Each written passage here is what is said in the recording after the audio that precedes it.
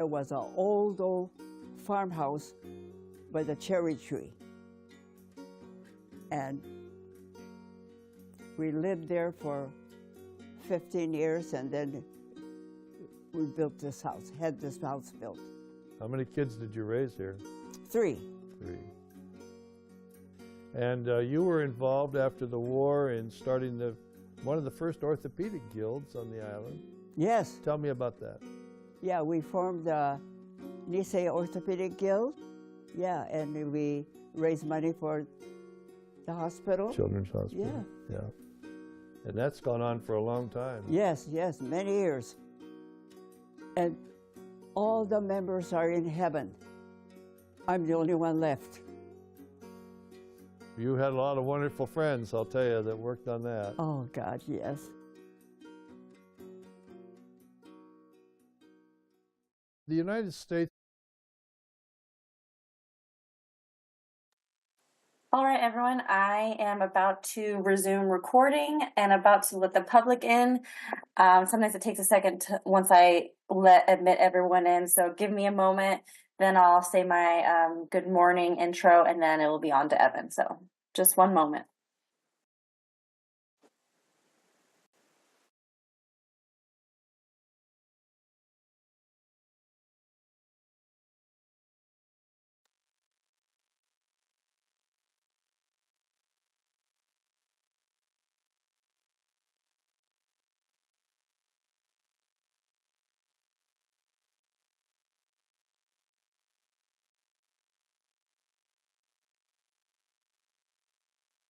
Recording in progress.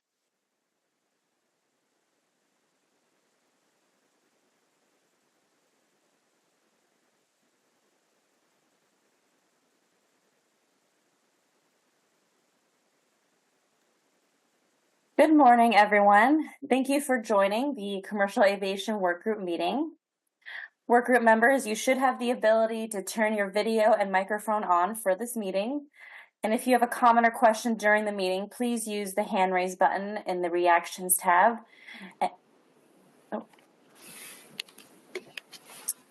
And then, sorry, yeah, there you go. Put you on mute. We have quite a few speakers today, and if we run out of time during their question and answer period and you didn't have a chance to ask your question, you can always send me questions and I will send it to the speakers for answers.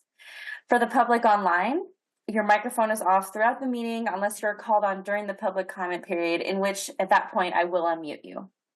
Now I will pass it on to Evan to start the meeting. All right. Good morning, everyone, and welcome back to our Commercial Aviation Work Group meeting for July.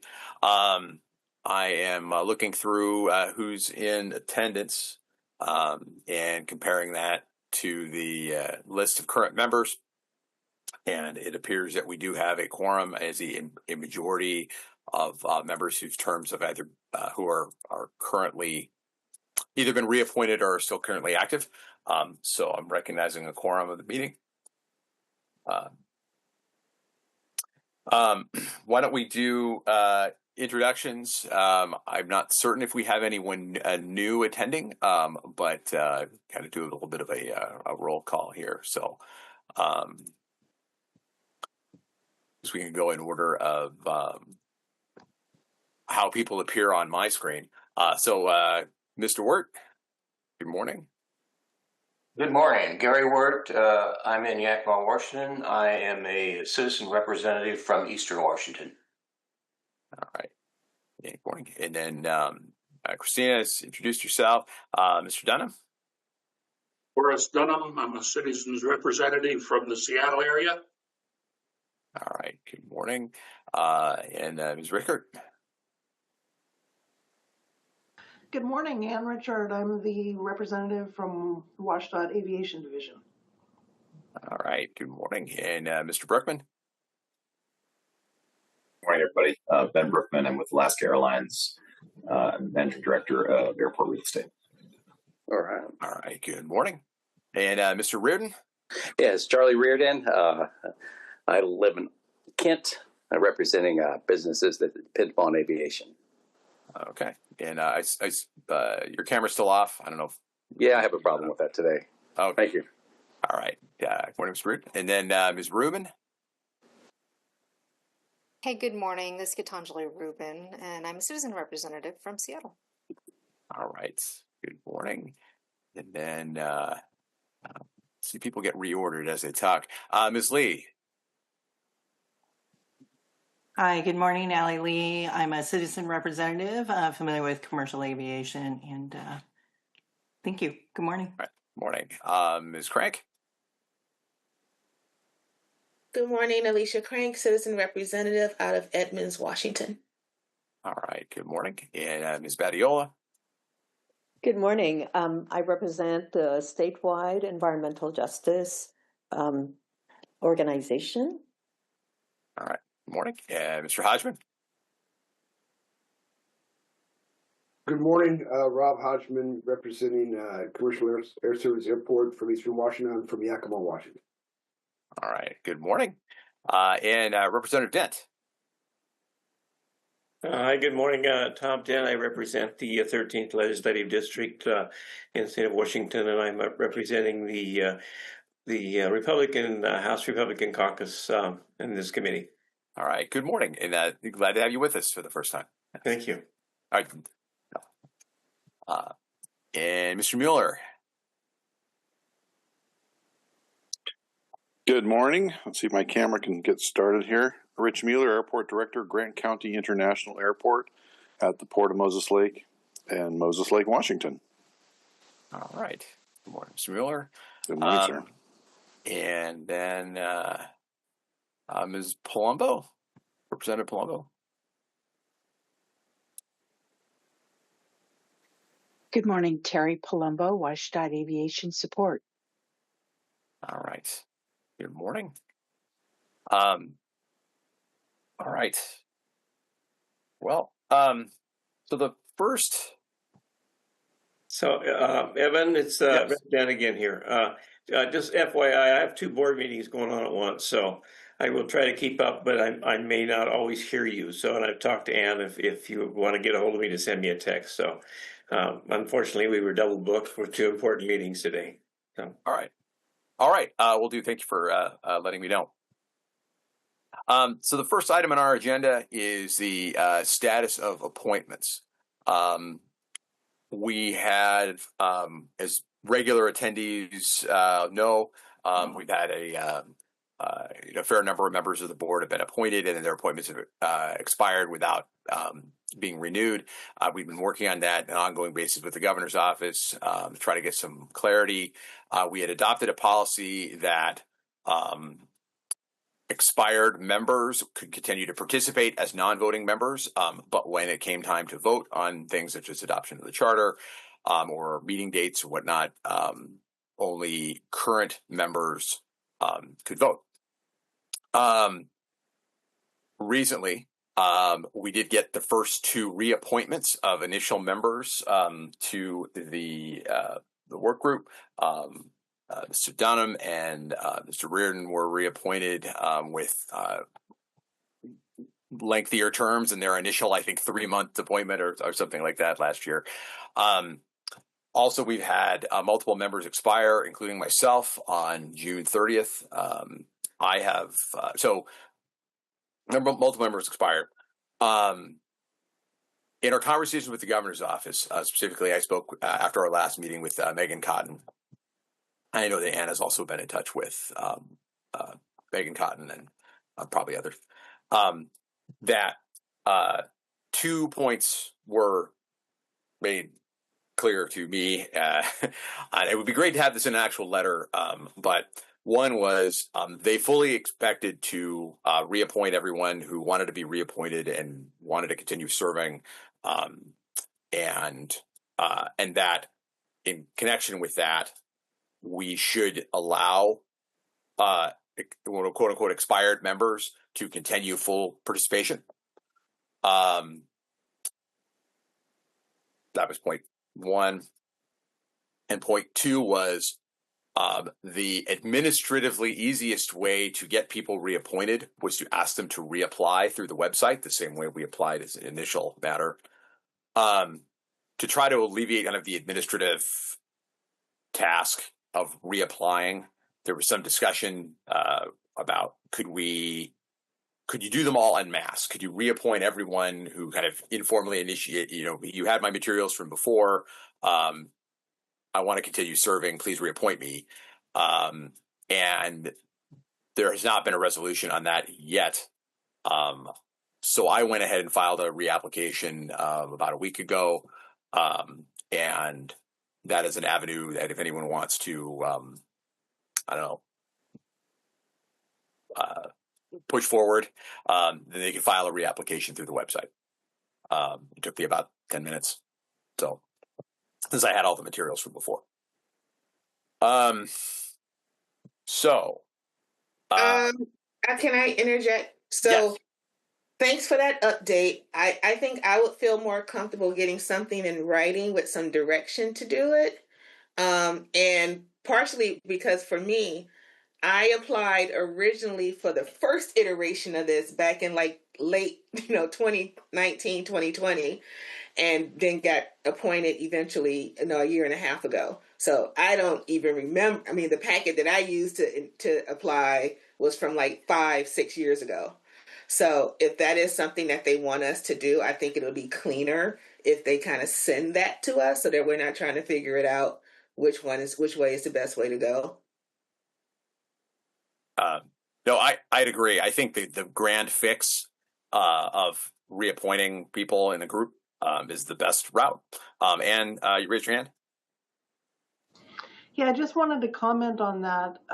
I don't think it would be realistic to expect that we're ever going to get an email from the governor's office about this issue. But staff would be happy to send a link to the website. And just to clarify, Ms. Crank, if you applied for something in that time frame, that wouldn't have even been for this group. That would have been for the previous group. So, yeah. No, I know. That's why I was originally surprised when I got the appointment letter, because I was like, wait a minute, I applied for this back in, 2020. So I don't know how it got to this point, but I didn't do another one for this. So, but that being said, I was just kind of going off what Evan was saying about, I had that information from before. And for me, before it was 6 years ago. So yeah, just something that would be clean for everybody to have at the same time. So we're all operating from the same place. This part of this process would be great. We would be happy to send out an email with a link to the website, and that gives all the information there.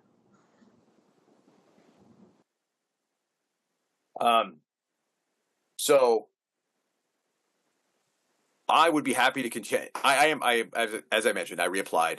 I am happy to continue, and I would like continue as the chair. At the pleasure of the group. But currently, my reapplication is pending, and I'm one of those expired members. So,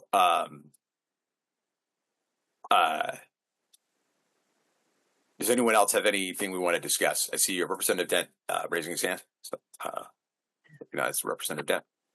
Thank you, Evan. So, I wouldn't be real concerned about the appointments at the moment. We do have a new administration, and they are overwhelmed with appointments and things to do. And from where we see this quite often, in legislative committees, is people don't get reappointed right away. But there has been conversations with folks within the governor's office about the inability to get folks on this committee reappointed.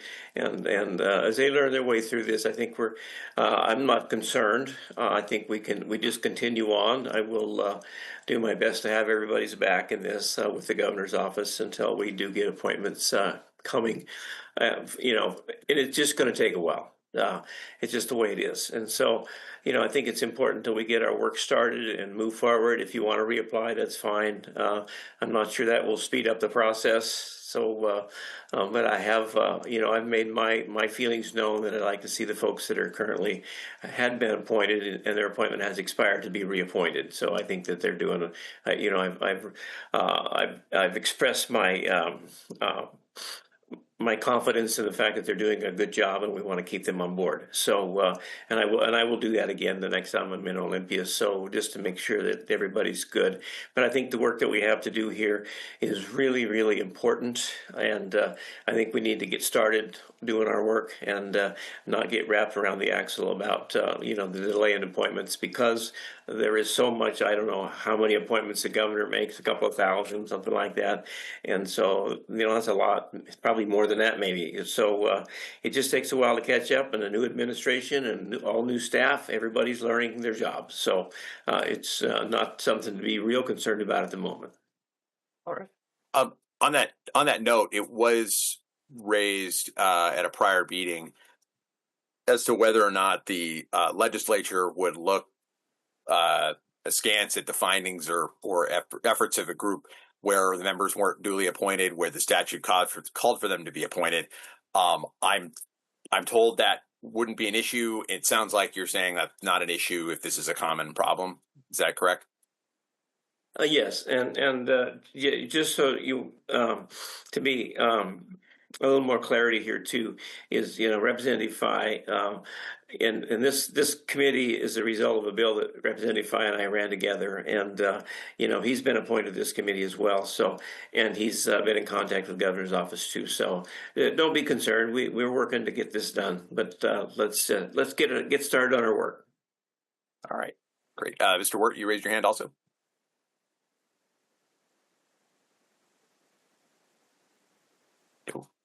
Oh, put your hand down.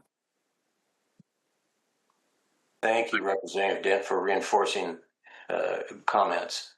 I'll just say I'm certainly willing to reapply. However, the last time I reapplied, it was a year and a half before I was appointed. So I think I agree with Rep. Dent. We can't sit here and hold our breath waiting for something to happen. So I'll reapply. Thank you. Okay. Ann, Ms. Richard.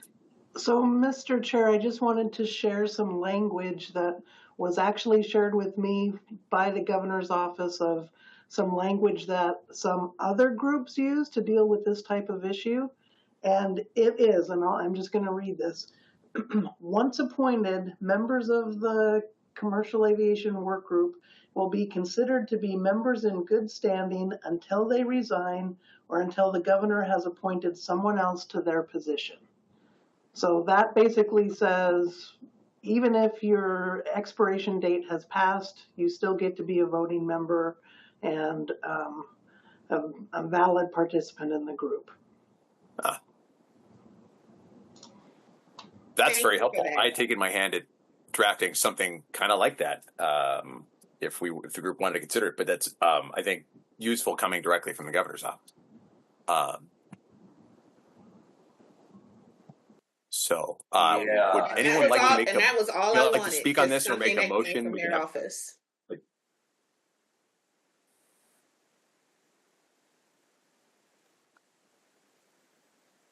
So are you looking for a motion, Ms.? Yes, I was thinking if there's a motion to adopt that language, we could have debate on the motion. Move this into a more formal debate on the motion. Point. This is Rep. Dent, and I so move. All right. Is there a second? Mazzella, second. All right. There's a second. Okay, so open debate on the motion to adopt this would be as an amendment to the charter. I would suggest perhaps we place it. I'm opening the charter. Too many windows open on my computer. I had the charter open. No.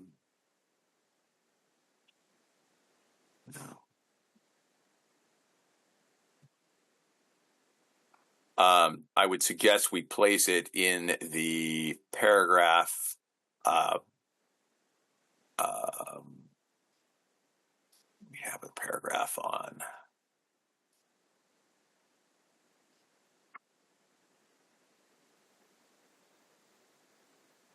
We have a paragraph on membership. And I would just add that as a, it's probably added in its own paragraph in the in between the two existing paragraphs of membership. So we would read the work group would be comprised of 19 voting members appointed by the governor, and will select the chair from amongst its voting membership as prescribed by ESHB 1791. The work group will receive staff support for administration and technical assistance from the Washington State Department of Transportation, and then the sentence as Ann read it, and then continue with the last paragraph as it exists. Anyone want to debate the motion? Ms. Badiola, raise your hand. Thank you. Clarification question to Anne. Is there a reference for that statement that we can add? I'm not sure what you mean by a reference, but no, that was just from a conversation. So I don't have that in writing or anything like that. That's okay. Thank you so much. Mm-hmm. Okay. Any other debate on the motion to add that language to the membership paragraph? All right. Is there a motion to close debate and move to a vote? So moved. Okay. Second. All right. All in favor of adopting the language as read by Ann to our charter as an amendment, say aye. Aye. Aye. And Aye. any opposed? Hearing none opposed, motion passes unanimously. I guess we're like risen from the dead. We have now a quorum of 13, or a total membership of 13 active, and which means a quorum is now 7, and we still have that quorum. So, Evan, just one point of clarification. So do you think that we do not need to reapply? So, I mean, what we did was adopt the charter amendment that we continue to serve and considered members in good standing until replaced or reappointed. I think if you want a formal reappointment, the message seems to be we need to at least file through the website to be reappointed, but don't expect it anytime soon. I don't know if Mr. Reardon or Mr. Dunham want to speak to their reappointment process as far as timeline. Mine was very simple. I wrote a letter to the governor and I got reappointed. And this is Charlie. Mine was similar. I did not write a letter. I made a phone call, but it was quite some time ago that I made that phone call. And then I got an email notice one day. Thank you for reapplying, which I did not do.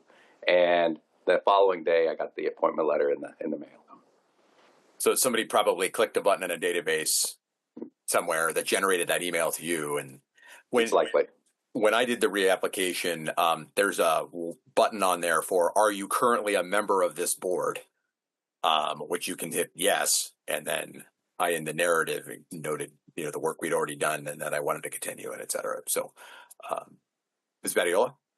Yeah, I just really encourage folks to do what our members did, which is send in an email or call. Make it simple. And if you're not getting any response, just to be on the safe side, put in even an old resume is okay.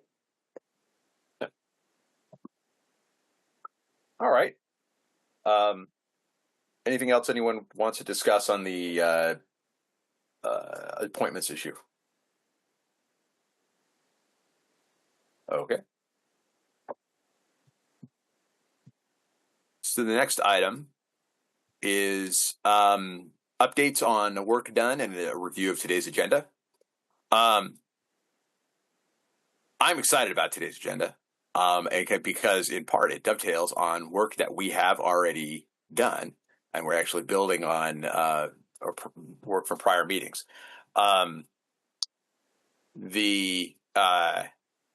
So, Ms. Richard, you lined up our 11 o'clock speaker on technical requirements of airport capacity and demand analysis, a pair of professors from Embry-Riddle. And so do you want to speak briefly to how we lined them up and what the thinking was?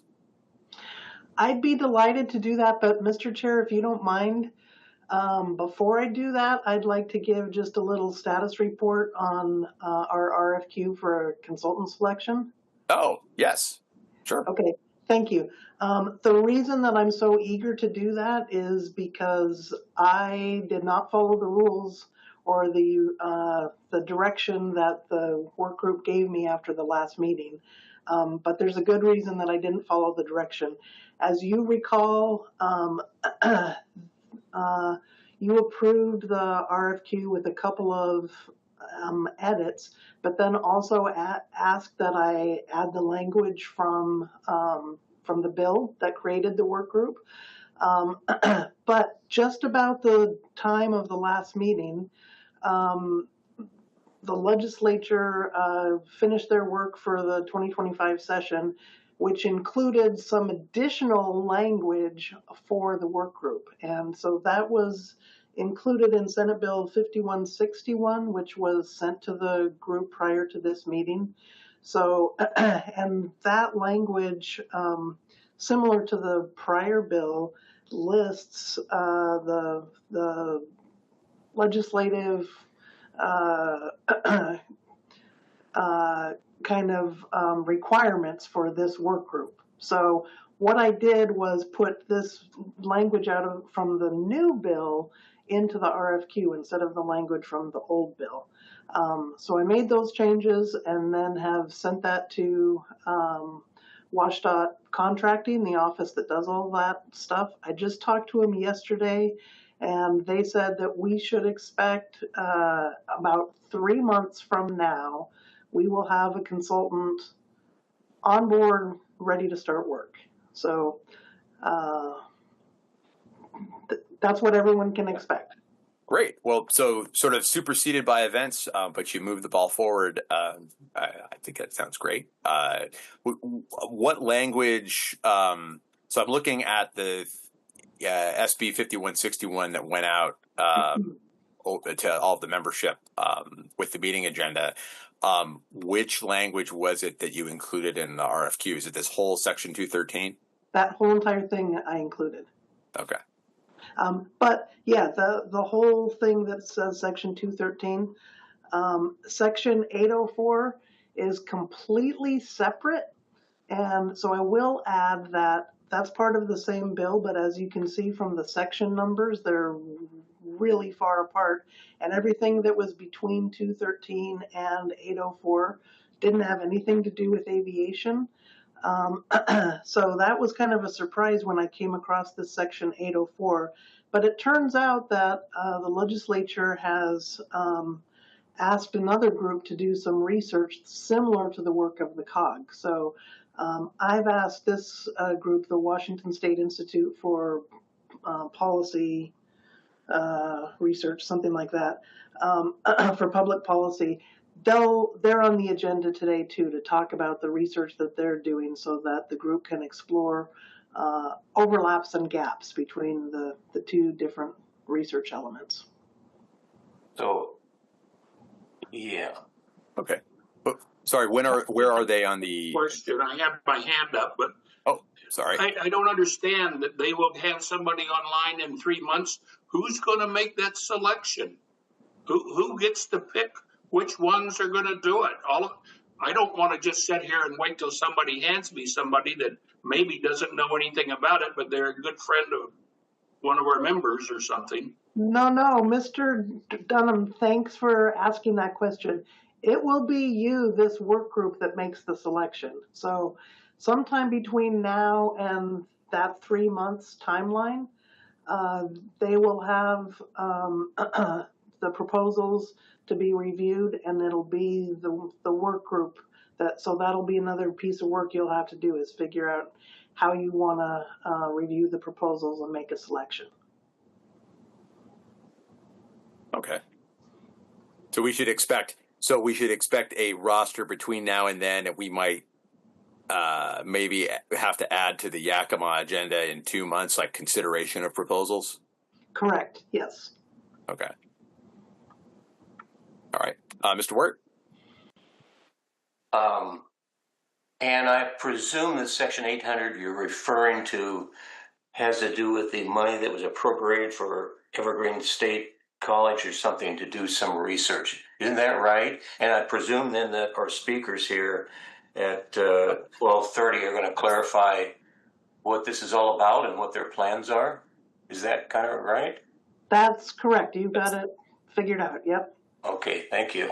That is the 12:30 speaker, right? I was skimming through the subjects and not looking closely at the who the speakers were and that's where that is. Okay.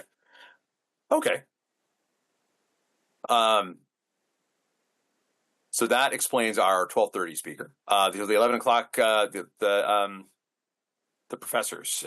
So Ann, do you want to? Oh, I'm sorry. I forgot the original task assignment. I apologize, Mr. Chair. Yes. Embry-Riddle Aeronautical University is generally considered to be the leading aeronautical university in the world.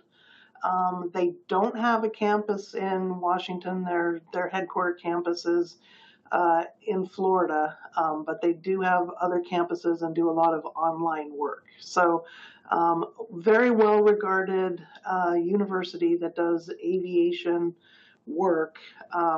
And so my team reached out to them to see if we could get somebody from the faculty to just give us kind of a airport planning 101 so that we've got an idea of what all goes into making decisions about airport capacity and growth and the possible siting of a new airport and other laws and conditions that may factor into that whole process. So I've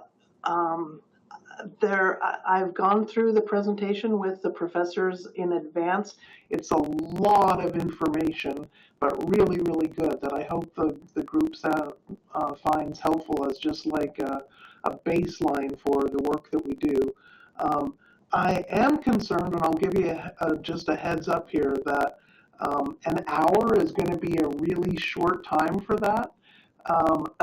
But we hopefully we'll have a little bit of time during this hour today for Q&A afterwards.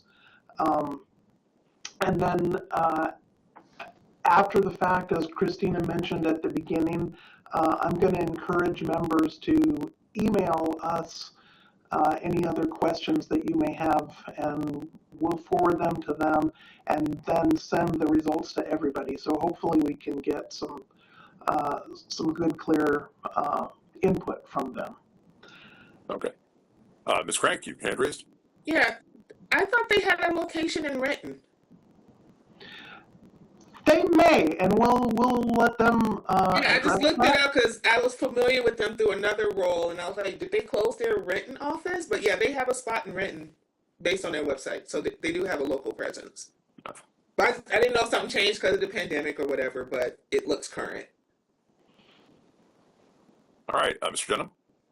Now, I just want to kind of back up what was just said by Ann. This what we're going to hear in the next hour is kind of Airport Basic 101. And I hope people really pay attention. You won't get it all, and you can't get it all in an hour. Some of us haven't got it in 50 years of being in the business, but we're still learning. But I just want to remind our committee one thing. I'm reading in front of me the summary of the bill that was written, and I think the part of it in that summary is very important for us to remember. Directs the working group to evaluate commercial aviation needs of Washington within the broader context of state transportation needs and specific needs of Western Washington. Requires the working group to investigate the expansion of existing aviation facilities, possible siting locations in a new greenfield facilities, report the strengths and weaknesses of each site. It's talking about commercial aviation. We're going to spend the afternoon listening to people talk about things other than commercial aviation. I don't disagree that anytime you touch an airport, there are other things involved, but you have to remember who we work for in the county, the airport, SeaTac. I flew in there and out of there 4 times in the last 2 months, and it does need relief. If you've traveled recently, I think anybody will agree with that. So let's pay attention to what this gentleman's going to say for the next hour, because I think therein lies how we need to move forward. I don't disagree with rail transportation. I don't disagree with anything. But if you want to go to Tokyo, you're going to either have to fly out of Vancouver, SeaTac, or Portland, and that's it. You can't take a rail unless you want to take a rail to Portland. So I just want to make sure everybody remembers what our primary mission is. Go back to the bill, read the bill. So I'll get off my standing on my soapbox. All right, Mr. Berkman. I just would like to say, Horace, fully agree with what you said, and thank you for this. I think this is going to be a really valuable thing for the folks on this call. We obviously have a lot of interaction with Riddle through our industry work, and they do produce some of the finest analysis and folks throughout industry and airports and on the consulting side. So I think this will be a really great experience for all of us, and thank you for taking the lead on it. All right. And Mr. Chair, just so that for full disclosure, I am an alumnus of Embry-Riddle Aeronautical University and very proud to have been, so I didn't just grab them out of a hat. All right. The next item on the agenda was that Ms. Badiola lined up based on our conversation in Everett, which was a discussion of the state HEAL Act. And do you want to speak to that just quickly and explain why we have them? Yes. About 2 meetings ago, I believe, I had brought up the fact that the legislation talks about not only aviation as a focus, but also looking at transportation needs. Transportation is a critical connector, as all of you know, to opportunities, business, jobs, and so forth, and access to services. So to this degree, there is a bigger vision, I think, that communities desiring for this. And one of the tools is the HEAL Act. So our chair had done a preliminary review to say that we're not covered by the HEAL Act. However, from a very practical standpoint, to reduce resistance at the end when we present our recommendations, I think it would be wise for us to take a look at what those equity considerations are. So the best thing to do is to learn about what else is in the environment with regards to equity and health disparities. Hence, I've invited our staff from the EJC Council. So full disclosure, I'm founding co-chair of the Environmental Justice Council.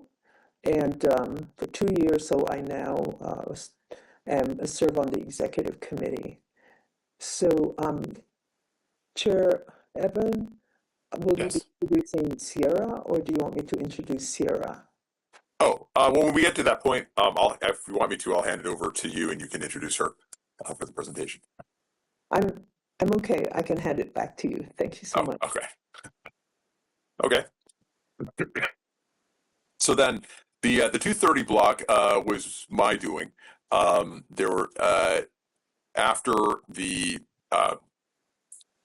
great presentation we had, and then tour from Josh Marcy in Everett, our last meeting. I did some research into Sound Transit's Everett Link planning, and Everett Link is being planned to go past Everett Airport, but currently their plan is to have a station that is far enough away from the passenger terminal that would require a shuttle bus ride. But they are still planning. They have not committed to a route. They've not committed to locations. And they haven't, well, to kind of jump to the end, I think that our group, in looking at aviation capacity, if Everett is going to be a substantial part of the solution for relief to SeaTac, making it as easy as possible to get people by public transportation from elsewhere in Puget Sound region to Everett. We're making this multi-generational investment in Link Light Rail, and it's the best for aviation if that transit route to the airport is as efficient as possible for travelers and it's going to attract the most travelers. I looked at their projected travel times, and if you are in approximately Capitol Hill, which is the neighborhood in Washington, most densely populated neighborhood in Washington, and the least likely place for you to own a car. It's the lowest percentage of car ownership. Will it take about the same amount of time for you to take Link from Capitol Hill to Everett at full build out than it will from Capitol Hill to SeaTac. It's within a couple of minutes. If the station is as convenient to the Everett terminal as the SeaTac station is to SeaTac, then that's a wash. If there's a shuttle bus thrown in, then all of a sudden that's a substantial number of people that are going to continue choosing SeaTac over potentially choosing Everett. So I asked them to reach out and present to us, and I asked our group to be included as an interested party in the Everett Link planning. They said we're not quite at the stage where we would be put on a list like that, but we're happy to come and talk about where we are in our planning and take questions from the group. Up front, I think we have an interest in persuading Sound Transit to make a transit to airport transfer at Everett as absolutely convenient as possible, budget recognized. So that's why we're hearing from them. And then the last, that's the last thing. We have public comment at 3:30, and then a discussion of the Yakima agenda at the very end. So, any thoughts on thoughts, questions, feedback? It did occur to me that, Ms. Richard, if the Embry-Riddle professors can start ahead of 11 o'clock, we can always take a shorter break and start it a little bit ahead of time.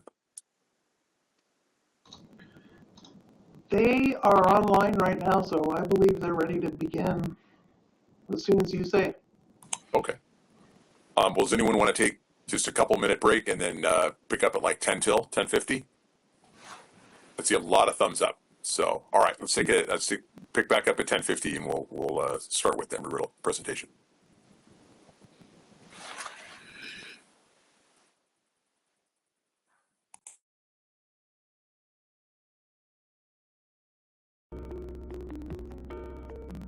For many years, this was the Naval Reserve Center and the armory for Navy uses here in Puget Sound country. And if you go up on the 4th floor, you'll see where they train young sailors to be skippers of the ship because there weren't enough ships to train on, so they used this building as an actual training location.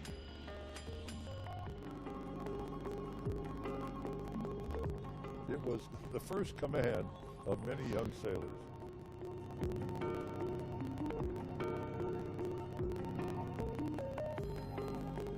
Many museums concentrate on what happened after European settlers or Asian settlers came to the Pacific Northwest. But Mohi really concentrates on the people that were here before that as well. And their Native American stories and the learning experience about Native Americans is excellent here in this facility.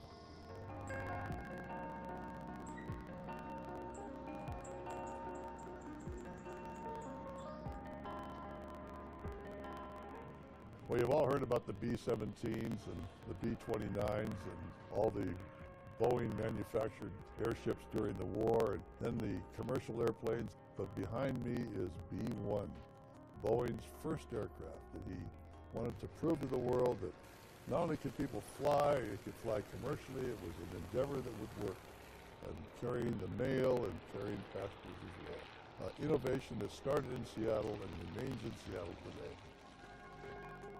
And look here, this is Slow-Mo 4, Seattle's favorite boat. We all remember, at least if you're my age, you certainly remember that first Gold Cup race in Seattle. She came out from under the bridge and the starting gun went off, and those Detroit guys were flabbergasted. She beat them hands down. Slow-Mo 4 will always be my favorite hydroplane. In some ways, the story of Washington State is also a story about beer. There were breweries in Longview and breweries in Vancouver and breweries in Tacoma and breweries in Seattle. Maybe the two most famous ones are the Olympia Brewery and the Rainier Brewery in Seattle. My great-grandfather was a barrel maker that worked at the Rainier Brewery for many, many years, and the big R on the wall back there brings back lots of fond memories of the enjoyment we had on a Sunday afternoon sitting around the table enjoying a glass of Rainier beer.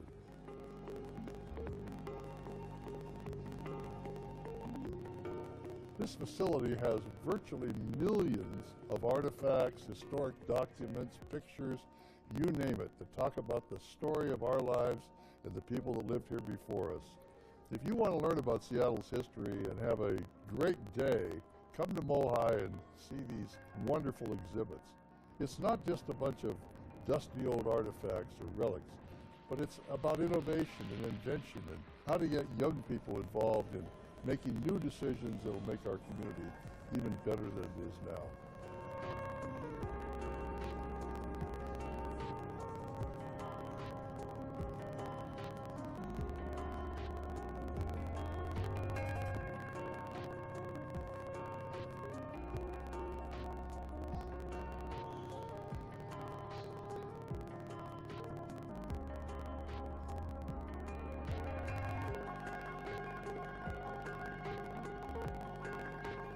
When it's all said and done, Mohi, the Museum of History and Industry here in the South Shores of Lake Union, is one of my very favorite places.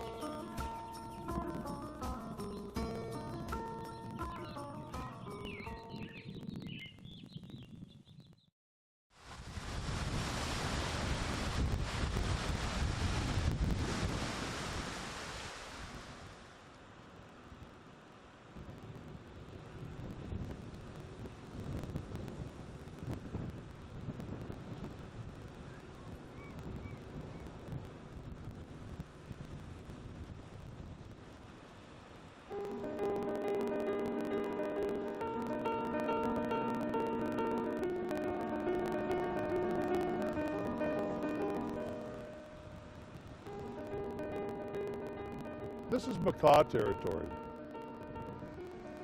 The nation of Makah on the northwest corner of our state.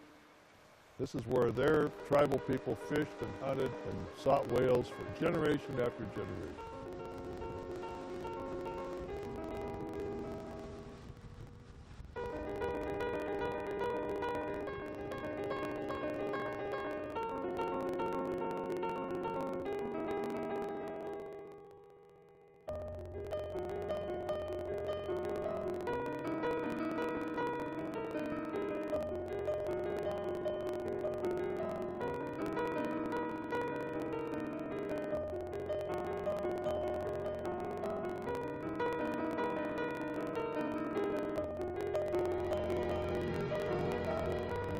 And then along came the Spanish, and they laid claim here in 1792 and actually tried to establish a settlement here at Nia Bay. First European settlement in what's now Washington State. Early on, everybody wanted the Pacific Northwest, or at least a piece of it, because of the fur trade. Furs were a valuable product. There was a great deal of conflict between the Brits and the Spaniards of the United States, and as time went by, the disputes were settled, the treaties established. When you look on the coast of our state, you'll see lots of Spanish names. Cape Alava, the San Juan Islands, other locations named after famous Spaniards.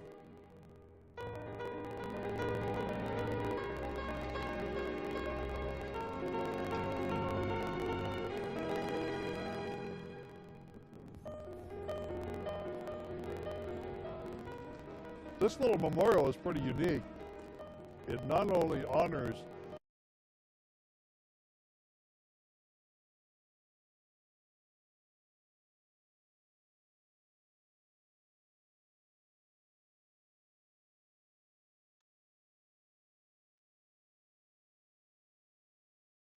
All right, it is 10 minutes to 11.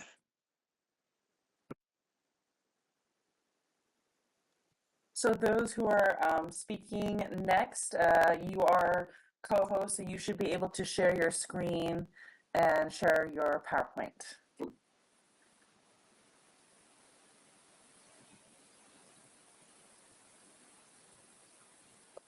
All right, I'll introduce our two speakers. We have Professor, and you feel free to give yourself, all I have is your names and title. Professor Carlos Castro from Embry-Riddle Aeronautical University, and Dr. Ahmed Abdelghani from Embry-Riddle Aeronautical University. So good morning to both of you, and you have the floor. Good morning. Can you hear me? Yes. Okay, great. Yeah.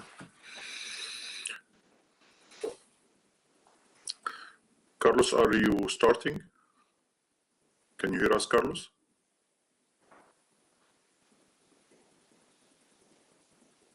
Sorry, I've been working with Teams so long that I'm getting confused with Zoom. Good morning, everybody. My name is Carlos Castro. I'm from the Center for Aerospace Resilience Systems at Embry-Riddle Aeronautical University. With me, Dr. Ahmed Abdelghani, who is the Associate Dean of Research at College of Business at Embry-Riddle Aeronautical University as well. Today, we want to present an overview of what CARS is, the Center for Aerospace Resilience Systems, and who we are, what we do.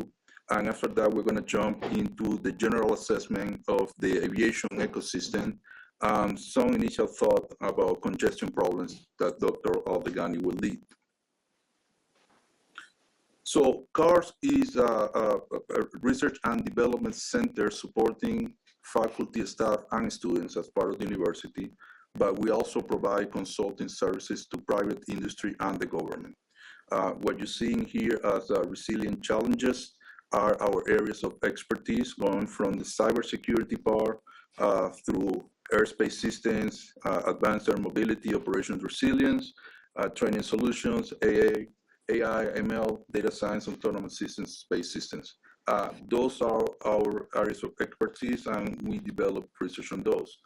But we are more than just research. We also develop training curriculum to the community of interest. We develop the curriculum, we provide the training. Aviation, aerospace, cybersecurity, system safety, we are involved in safety requirement, risk assessment, and those. And we have the expertise to lead and facilitate tabletop exercises, capture the flag, and capstone projects as well. We have been doing that with the FAA for the last 4 years, and one was our project. As I say, CARS is kind of an umbrella organization. We group all our research lab across campus, whether it's the main campus at Daytona Beach or our sister campus at Prescott. We also have the worldwide campus all over the place. The benefit of this is that we can pool resources from different colleges depending of the project that we are working on. Depending on the requirements, we can bring, for example, for a cost-benefit analysis. Sound is breaking. Hello? I'm sorry? You broke for a second. Yeah, go ahead. Okay. So depending on the requirements, for example, a cost-benefit analysis, we can bring personnel from College of Business, or if we need to develop some system or application, we can bring people from College of Engineering. But we also have full-time employees at the center. We have great students, undergrad, graduate, and PhD candidates, but we know that they graduate and leave. But having full-time personnel will assure you the continuity of any project because the knowledge transfer is always there. One of the research labs that we group under the umbrella of CAR is the NEAR lab, which is basically Embry-Riddle's engineering arm for the FAA NextGen program. We have been working with the FAA NextGen program for about 15 years, basically doing proof of concept, rapid prototyping, simulation and modeling, everything regarding air traffic management, whether it's legacy or future concepts.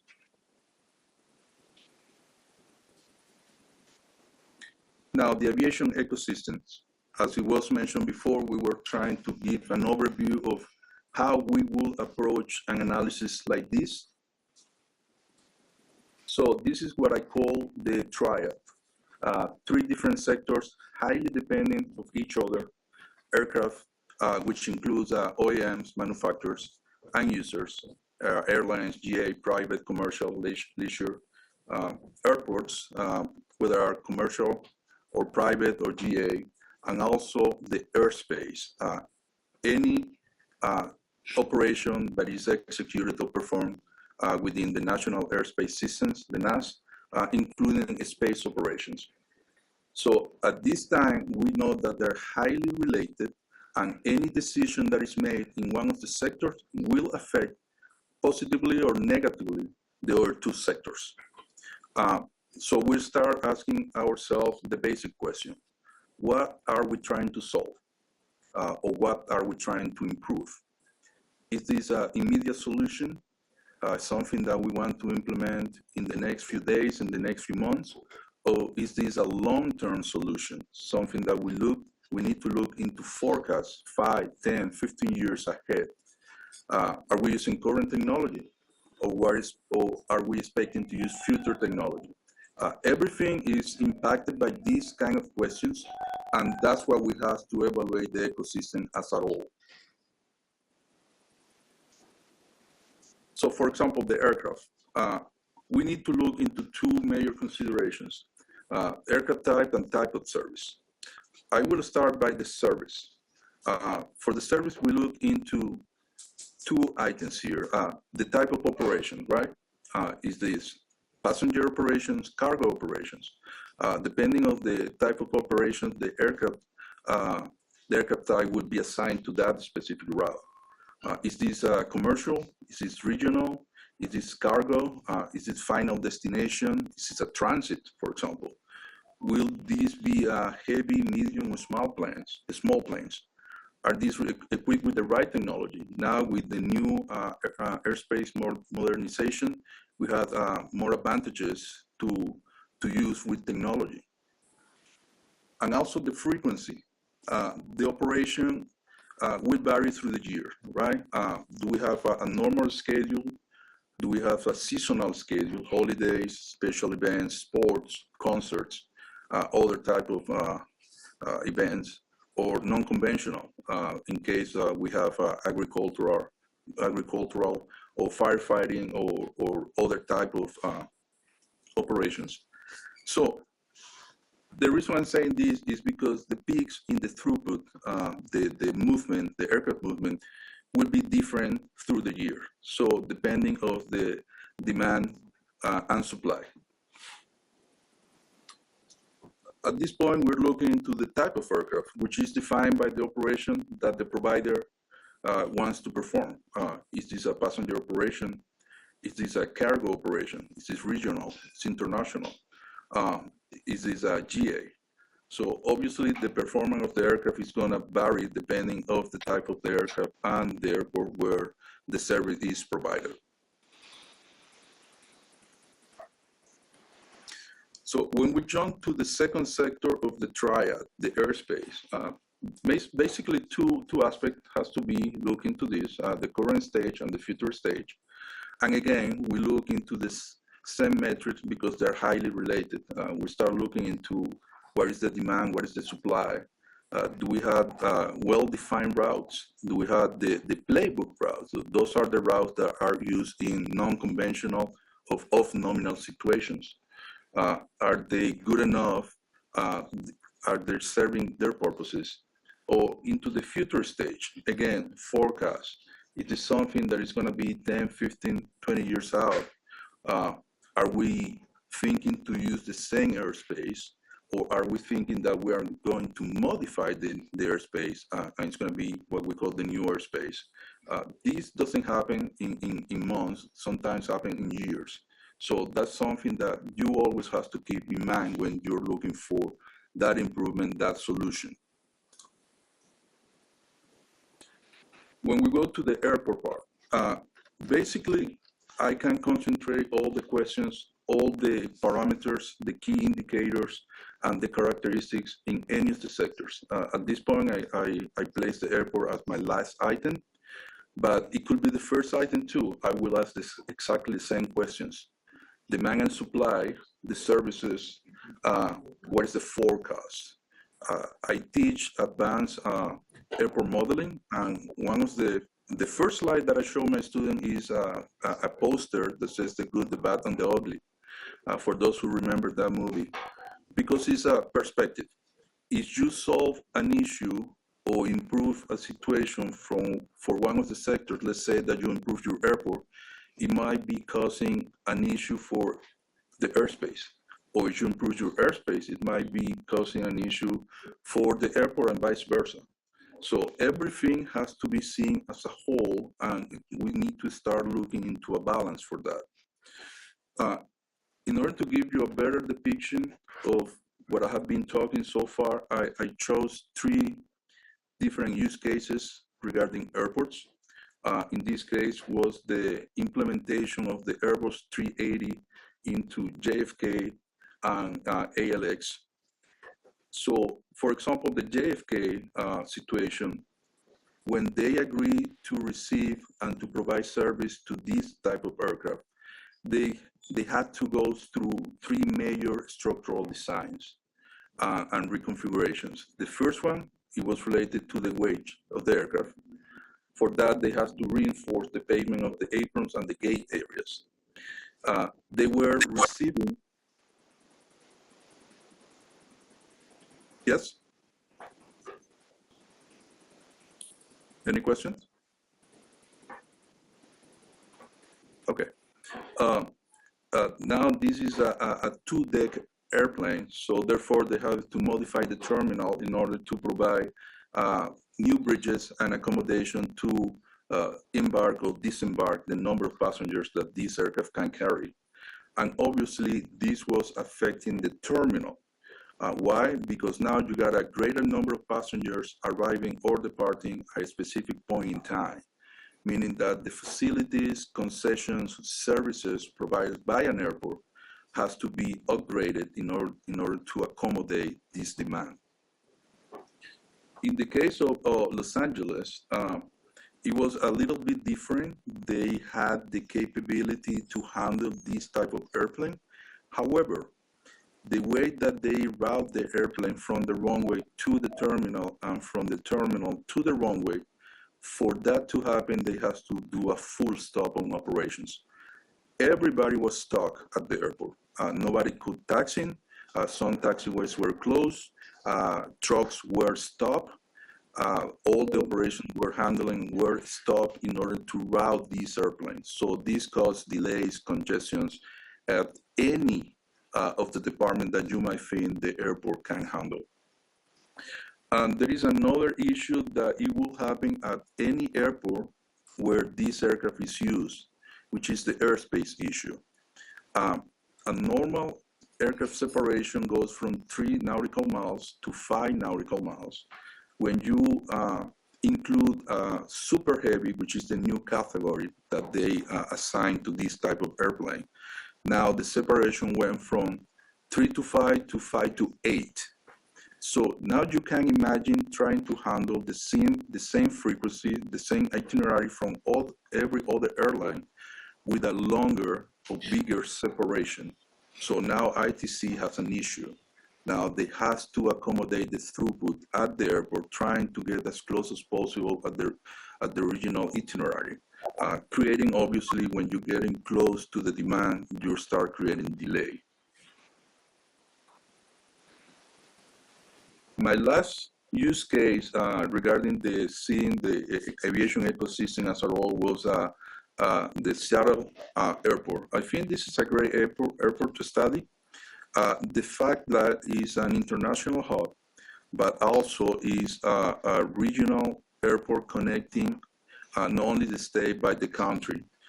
We have the regional feeders to the airport, and we have medium and long haul airplanes coming from the East Coast, trying to get to Seattle to come from domestic passenger to the international passengers now. So even though you have the same passenger, you have 2 different behaviors, meaning that you have to deal with facilities. Now you have to have customs, you have to do TSA for international operations, and the airport facility has to be able to handle different type of aircraft, regional aircraft, long, medium, and small whole aircraft, and the additional the cargo operations. The fact that the objective of my cargo bullet right here is to analyze how to decongest an airport. Sometimes you look at cargo, like let's separate cargo from our main airport, let's put that operation in a different location. But you have to evaluate different factors. If you go to traditional parcel companies like FedEx, UPS, you might be able to say, yes, I can separate them from my airport and decongestion my main airport. However, you need to be sure that you can provide the ground connectivity and the intermodal connectivity that these companies are going to need to handle the cargo once they are not in the main airport. Also, we have traditional companies like Alaska, American, Delta, providing cargo services using their own planes, which you cannot detach from the passenger service. So now you are looking into another type of issue when you look into the aviation ecosystem. My last slide is regarding technology. The FAA, the government, has been working with NextGen. Some of the concepts are already being implemented, and we're still working with them on newest concepts and systems. But for example, the system-wide information management SWIN system is basically a centralized location for information. Now, what it gives you is a common picture.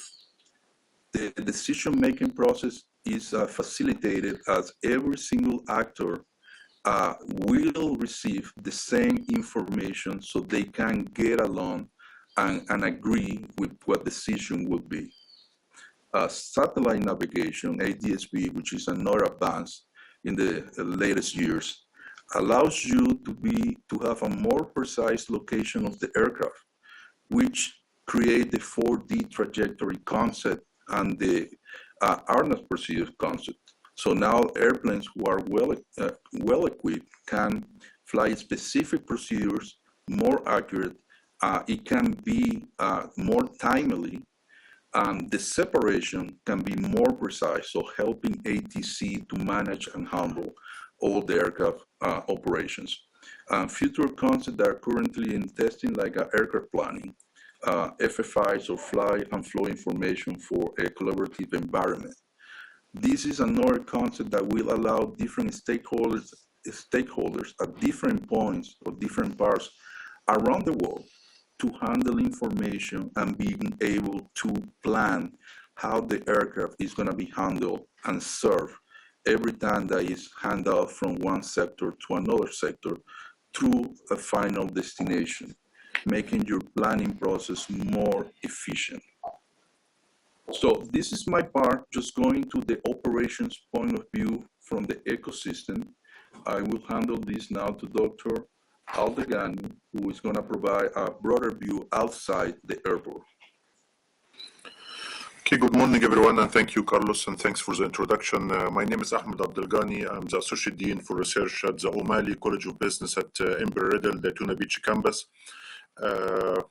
Today, actually, I was asked by Carlos a few weeks ago to if I was willing to maybe put a presentation on congestion at airports and also accessibility to airports in general, serving this work group here, and it's my pleasure to provide this presentation.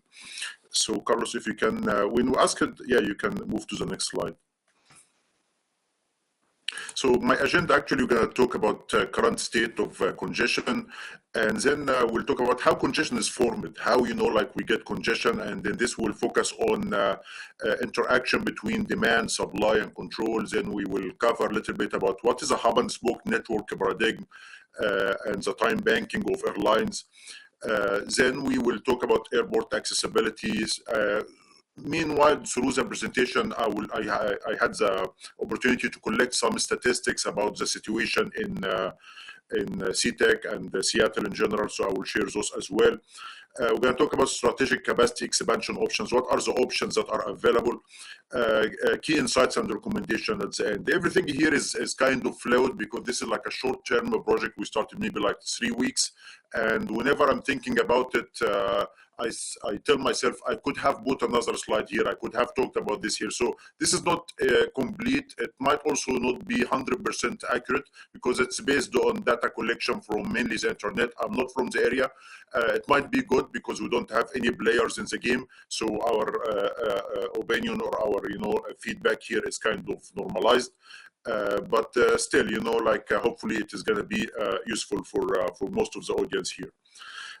You can move to the next slide again. Okay. So we started by looking at the situation we have here, what are the location of the airports in terms of the city. You can see that SeaTac here in the south, we have Bainfield in the north. Those are SeaTac, of course, a major airport. There is a secondary local airport in the north. We will look at both options here. The first thing we did actually say when people said, okay, there is a problem of congestion, I started to look at service congestion in the area around the airport.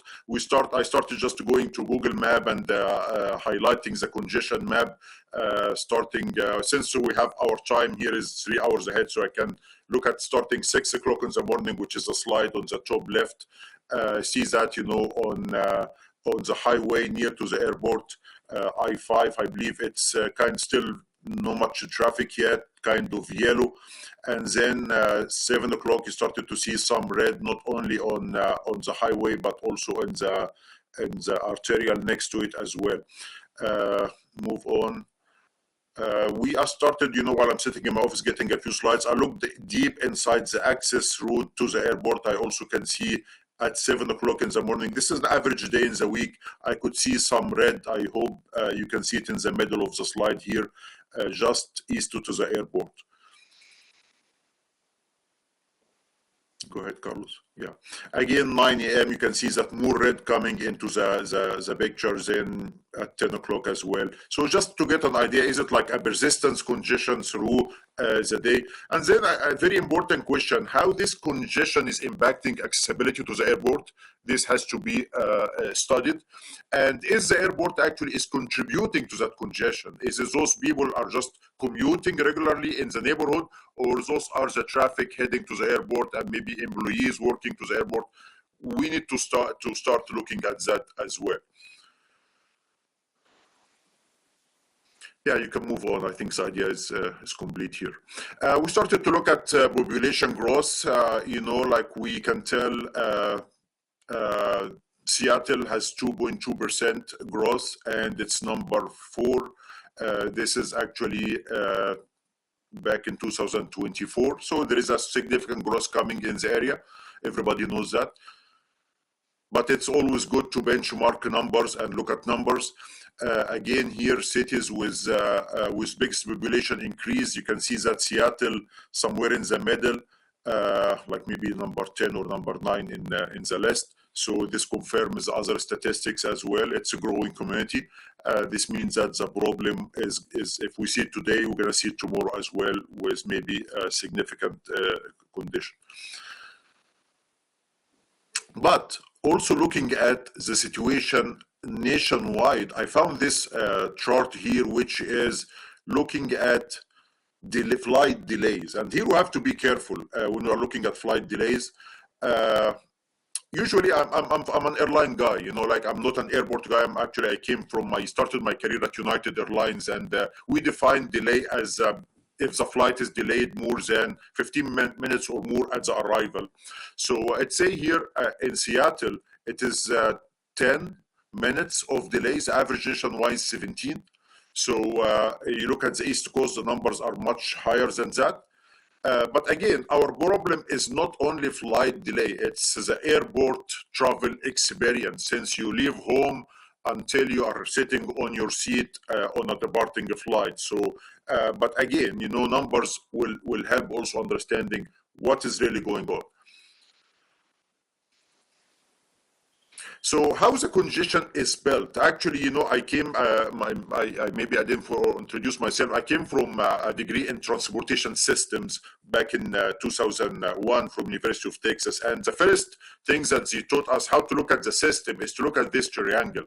And say each system has 3 angles, which is you look at the demand of the system, you look at the supply of the system, you look at the control of the system. And I'm going to give you examples on the service transportation and on the aviation system.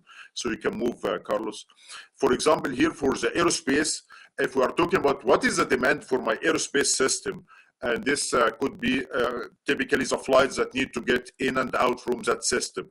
And back to the Professor Castro presentation when he talked about the system is not only the airport, it's the aerospace and everything. The supply is the runway capacity, gates, and so on.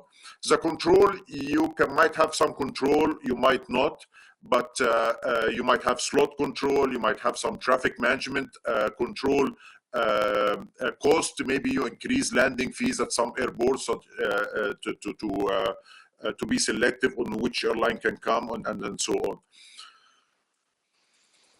For service transportation, similar thing. We need to look at demand, people and cargo movement. Supply is the roadways, the public transportation, parking, and so on. It's a big system by itself.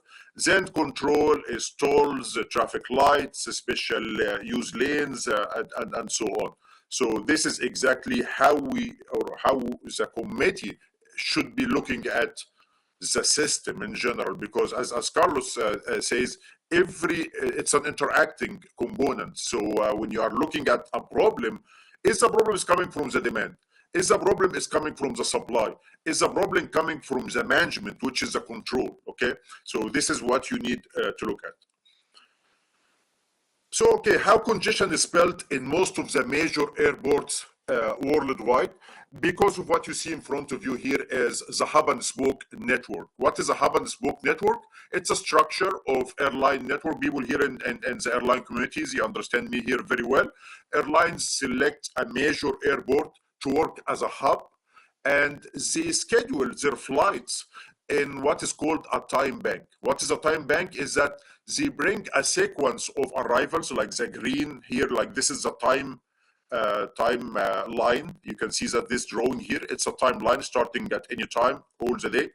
And then those green lines on the left is like arrivals. Then you schedule a few flights for departures. When you are doing that, you try to create a sequence of good connections, like you bring sometimes flight from east, then you send flight to the west, such as that somebody will buy a ticket connecting at your hub from an east destination, then connect at your hub, then take another connection to the west destination.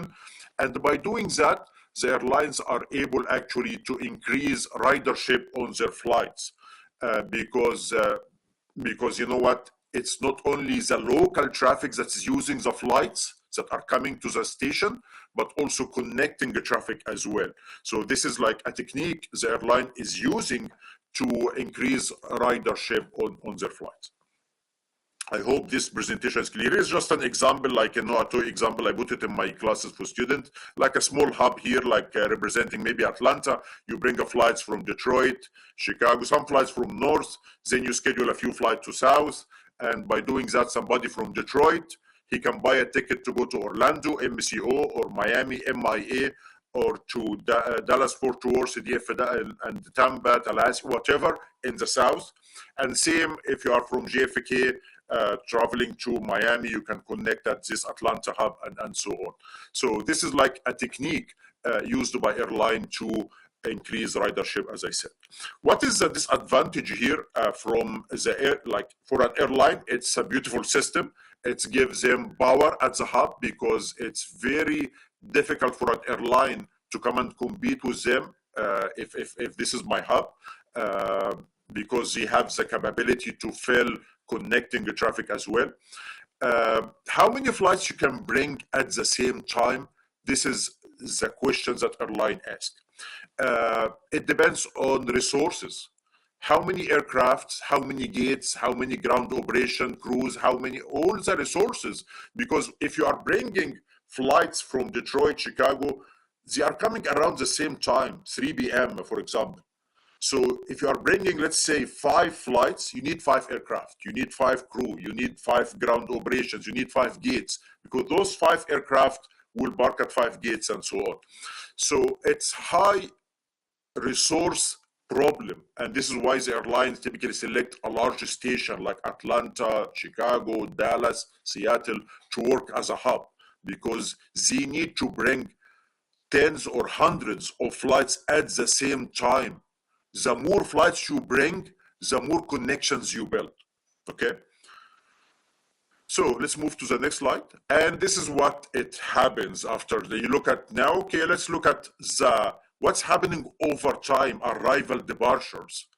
Airlines actually build what's called time banks, which is waves. So you see here, this is like an example a few years ago from Charlotte Airport, showing the number of arrivals over time.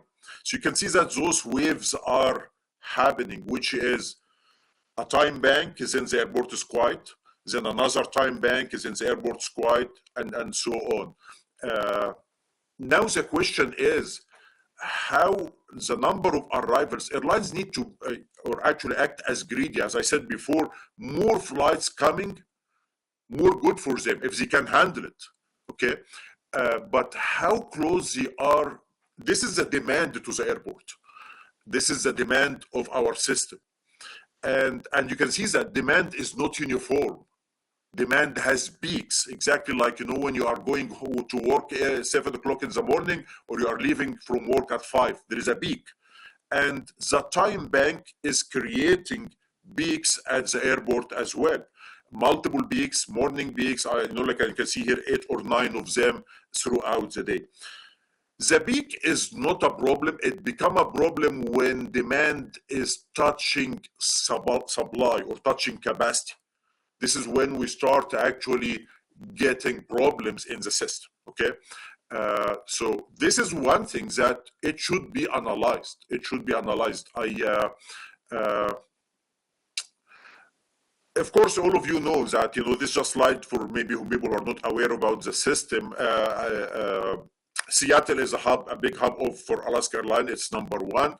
Delta Airlines also is building an international hub to connect over the Pacific, and Horizon is also there as a regional carrier. And most of the major airlines, they fly to the airport, but the airlines that are creating peaks in the schedule most likely is going to be Alaska, because it is their major hub there.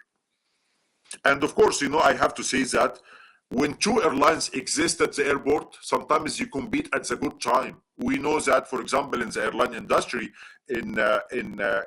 most of the people wanted to travel after their work day, like 6 p.m. So all airlines wanted to schedule some departure at 6 or 6:30 p.m.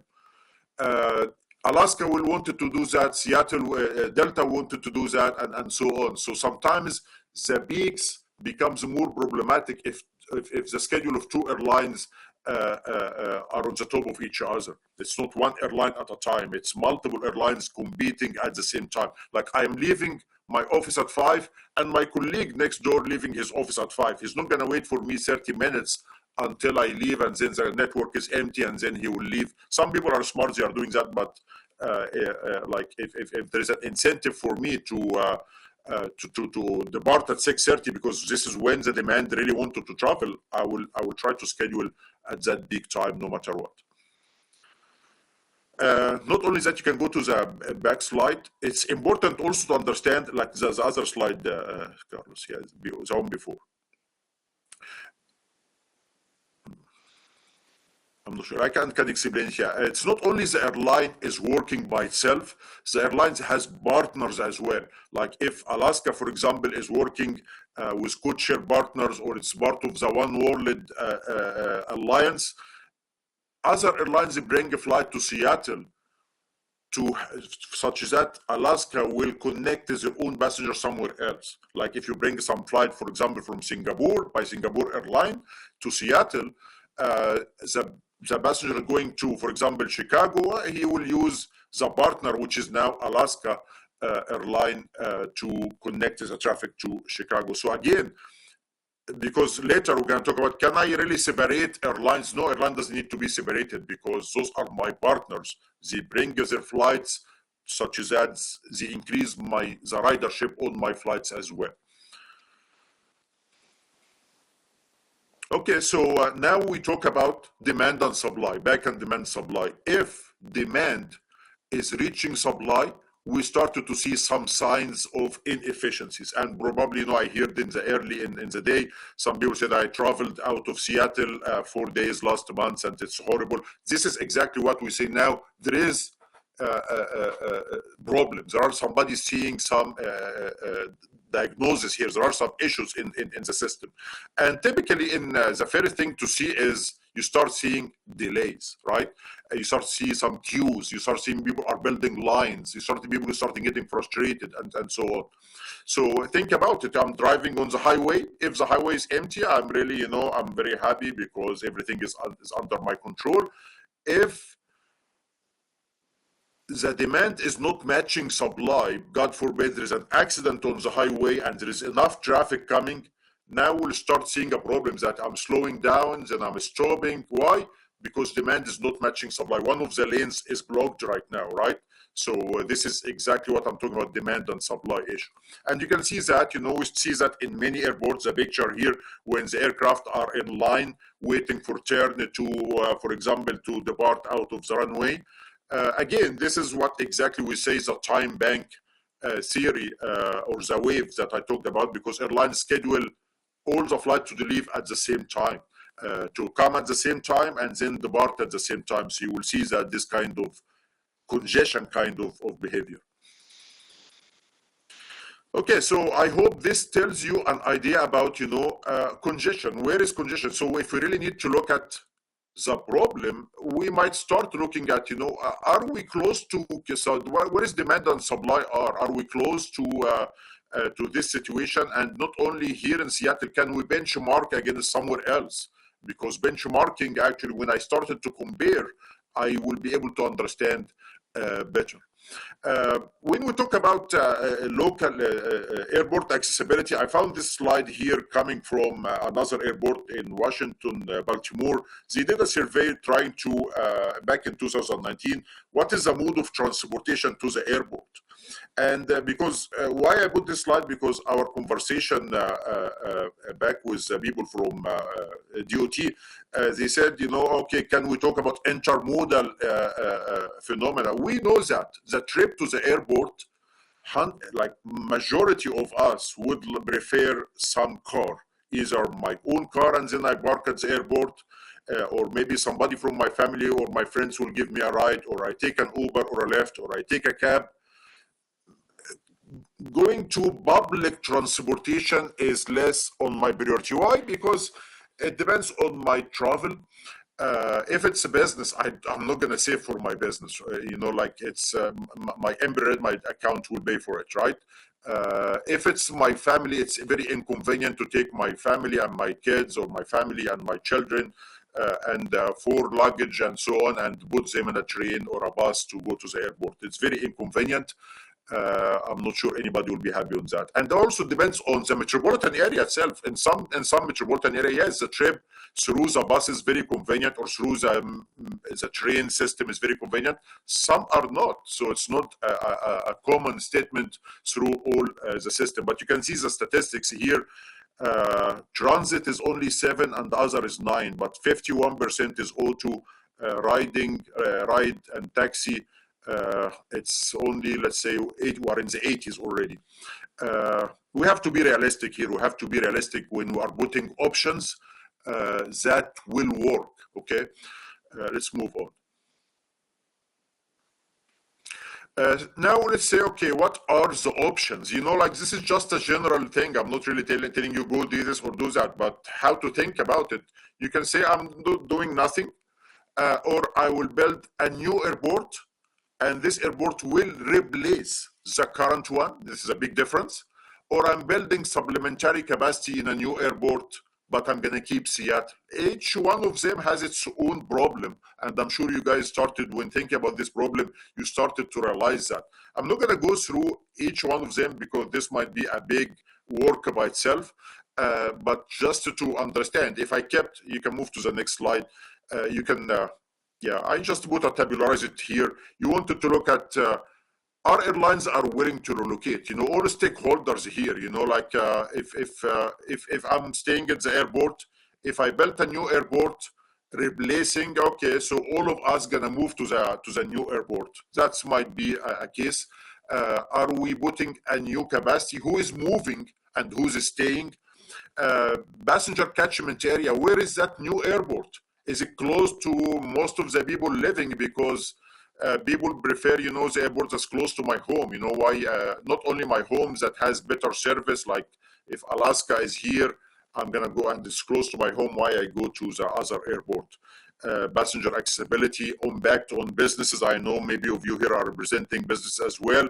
What is delay and congestion, transition timeline, cost, and so on. You can keep adding to this list.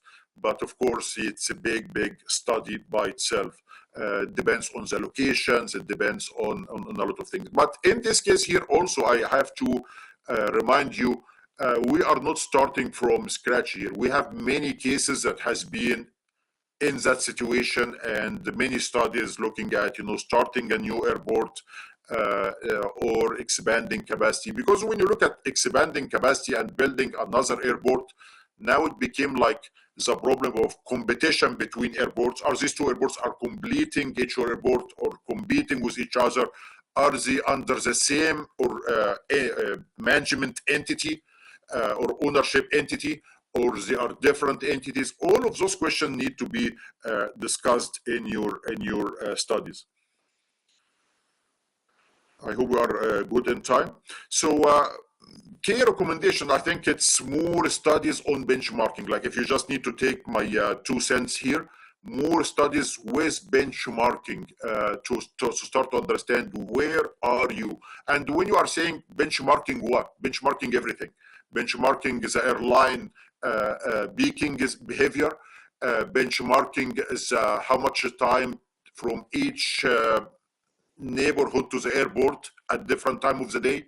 By different transportation modes, benchmarking, for example, the delay of the flight, benchmarking how much time I'm standing in TSA lines, benchmarking how much time it takes me to find a parking, all of that, benchmarking your system, such as that now you are able to put yourself your hand on, oh, there is a problem, and then we start looking, okay, on the solution. Maybe if it takes me more time to find the parking, maybe the problem is just the parking. Maybe take me more time actually to stand in the TSA. Maybe we need to work on this problem. Is this an airline capacity problem? Do we need to build more gates, or do we need to work with airlines to tell them, wait a second, here you are building congestion and you are hurting yourself and others, and so on. So this is the situation. And while you are doing that, case studies, you look at other presentations as well, other cases as well, what has been done in similar communities, similar metropolitan areas, such that you have more confidence in your results. I think this concludes my presentation, and we'll be happy, like to maybe take questions maybe later, or we'll work with the guys from DOT. Thanks for the invitation, and thanks for the opportunity.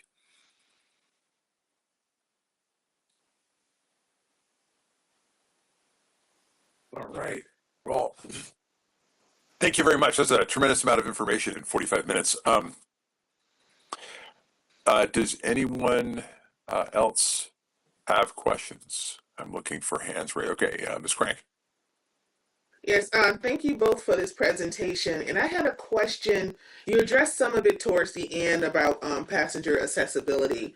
And my question is, how much is, when you talk about passenger accessibility, how much do you believe is disability incorporated in that assessment? Because I think about that now as someone who is now dealing with one, and I see all this stuff. I feel like is from a able-bodied perspective, but what happens when we're talking about older adults or someone with disabilities and that accessibility piece? Do you feel like that gets folded into some of this discussion, or is it something that you believe that we should be doing more of? It should, actually. It should be big part of this. I'm with you on the same boat. Actually, my mother-in-law, I was waiting for a phone call from the gates because physical therapy is coming for my mother-in-law. She broke her hip, and and now we start to think about accessibility. Our trip to the airport in the future, if she's traveling with us, of course, it has to be there, and this is why I said public transportation sometimes might not be a good option, or is not good help in that category. But it has to be part of the study. All type of people, traveling. So it has to be part of it.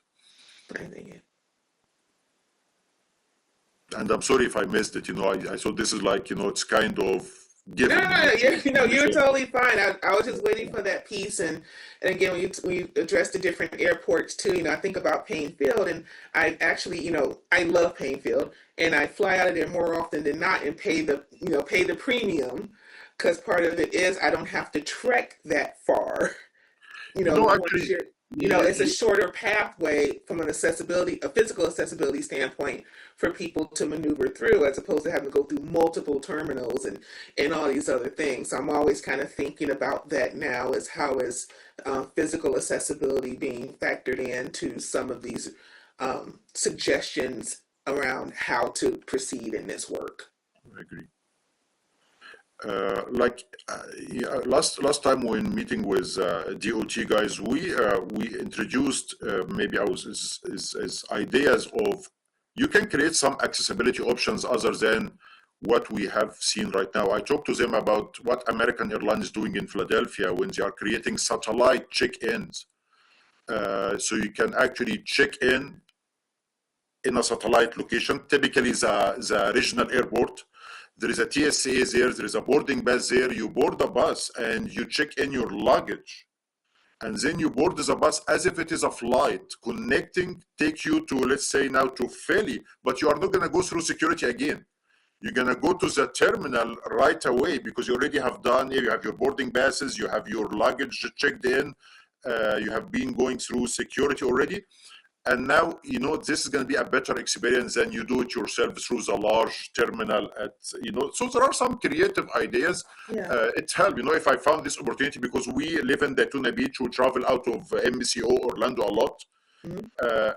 Big difference experience when I travel out of Daytona Beach Airport, no lines at all, So if they allow us to check my bags here and I ride a bus here, take me to Orlando, other than my car, I park my car here in Daytona and then I go to Orlando, but I don't need to go to the long security line any longer.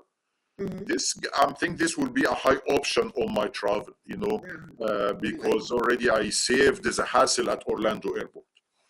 Thank you for that. That's a great idea too. Yeah. Mr. Reardon. Yeah, thank you. I don't know how much time we have for questions, but that was a fantastic presentation, and thank you for giving that to us today. A couple of things that always come to mind, and you kind of touched a little bit about it, but obviously, you know our situation here in Seattle is capacity, landside, terminal, real estate, obviously touched on the congestion, and the big players, the 800-pound gorillas, we have Benjamin with us today, but the airline's going to be critical in the future of working with what we do and where we go in the future. At any rate, can you touch just a little bit about if we spread out the capacity from, let's say, take some from SeaTac, give some to Payne, start talking about even something even south. Well, how do the airlines feel? And I know we only have Alaska with us today, but how do the airlines feel about competing with themselves, and how do they look at this? I know it's a big picture. You touched the demographics.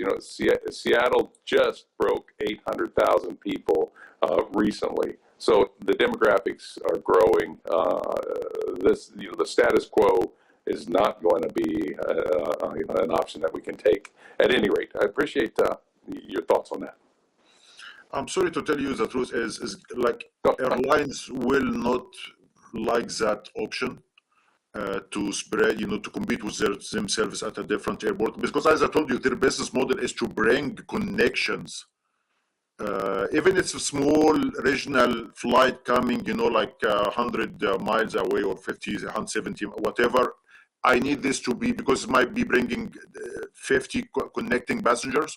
Those connecting passengers, I'm going to feed them to maybe flight to Fairbanks, Alaska, Anchorage, Alaska. So I cannot, even my cargo is going to connect as well. So because like the discussions, can we split the cargo? Can we split? Typically, like for example, you have Allegiant, for example, might be an airlines that work point to point. I'm just bringing the traffic to this area. I'm not connecting anywhere else. I'm taking traffic from this catchment area of this airport, and I'm sending it back to my origin. So those are the airlines that might be flexible to move, as long as you don't have partnership with Alaska. You don't have, they are independent point-to-point airline. They might find those opportunities, appealing to them, especially if it's a low-cost airport, and you are offering some incentive for them to serve those airports. But the big guys, to split service, it will not happen at all.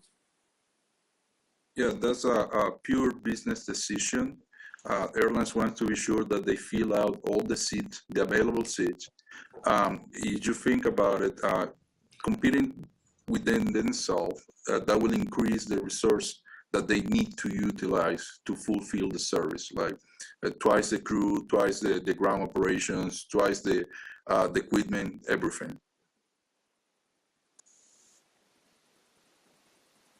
Thank you for that. Thank you. Appreciate it. I have a question related. What kind of policy levers are there that can be used to incentivize airlines in this, which might otherwise not be inclined to start service or move service to an airport? I mean, you touched on low-cost airports, but what does it mean to be a low-cost airport? And you mentioned subsidies, and then what other levers are there out there? I've heard of slot controls and other things like that.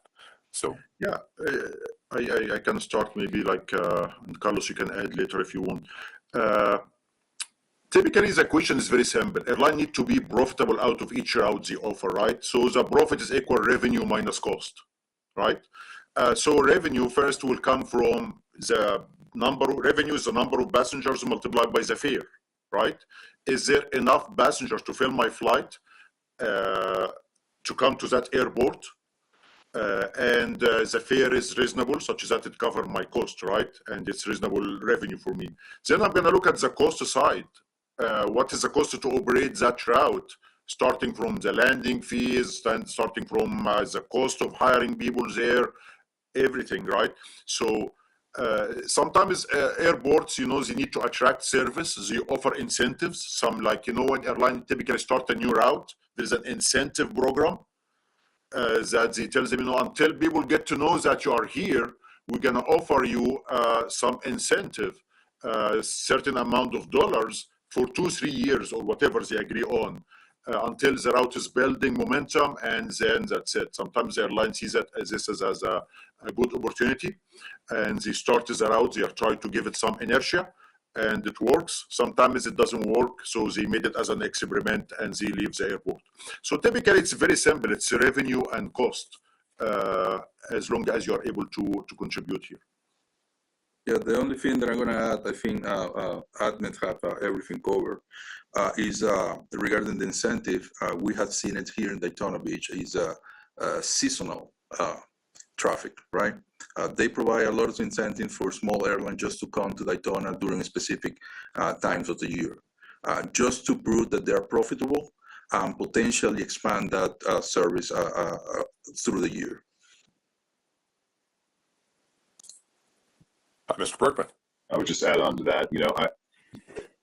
It's an airliner on an annualized basis is $45 million of run rate cost in narrow body 737. So it's a significant investment no matter what we're doing. The level of incentives are frankly quite small compared to the overall cost of the operation. From a policy perspective, airports are fairly limited in what they can do legally. Obviously, there's incentives for new air service, but that typically is only able to be things like marketing support for a few $100,000 and waiving landing fees for a period of 2 years. Outside of that, there's a lot of constraints around how airports are able to subsidize or use these funds, just in order to keep the playing field level and fair for everyone operating these airports. So it's very difficult. I agree with what both said around. At the end of the day, it's around the P&L of the route, and that really ultimately drives the decisions more so than any policy standpoint. All right, Ms. Richard. Just really briefly, I wanted to comment on what Mr. Brookman just said. I'm not arguing with him, but a lot of the constraints that he talked about financial incentives are constraints that come from FAA around using airport funds to do that. So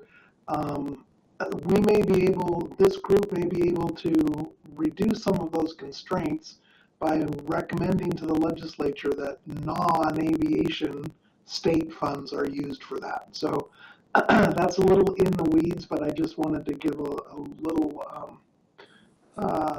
added perspective to Mr. Brookman's comment.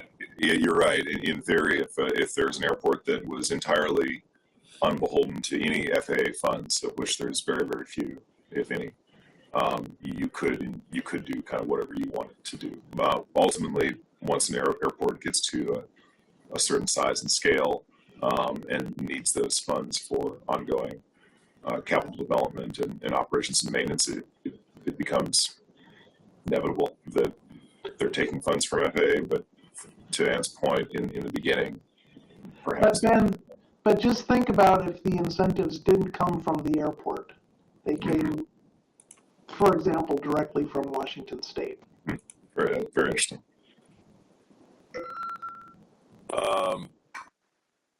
I thought I saw another hand raised, or maybe it got put back down. I'm not sure. I just want to confirm is that, it's a whole equation, like those incentive will come on the revenue side, whatever it is. But again, the whole equation has to work and has to be sustainable. over the season, over considerable time. It's not just maybe it's working in July, but it's not going to work in September. So it has to be also sustainable because this is like an investment. I cannot just bring around, hire people, and then next month is not working. It takes our line good deal to evaluate profitability over route and feasibility over route before they decide is it going to work or not. This is like a whole department, their network planning team working on short-term, long-term, medium-term planning for their routes. And again, the route also fits into the logistics of aircraft rotations and crew rotations. It's a bigger problem than just putting a line between two points. All right, Mr. Dunham. Yes, number one, I'd like to thank our two presenters. I thought it was a great 10 years of experience given into an hour. It really shows what has to go in to making a decision on what you do with an airport. To talk about a second airport and how you get an airline to go. I discovered very difficult in LA when I was trying to get people to go to Ontario. They didn't want to until one airline decided they would, and they started getting a lot of traffic. And then it was amazed how many other people thought it was a good idea. So there's other incentives other than paying them to do it if somebody else is making money there. I just wanted to comment on the fact that, and you didn't use SeaTac as an example a lot, but one of the things we have to think about is the people that we deal with that live in our community, and we have to take care of their aviation needs. And I think that's what our committee is supposed to do. And I just looked at some numbers, and over 4 days over the 4th of July, we boarded 258,000 people through SeaTac. And that's just the O&D, that's the ones that boarded.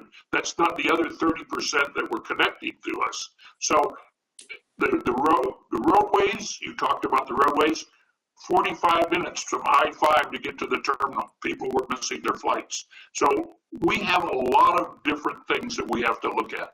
It's a program like SeaTac has so many different parts. I think I always refer to it as like a big rubber hose. Once you get the traffic in off the roadway, then you have to have parking, then you have to have place for them to get off the passengers, then you have to have ticket counters, then you have to have enough security, then you have to have enough gates, then you have to have enough runways. By the time you get enough runways, you got to go back and start all over with the roadways coming in. So we have a lot of work to do with this committee if we can make any headway to help out the people that live in the Pacific Northwest.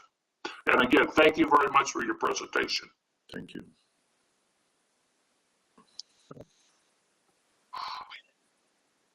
All right. Does anyone else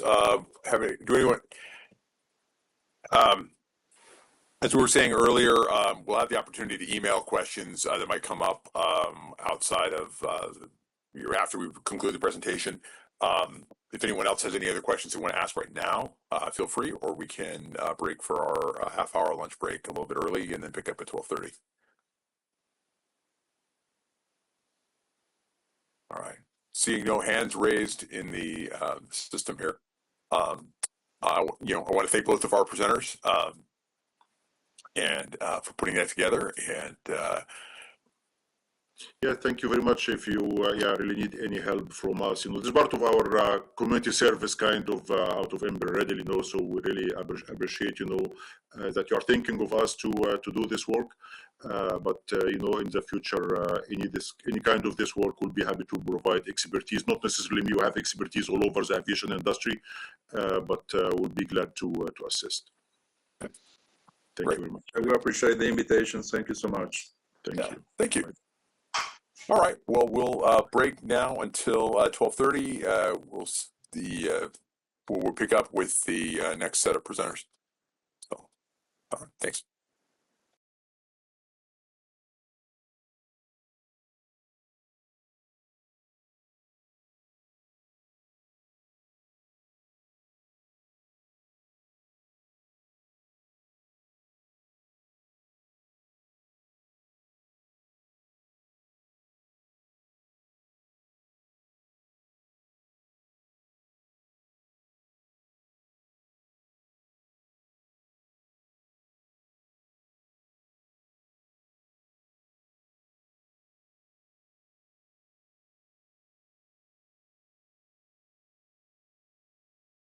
Recording stopped.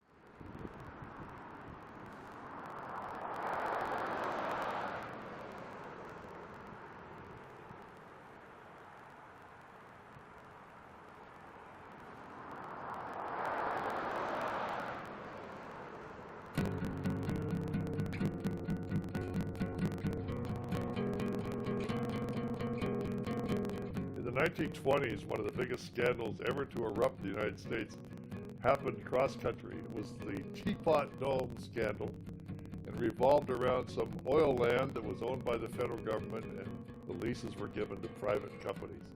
People were dismayed and very distrustful. Some folks in the little town of Zilla in the Yakima Valley decided to construct a service station, a gas station, shaped like a teapot. And it stood beside the old highway there for many years, and people stopped to get gas and water and use the restrooms.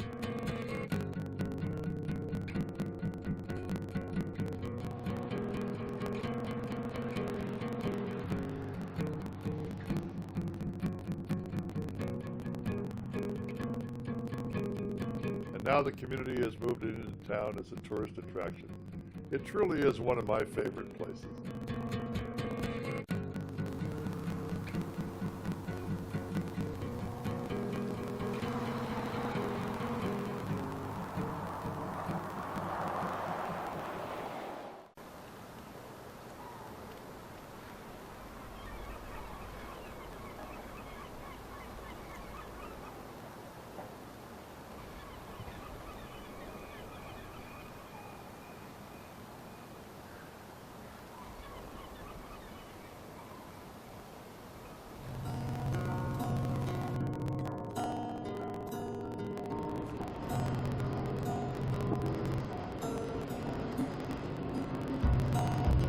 You know, I just love our state's marine highway system.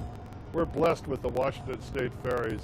They carry millions of people every year back and forth across Puget Sound, and they serve almost every county in western Washington.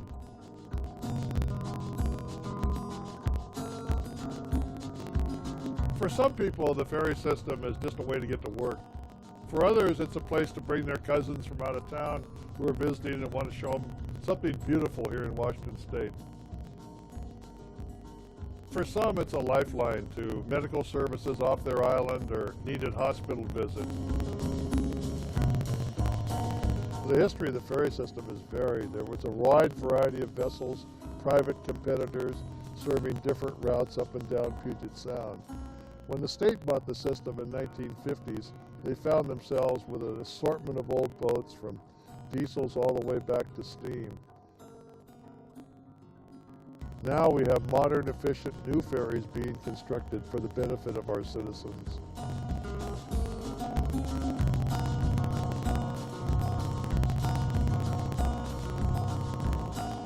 Sometimes I hear complaints about the ferry system. Maybe a boat's not on time or it was overloaded, but you never hear a complaint when the boat has to wait for an ambulance from one of the distant islands. Everyone knows that they could be the one in the back of that ambulance someday.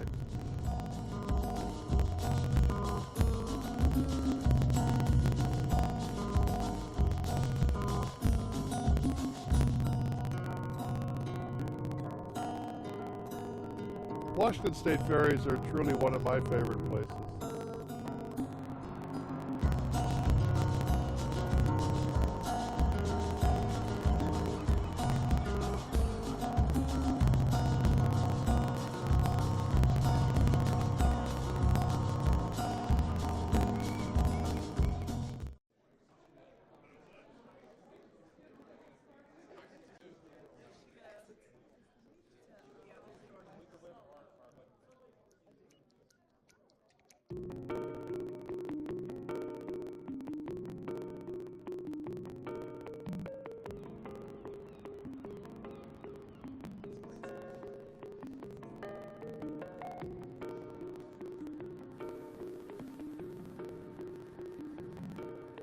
Wow, this is impressive. We're here on the southern shores of Lake Union at MOHI, the Museum of History and Industry.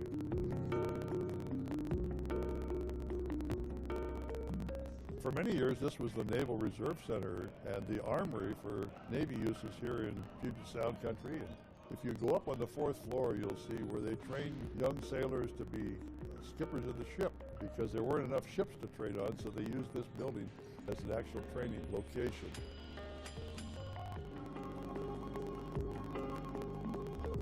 It was the first command of many young sailors.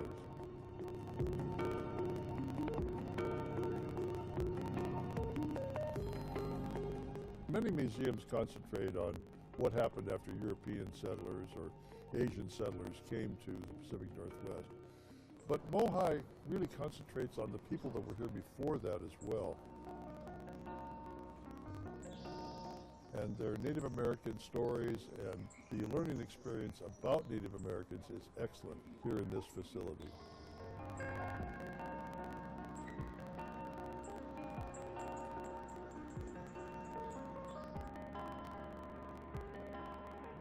Well, you've all heard about the B-17s and the B-29s and all the Boeing manufactured airships during the war, and then the commercial airplanes. But behind me is B-1, Boeing's first aircraft, and he wanted to prove to the world that not only could people fly, it could fly commercially. It was an endeavor that would work, and carrying the mail and carrying passengers as well. Innovation that started in Seattle and remains in Seattle today.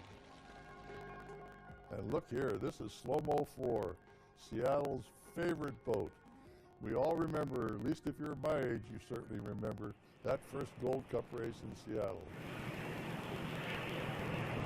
She came out from under the bridge and the starting gun went off, and those Detroit guys were flabbergasted. She beat them hands down. Slow-Mo 4 will always be my favorite hydroplane. In some ways, the story of Washington State is also a story about beer. There were breweries in Longview and breweries in Vancouver and breweries in Tacoma and breweries in Seattle. Maybe the two most famous ones are the Olympia Brewery and the Rainier Brewery in Seattle. My great-grandfather was a barrel maker that worked at the Rainier Brewery for many, many years, and the big R on the wall back there brings back lots of fond memories of the enjoyment we had on a Sunday afternoon sitting around the table enjoying a glass of Rainier beer.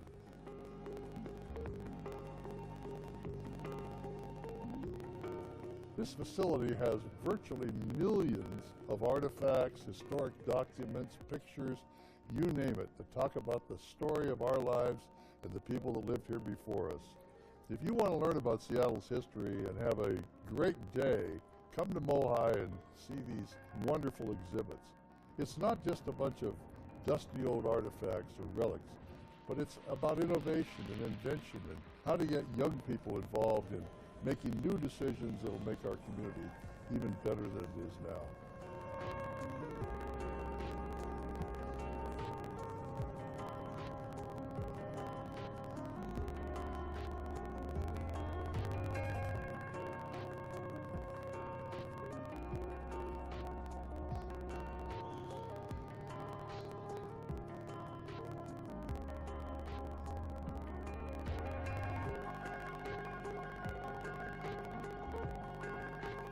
When it's all said and done, MOHI, the Museum of History and Industry, here in the South Shores of Lake Union, is one of my very favorite places.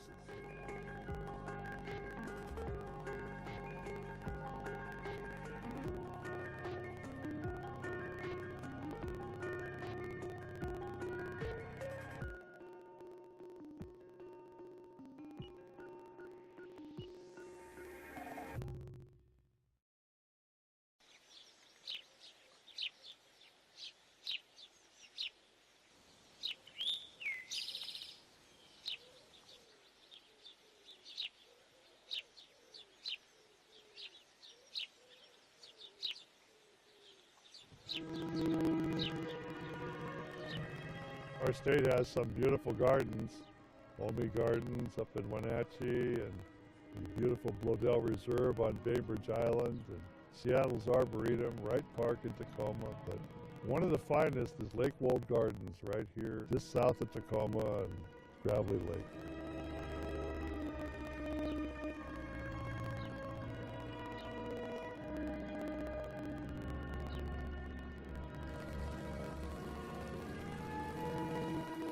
Developed by 3 benevolent families over the last 100 years, using the finest landscape architects in the world. This beautiful gardens is just a tranquil, incredible place to visit. You walk through it and you just wonder, how could there be this much beauty and flowers and joy and good smells, everything that you've sought after for tranquility and a relaxing afternoon.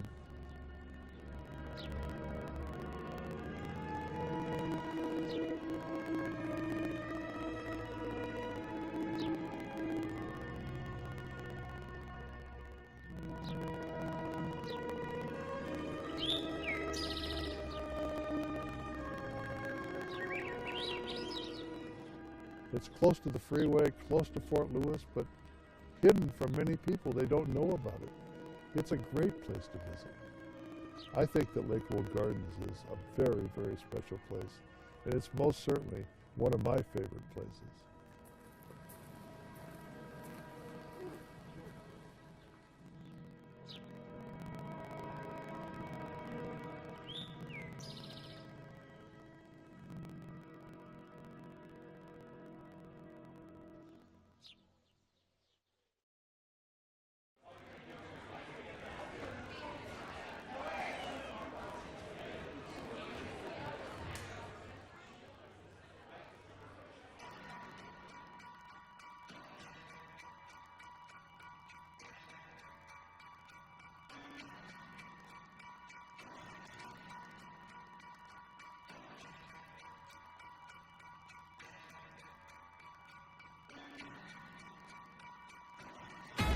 This is one of the hidden gems of our state of Washington, a location where a wide variety of organizations and groups of all kinds of ethnic and racial backgrounds have enjoyed one location together, a spot where they can come to see their favorite performer, or perhaps could come and listen to a lecture, or just enjoy a Sunday afternoon of dance and family gatherings and fellowship.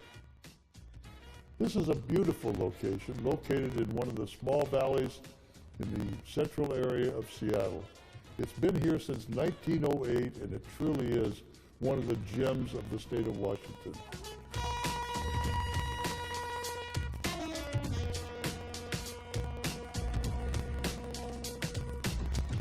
Washington Hall became one of those locations in our state where any ethnic group or any racial background, no matter who you were, you could come and rent the location.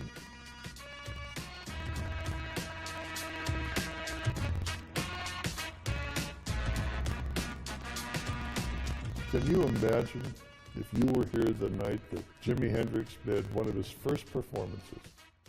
Count Basie performed here, Billie Holiday was here, Marian Anderson, you go down the list.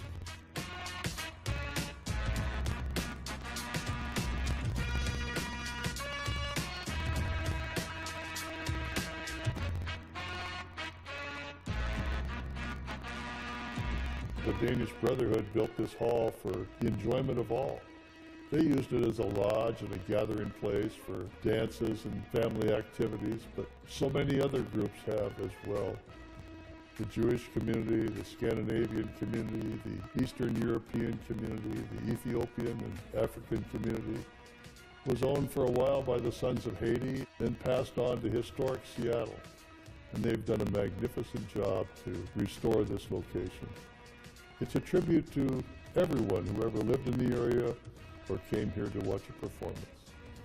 All of us must express our appreciation for the restoration of Washington Hall. This truly is one of my favorite places.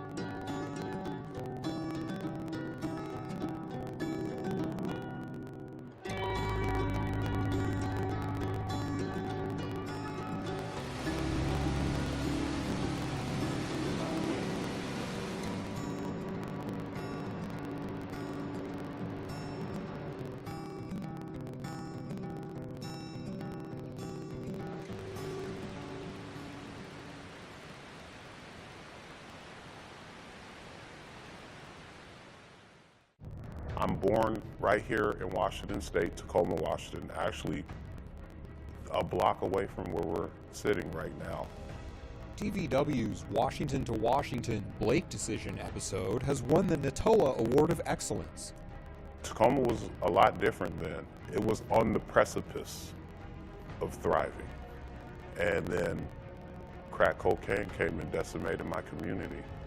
Winning this prestigious national award is not only an honor, but a validation of our commitment to excellence in journalism.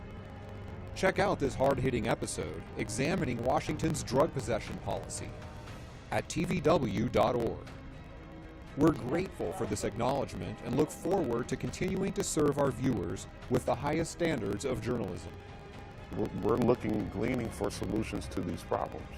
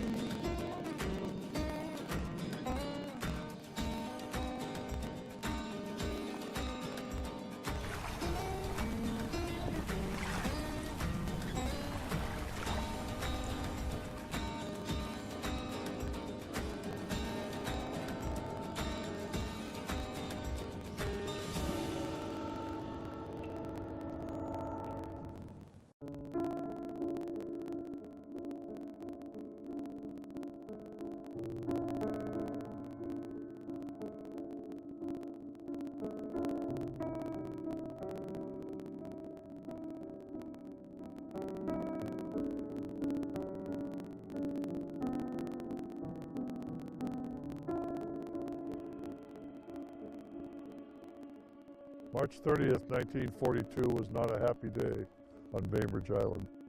The United States government had decided to evacuate all Japanese living along coastal areas.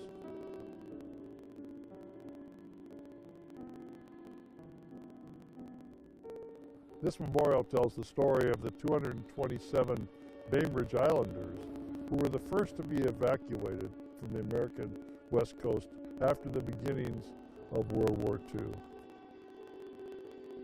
It's a sad story when United States citizens are taken under guard and kept in camps for almost the entire duration of the war. Kazuko Sakai Nakao, now known as Kay to everyone on the island, was 22 years old when she was evacuated with her family and many, many other families. They went first to Manzanar, California, and then to Minidoka camp in Idaho. It wasn't easy. It was a tough life. It's not a story that we like to talk about, but it must be told.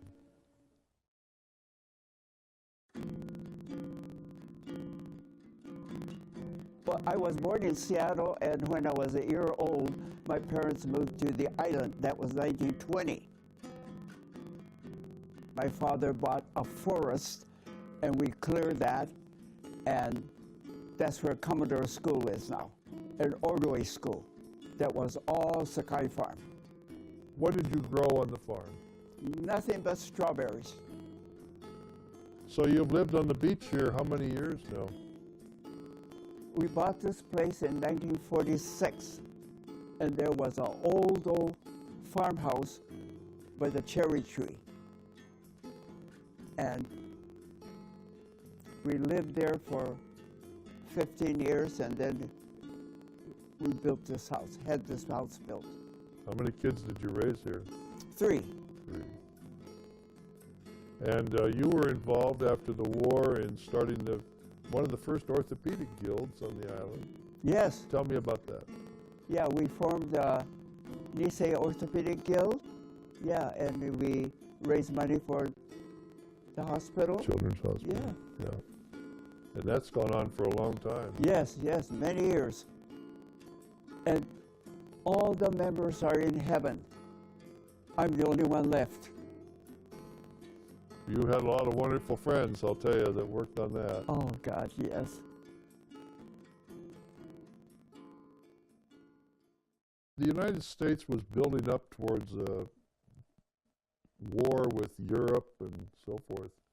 And suddenly we had this attack at Pearl Harbor. Tell me about your reaction to that. Well, when we first heard it on the radio, Pearl Harbor was attacked. Well, we were country bumpkins. Where in the Sam Hill is Pearl Harbor? Didn't even know. A few weeks after Pearl Harbor, this poster went up on the island. Do you remember when you first saw that poster? What were your feelings when you saw it? Very scary, because, you know, our home is our safe haven. We feel secure and safe, and suddenly we're uprooted, never told where we're going, how long we're going to be gone. So it was really puzzling and scary. What was your dad and mom worried about, and what did you have to figure out? Oh, Dad says, burn everything Japanese. And what we couldn't burn, we dug a big trench and threw everything in there. And when I think about that now, I think, oh my goodness. And how many days did you have to prepare for that, to leave? Maybe about 6 days. How did you decide what to take with you? It was hard, because they said only what you could carry. Well, how much can you carry? We just had a suitcase, and whatever we thought that was important, we put in there. And so, I don't know how many layers I had on. I had a wool suit on, wool coat on. and then go to Manzanar. The Army truck came and took us to the dock. It was a very sad feeling as the ferry left the dock and the island got smaller and smaller and we didn't know where we were going. So it was really puzzling and scary. And what happened when the ferry got to Seattle? The train was waiting for us. So we all got on the train. No place to sleep. We slept sitting on the hard bench seat. 2 nights, 3 days. We don't know where we're going. But as we're going, it gets warmer and warmer. And then the train went as far as Mojave. There we transferred to the bus. And I was sitting in the front. And as we're going, I'm looking way out yonder and I see this black building, heat waves, and I said to my seatmate, am I glad I don't live in a place like that? Well, we're driving along. Finally, the bus turned right in there. And my heart sank down to my toes. We got a typhoid shot, 2 bags, 1 big one and a small one. And the man said, take these over to the hay pile. Fill it up. That's your mattress and pillow. So what was the room like, and what was you had the iron cots, what else was in the room? Nothing. 1 light hanging in the middle of the room, and I swear it must have been only 40 watts. It was dim. And then we did have an inner wall, so the 2x4s were showing. So that's where we put our hairbrush and toothbrush and toothpaste, because no table or anything. You were there for quite a period of time, and is that where you developed your relationship with Sam? Is that where you two fell? No, I knew him from the island. And then you started to see him there at the camp? Yeah. And then why did you make the move from Manzanar to Minidoka? Because the Seattle people were all at Minidoka. So that's why we requested a transfer. So was Idaho better? No. We still had sandstorms, but it was different. It was hilly, where Manzanar was just really flat sand for acres and acres. While you were there in Idaho, you and Sam decided to get married. So how did you do that? What did you do to get married? We got a permit at the administration building and took a bus to Twin Falls, because the bus came often to camp. And so you got a, what, 1 day, 2 day permit? 2 days. 2 days. And you took the bus into Twin Falls. What happened in Twin Falls? Well, we went up and down the street looking for a minister. So you went into the church and they said they would marry you. And then what happened after you got married? Did you stay the night there? Yeah, we went to have dinner. Chicken dinner, fried chicken dinner. What a treat. Was it good? Yeah, it was good compared to camp food. Oh, golly.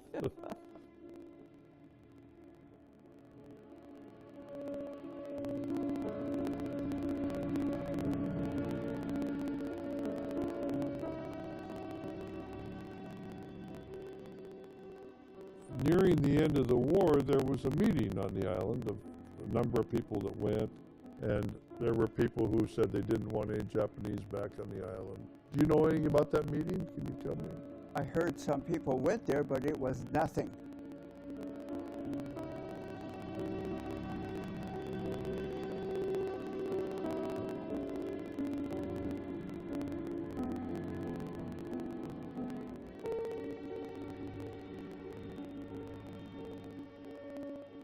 Do you ever feel racial prejudice now? Do you feel...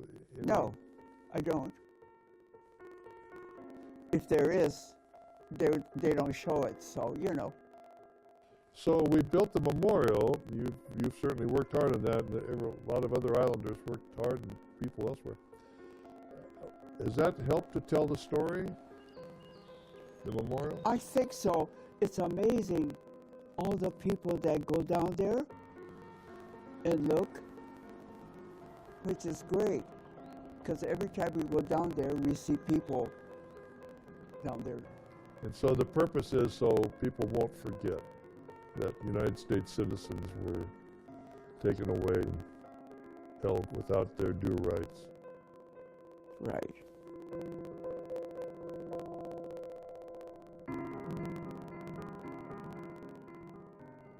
The people that come to the memorial and leave messages and leave origami,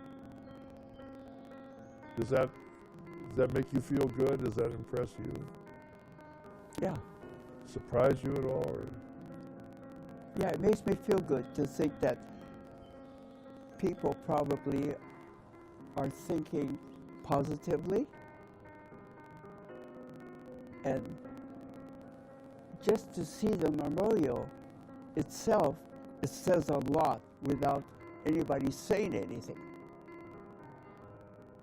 Did this whole process of internment, did it change your views on life, or did you come away from it unhappy or disgruntled or anti-American or anything, or just did you look at it as just a facet of your life? I say, try to love everybody. Be happy. Have joy in your heart.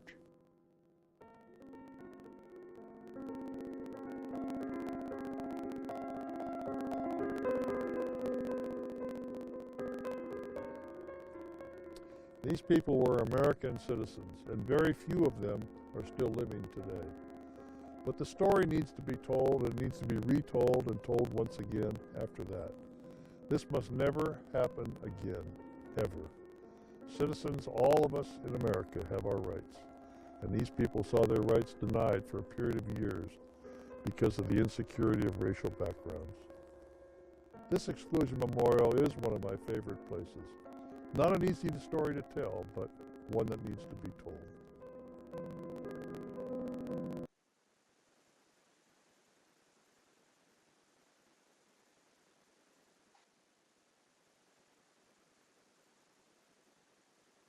Christina, are you there? I am here, yes, but I think I'm waiting for a little bit more people. Oh, there we go. People are showing up. There we go. Yeah.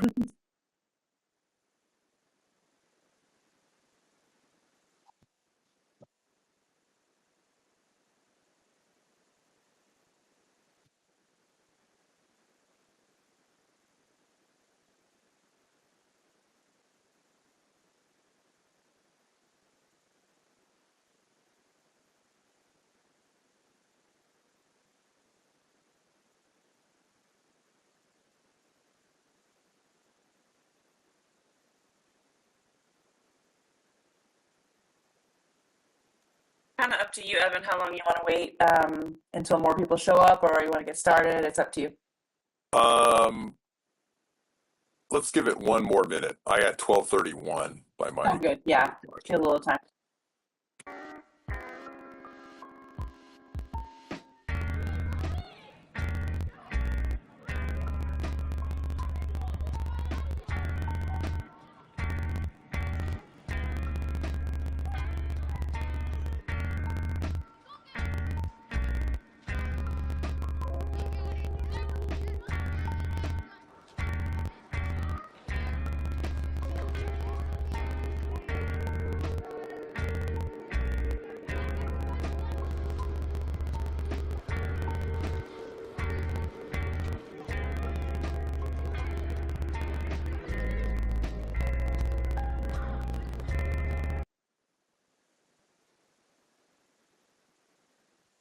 All right.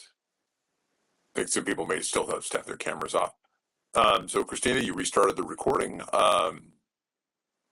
So we're back for the afternoon session, and for our 12:30 presentation, I want to welcome Eva Wesley, the Washington State Institute for Public Policy Associate Director for Research, and Morgan Spangler, Washington State Institute for Public Policy Research Associate, with our briefing on the Senate Bill 5161 aviation study. From the we looked at briefly this morning the section of the bill that created this and funded the study. So, the floor is yours. Thank you so much, Evan, and thanks so much, everyone, for inviting us to join you today. My name is Eva Wesley, and I'm the Associate Director for Research at the Washington State Institute for Public Policy, which we call WSIP. And I'm joined today by Morgan, who is a researcher here and who is leading our commercial aviation study.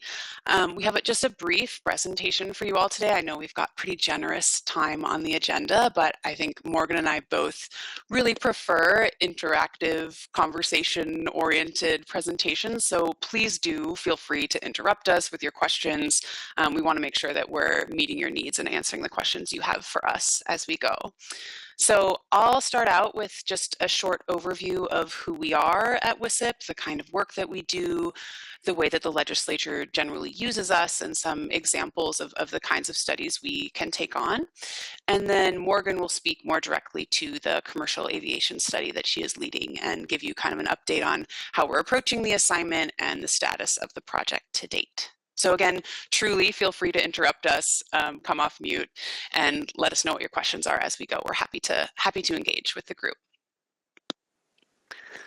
All right, so the Washington State Institute for Public Policy is a nonpartisan research group that conducts rigorous research at the direction of the state legislature or our board of directors, and we are based here in Olympia. We have been around since 1982, so just over 40 years of work. And we really are kind of a unique agency. We are not part of the executive branch. We are not legislative staff. We are a separate entity, and we're actually administered through the Evergreen State College. So I think the legislature uses us, and we're sort of seen as this third-party group that's kind of separate from a lot of the specific interests of those groups. Our mission is to assist policymakers, particularly those in the legislature, in making informed judgments about important long-term issues facing Washington State. And I think these kind of aviation issues that you all have on your mind certainly fall into that category. So what this really means is that we are conducting practical applied research with a nonpartisan lens at the direction of the legislature. And the kinds of things we tend to specialize in are things like outcome evaluations. We do a lot of surveys, economic analyses, and reviews of the research evidence. Our projects somewhat uniquely come to us mainly from the legislature itself. So a vast majority of our projects come to us directly from legislative assignments. So this is when the legislature writes a policy bill with funding attached or puts us in a budget proviso that directs WSIP to do some sort of research study. And the commercial aviation study that Morgan will speak to today is one that came to us this way, which you know because it sounds like you just looked at it earlier today. So this was something that came to us in the transportation budget. We can also take on other work as long as it is approved by our board of directors, and I'll talk a little bit more about them on the next slide. So they can approve us to take on contract work with state agencies or other groups as long as it aligns with WSIP's mission. So it has to be nonpartisan, it has to be research that we can do, it has to be relevant to policymakers. But there are a handful of times when state agencies or other groups might have important research questions, but maybe they just don't have their own research shop or they don't have the expertise on hand to kind of tackle that. So our board can approve us to take on contracts to do that kind of work. And historically, over the past few years, we really have not had space for this because the legislature has kept us so busy. But moving into the next fiscal year, we do have more space for contract work. And so that is something that we are exploring a little bit more because we have space and time to kind of take on additional work beyond our legislative assignments. This slide shows our current board of directors, and what you can see here, it's a 16-member board, and on the top half, you can see there are 8 active legislative members on our board, and we have equal representation from both chambers and both parties on our board of directors. We also have the directors of the nonpartisan research staff at both the Senate and the House on our board. We have 2 folks representing the governor's office on our board, and then 4 leaders from higher education institutions from around Washington state. So from the makeup of our board, you can see that these folks really have an eye to like what are policymakers talking about. They have an eye to that nonpartisan lens because we've got that bipartisan representation. And then we also have folks who are really keyed into like the research world and the rigor and the quality of our work. So our board kind of contains both of those different groups and really, I think, can help steer us in a good direction. Okay, I thought it might be helpful to talk through some of the common assignment types that we get from the legislature as a way of understanding how the legislature tends to use WSIP.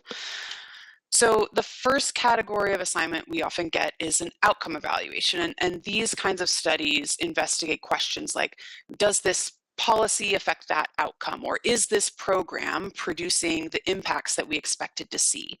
And the legislature gives us assignments like this, maybe when there's some big program that Washington has been implementing for a while and they want to know, like, is this really working? Is this producing what we want it to produce? This is expensive. Does it get us what we actually want?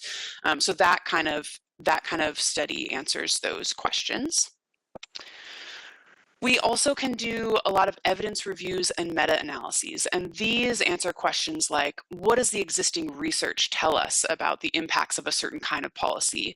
Or what are the most effective or least effective programs in a certain space? And the legislature comes to us with this kind of research question when they're thinking, when there's like a big problem they need to tackle and they aren't sure what the best options are. So that's when we can really go to the research and say, well, these kinds of policies tend to be effective, these kinds aren't. And so it kind of helps the legislature narrow down in their decision making when they're looking at that kind of problem. Another kind of assignment I think we're really known for is our benefit cost analyses and our other economic analyses. So the example question here of, do the economic benefits of a program outweigh the costs of providing it? I think that's really a classic benefit cost question, but there's a lot of different other kinds of economic analyses that we have done and can do. And I think it's probably obvious why the legislature would care about this, but things cost money in the state and they're really wanting to understand what are the investments where we can expect a good return. There's a lot of other kinds of things we can do. Those are sort of the 3 classic WSIP approaches, but there's a lot of other stuff we can do. And I think the commercial aviation assignment that Morgan will speak to today is a good example of something that doesn't fit in those earlier buckets, but does, require our expertise. So we can do things like conducting or analyzing surveys. We can examine policy approaches in other states. We have provided research consultation to work groups or advisory boards. We've got inventories of evidence-based practices that we can build out. And we also are just really good at looking at existing data and examining changes in populations or programs over time. So those are all some other kinds of things that WSIP can do. I think it's important to know, though, that we do not make recommendations in our reports. And part of this has to do with our nonpartisan lens and our kind of third-party neutral approach. So in our reports, you'll see us discuss our findings. We'll say, we found this program had this kind of effect on people. It costs this much money, but we won't take that next step and say, well, and therefore the legislature should increase the funding or should change this policy or should invest in this and not that. Like, we don't take that extra step of making recommendations. What we do is kind of lay the groundwork so that policymakers and other decision makers have the information they need to include it in their decision-making process, but we don't actually take that step of making the recommendations ourselves. So that, I think, is probably somewhat unique to us. All right, so we are currently working on quite a few different things. We have researchers on staff with a range of expertise. We are working in projects across areas like cannabis legalization, children's services, criminal justice, general government, healthcare, education, and transportation. And the focus for today, of course, is our project on passenger and air cargo forecasts, which was assigned by the legislature in 2024. So before I hand things over to Morgan to talk more about that, I just wanted to flag for you all that we have a lot of resources on our website if you want to learn more about our work or see examples of previous reports. All of our reports are always publicly available, so they're on that publications page on our website. We also have information about our active assignments, including contact information for the project leads if you're curious about learning more. And we have benefit cost findings up on our website for more than 400 programs that we've reviewed over the years. And lastly here, if you have questions about us, I'm always happy to answer them. I'm always happy to talk about our work and potential assignments for us. So please never hesitate to reach out if you are curious about learning more. So I want to pause here. I know I said I love questions, and then I realized I talked very fast, and maybe you didn't have a chance to interrupt me. So does anyone have questions for me before I hand things over to Morgan? Ms. Lee put in the chat a question, just can we have a copy of this PowerPoint? Yes, I believe you, yes, Christina has it. I have all the PowerPoints I will email out to the members after the meeting. All right, great. Thanks, Christina. Any other questions for me? I will say I'm trying to give Morgan some remote control of my slides, and I'm minimally successful right now. So would love a question so I can have a minute. Of all of those different areas that you're doing research in, is there, like, in percentage terms, what are the larger ones and the smaller ones? Yeah, no, it's a good question. I think over the years, we've done quite a lot of work in criminal justice and education research. I think those are the areas where we kind of built out our benefit cost model approach and have done really quite a lot of work closely with agencies like the Department of Corrections, JR, OSPI. So those are areas where I think we really consistently get a lot of work from the legislature. And some of that is because those are areas where the legislature spends a lot of money. They spend a lot of money on criminal justice and education. So I think that our services really come to mind for them in that space. I think right now, honestly, it's kind of like one of each in each of these categories. So we can get kind of a unique mix of programs, and it just depends on the season, the session, and what's top of mind for folks. So historically, I would say criminal justice and education, but I think it can be a smattering of things. Mr. Don's got a question. Yes, and you don't have to answer this if you care not to. Sure. But does the legislature listen to, I know you don't make recommendations, but we do have not. you found that they actually act on anything that you provide to them? They do sometimes. I think, like, it's a great question. I mean, they hear from us. They all get all of our reports. Many of them are on our board. We do get invited to present at committees. I think it's really hard because we don't make recommendations. It's hard for me to say where our work specifically has led to some certain change in policy, for example. What I will say is that we seem to really be trusted by both chambers and both parties. For example, in this last legislative session, the assignments we were hearing about, the people who were consulting with us did come equally from both parties and both chambers. And like, that's really, I think, encouraging to us that we are trusted across the aisle and in both houses. So that's good. I can't say for sure why they ever make decisions that they make, but I do think we're trusted, and that's something. Thanks, Steve. A question for you. What other projects have you worked on from a transportation perspective? From a transportation perspective, it's been a while since we've worked in this space, to be totally honest with you. This aviation study is the first one in many, many years.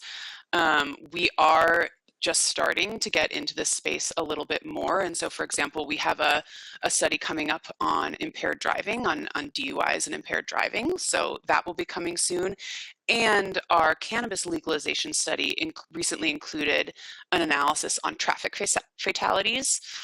So those are the spaces where we've already done a little bit in the transportation space, but this isn't an area where we've built up tons of expertise over time. It is one that we're kind of growing into. I think that some of the well, that's not true. We did a ferry study also. We did a study on Washington state ferries and building them in-state versus out-of-state, like where those contracts should be coming from. So that was a fun and long assignment. So we have done some things, but it's not our biggest topic area. Does that answer your question? Yeah, and I was familiar with the ferry study as well. Oh, great. Mr. Wirt. Yes, I'm kind of intrigued by the fact that you say you don't make recommendations. I'm looking at ESSB 5161, and one of the requirements that it tasks you to do is to conduct a comprehensive literature review to identify effective national and international strategies to reduce demand for air travel, including diverting such demand to other modes, and whether such diversion avoids net environmental impacts to overburdened communities and vulnerable populations. That's quite a mouthful, but I find it a little hard to really do that without making some recommendations. How would you approach that? Well, so Morgan in a minute will speak to how exactly, like the methods they're using and all of that, but I can say in terms of like how we would draw the line on recommendations there, we'll be able to say like, these are some effective programs, these are not, these are how they tend to impact certain communities.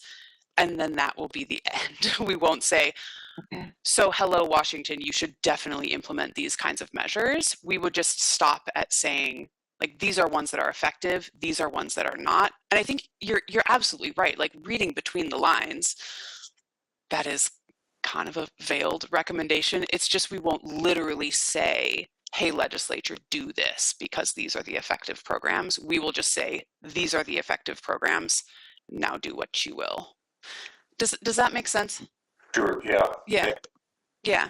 I fully agree that it can be kind of a gray distinction. It reads like they're asking you to make recommendations. Yeah, it does. That's okay. I get it. Any other questions for me before handing things over to Morgan? I think she is going to get more into this, so I think hopefully that'll illuminate some things for you all. No questions in the queue. Okay.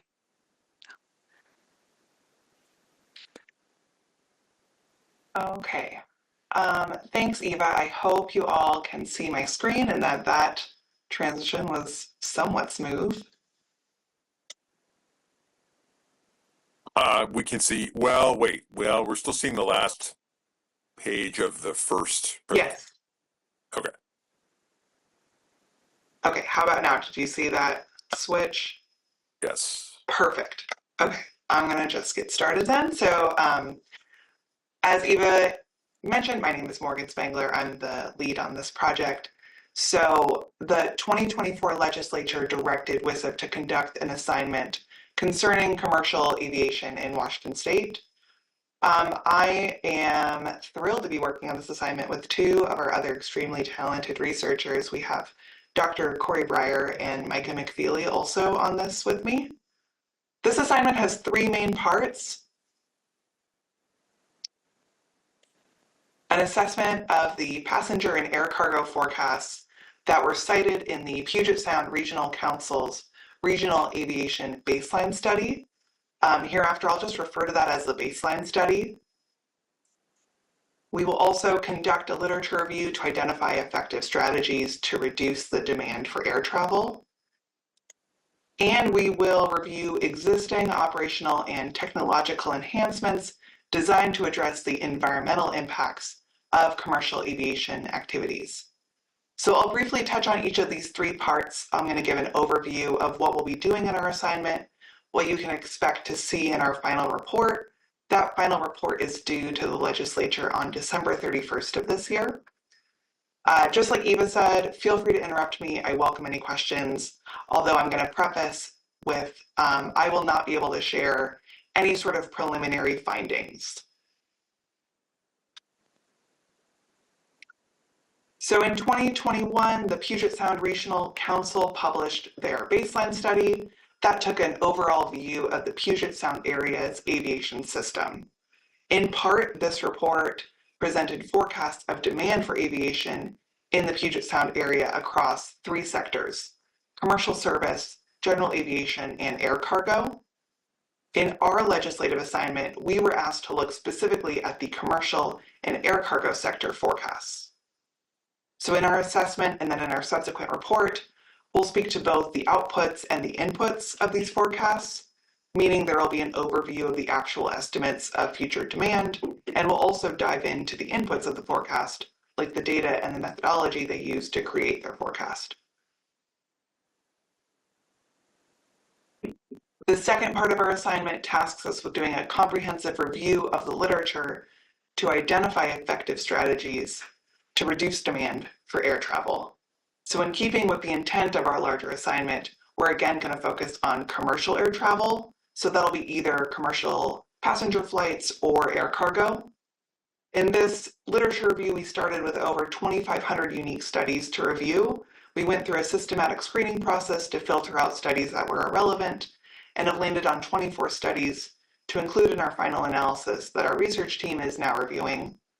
These studies will look at a wide array of policy changes, everything from tax schemes to flight bans and diversion to high-speed rail, just to name a few different pieces.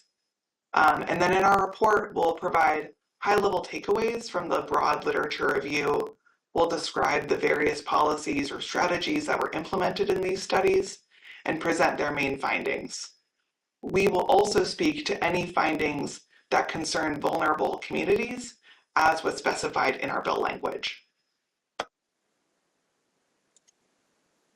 And the third piece of our assignment asks us to review existing technological and operational enhancements in the commercial aviation space intended to address the environmental impacts from aviation and to assess the feasibility of implementing those enhancements specifically in Washington. So for the literature review portion, we started with over 800 unique studies in this review. Our research team is currently in that screening phase, processing the hundreds of studies and reports we've collected to filter out the irrelevant ones. In our report, we'll provide, again, the high-level takeaways that our legislative audience can really use. We'll describe the various policies or strategies implemented, present the main findings of the report, and then include any information that would speak to the feasibility of implementing those enhancements specifically in Washington, again, as our assignment language is stipulated. To make sure we're fully addressing the part of our assignment language that asks about identifying the feasibility, we're using an additional two-pronged approach. So first, we're going to engage with stakeholders and other experts in commercial aviation using a semi-structured interview format. And then we'll also review other areas in the US to see what technologies and operational enhancements are being deployed elsewhere. So as researchers, we don't have pre-existing connections to the aviation industry. If anyone here is willing to help us in making those connections, we would greatly appreciate it. We have a QR code here, so please feel free to reach out to Micah, our team member, if you or anyone you know is an industry professional and might be willing to speak with us regarding that feasibility piece of our assignment.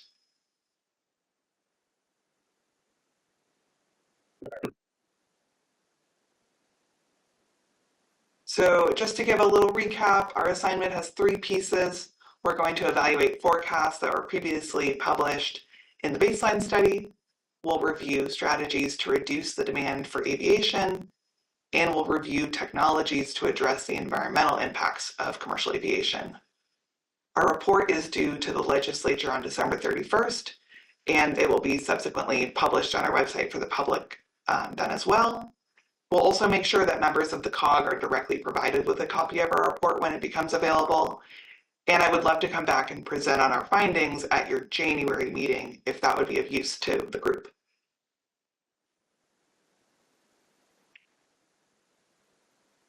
Thank you all for your attention. We really appreciated you having us here. My contact information is on screen. Please feel free to reach out to me directly if anything comes up, any questions or follow-up. Again, our QR code is at the bottom if you would like to connect with us and maybe help us in engaging with industry professionals that could speak to the feasibility.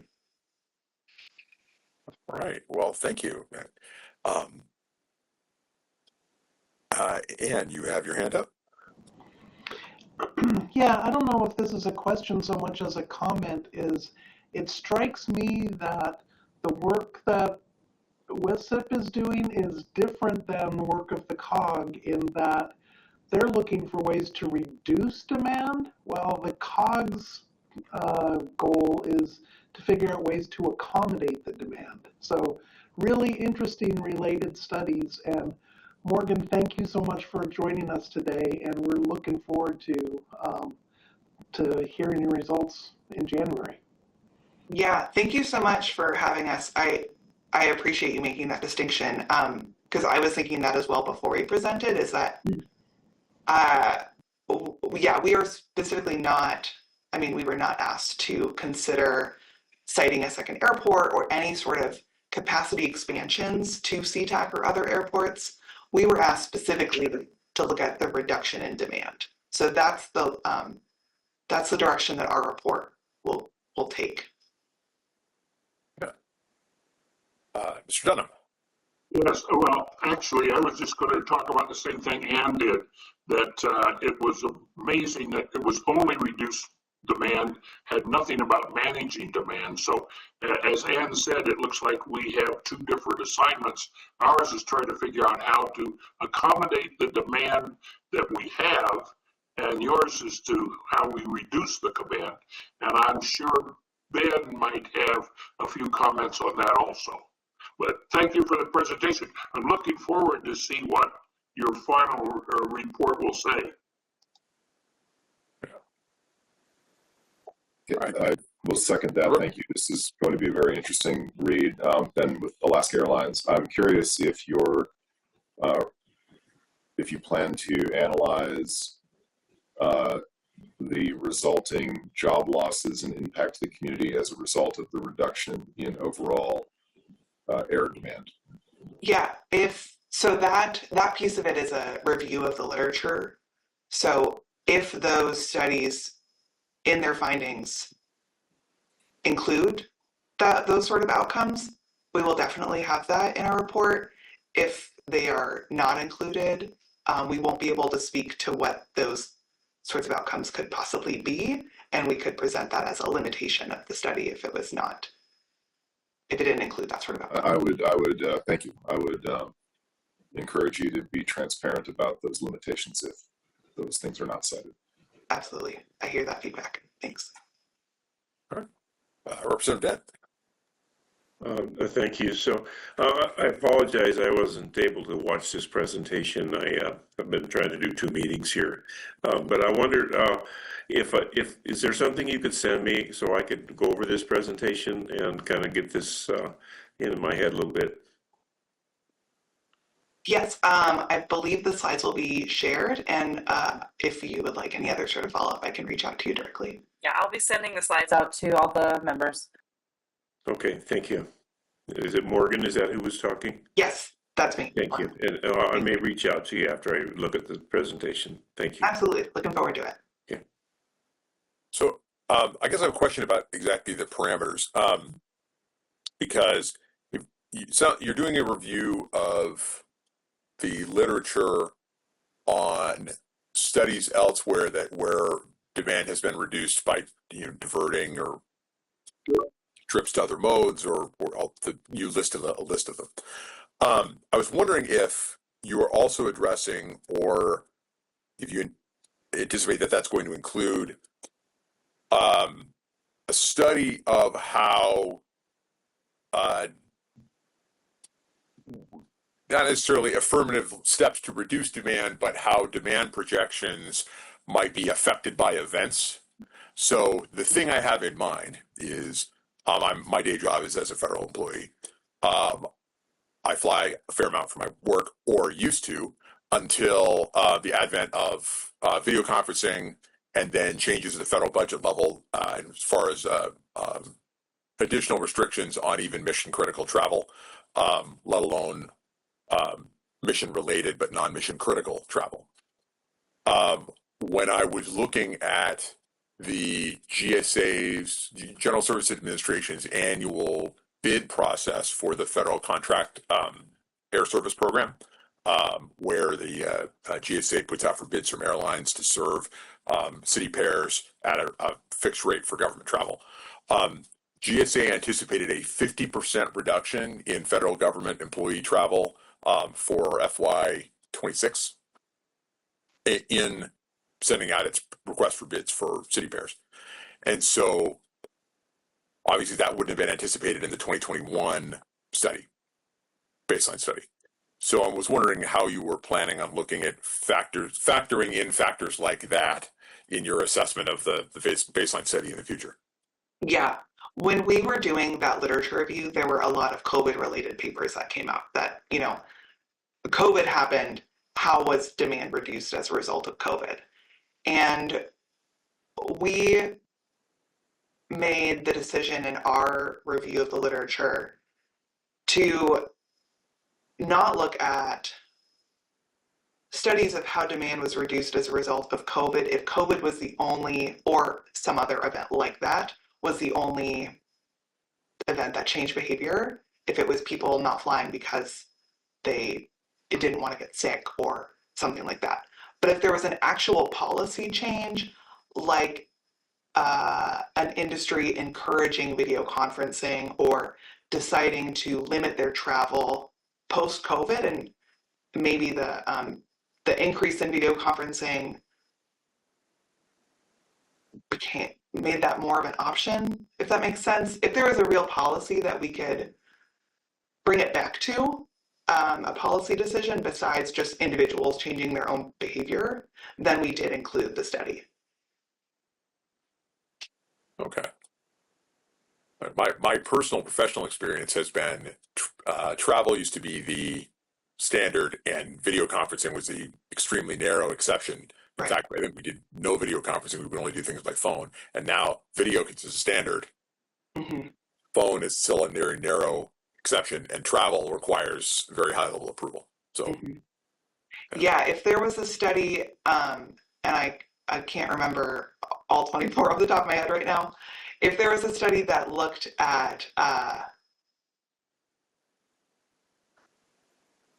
gosh, I'm so sorry, I just lost my train of thought. If there's a study that looked at a policy change at the federal level of when travel is allowed or not allowed, or when we do video conferencing, then that would have been included. Thank you. Any other questions? Obviously. Hi, and thank you for your presentation. I just had a question looking at the bill itself, 5161. Out of the 1.774, is the 94,000 an additional amount, or is that taken out of the first initial amount in section 5? And is this study then to support the work that we're doing to evaluate and come to our sort of recommendations, or is it separate per this? I'm just trying to understand. I'm a bit confused here as far as the difference between the work that was done in the CAC going forward to evaluate the COG, and now this portion here in section 804. Yeah, I'll try my best to answer that question, then maybe Eva can answer a little more. We got this study initially in the 2024 transportation budget. I forget if it was a budget or a supplemental budget. Our work is totally separate from the work that the CAC did, the Coordinating Commission, and now the COG is doing. The money set aside to WISIP through Evergreen State College It's completely separate from the funds set aside for y'all to do your work. Yeah, and then I can speak to that $94,000 thing. So when we first got the assignment, it came with $188,000 total for the study, and it didn't need to specify what fiscal years those fell in just because of the way the transportation budget worked. And it's turned out that we wanted to split that perfectly in half. So we got half of that money in fiscal 2025, half of it in fiscal 2026, but that $94,000 in each year totals to the original 188 that was in that original transportation proviso when it first was assigned.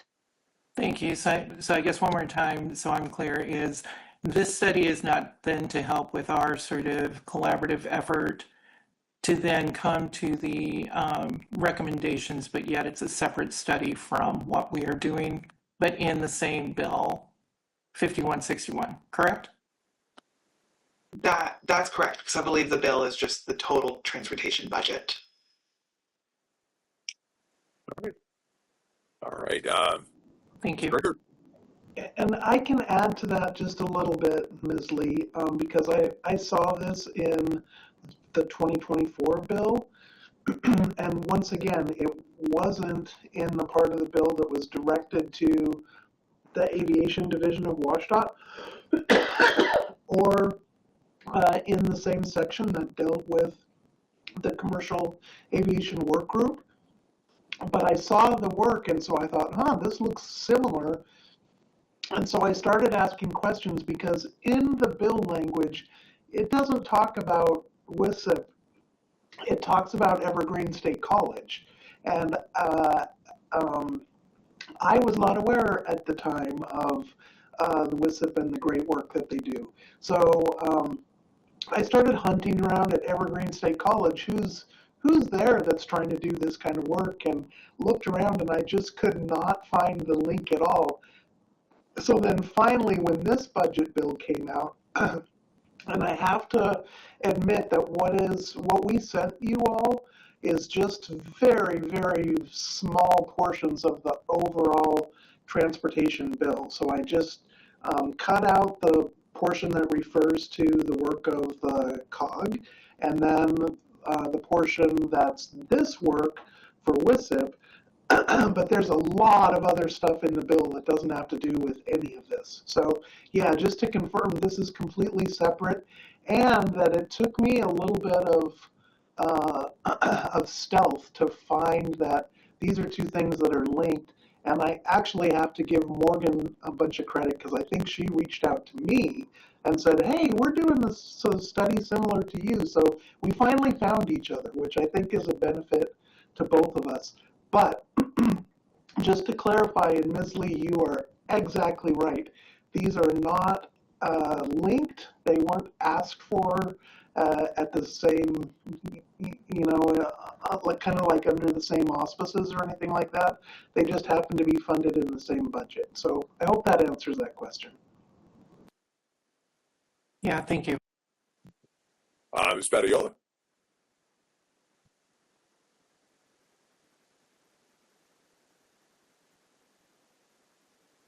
Great presentation. I have a two-part question.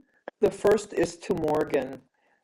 In looking at you mentioned your three deliverables. The first is the assessment of the forecast.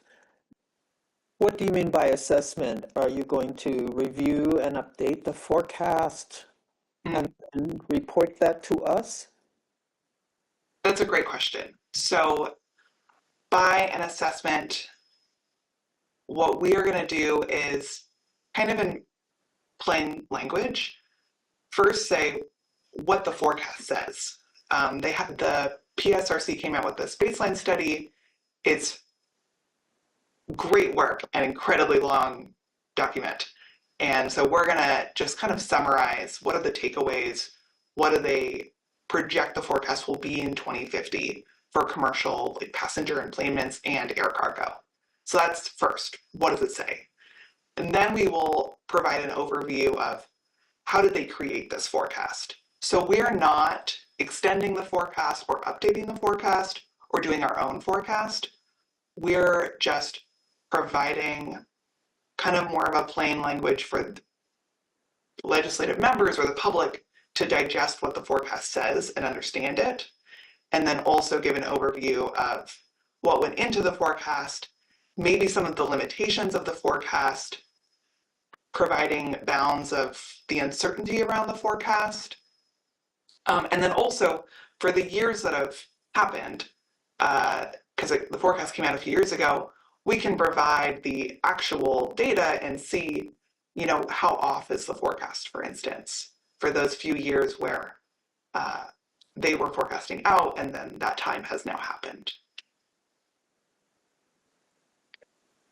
So Morgan, I hear you loud and clear that your audience is the legislature, and that you would be providing that to them.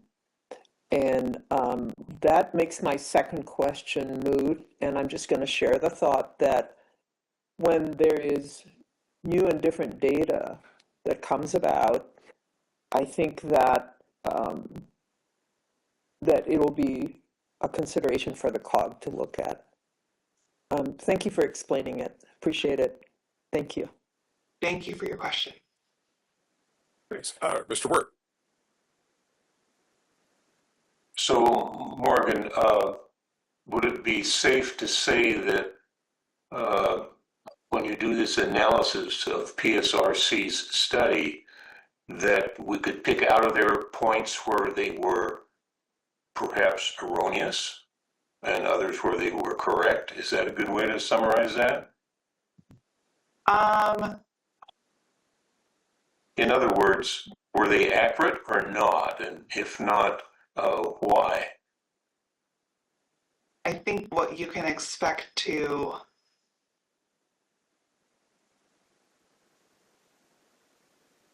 That's a great question.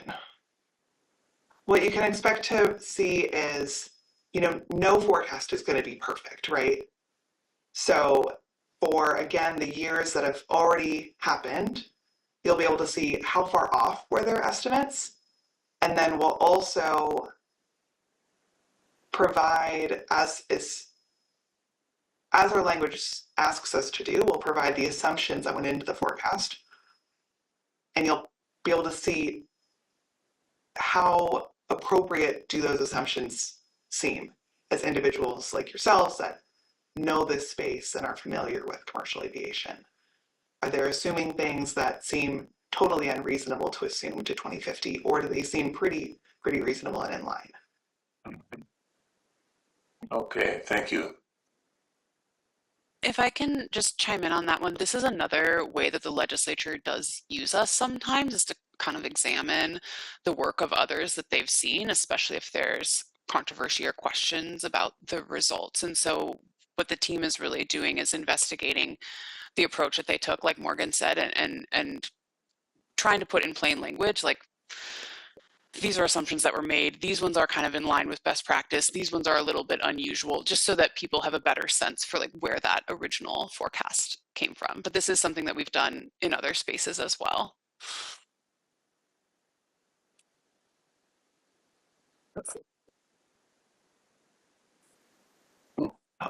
I have. All right, Mr. Rubin. Yes, thank you. Is it possible to Is it possible to unshare the slides so that it's easier to see everybody? Yeah, thanks for that. I just did. Thanks. I think it did. Thank you. All right, Mr. Rubin. Sure. Thank you for the presentation. I think it's important. The work you're doing is important. I think the summary of the work you will do will be good for the work that we are doing. I've written a lot of airport master plans in a previous career and forecasts. I mean, I hear you saying, or some people asking, can we tell what they did, where they were wrong? Well, you know, forecasting, it's not really a science; it's an art. And you know, they have the best information that the people that put these forecasts together were based on information they have at the time. So, you know, it's dynamic. The economy changes, pandemics happen, offices change. But anyway, there's a lot of things that are different. I don't think that we need to focus on what they did wrong, but I do think that the results of your work that you put together in summary will help us look at what we need to look at as we progress forward in the work we're trying to do. So again, thank you for the work that you're doing. Yeah, thank you. All right. Are there any other questions? All right. Well, I think we should make a note now to have you on our first meeting in 2026, assuming January. I think this year we didn't meet until February, but just to count of schedules and things. But yeah, looking forward to seeing the results. Oh, Mr. Hodgman, a question. Yes, well, really rather a comment regarding your air cargo portion. I'm assuming you're including the 2018 JTC air cargo movement study. I will make a note of that to make sure we include. I can't remember it off the top of my head, but Okay. Well, the reason I bring it up because I'm familiar with the PSRC study data as well as the JTC study, and I think following what's been happening at CTAC, we've surpassed the forecasts that were done for both of those studies already. So that might also inform, current day, well, I should say, the FAA data lags by about 18 months on their website, but I think you could probably reach out directly to CTAC and get some current numbers, which would help inform both the PSRC study and the JTC study as far as the forecast. thank you so much. I'll make a note. And since we're circulating, you had the question about looking for expertise from members of the COG. Since we are circulating the PowerPoint, your contact info and also that QR code are in there. And I mean, there's a lot of expertise amongst the members of the COG. So hopefully folks will reach out and help you all. So Thank you. We would really appreciate it. yeah. All right. Well, thank you all very much. And unless there's any other last minute questions, we can recess until our beginning of our next presentation, unless those presenters, let's see, it's the HEAL Act and Climate Commitment Act briefing. If they're ready to go, or we can take a short break and then reconvene at 1:30. I propose we take a brief break. Brief break. Okay. All right, let's take a brief break and then we'll come back on in 10 minutes. All right, thank you all very much.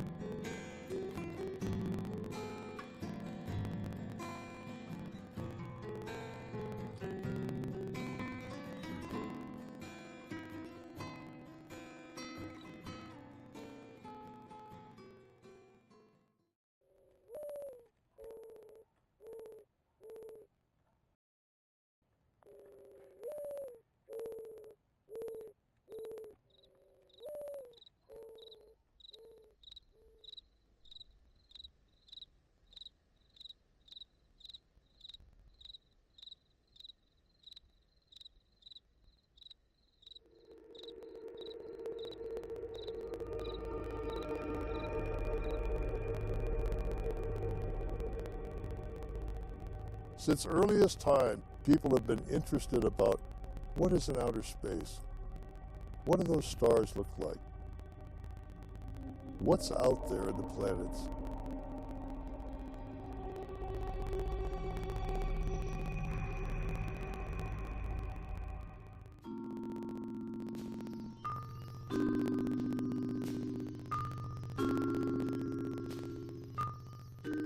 It's a beautiful evening here in Goldendale, Washington, in the hills above the Columbia River. The sun just went down, the moon's coming up, and we're on Observation Hill looking at the newly revamped Goldendale Observatory.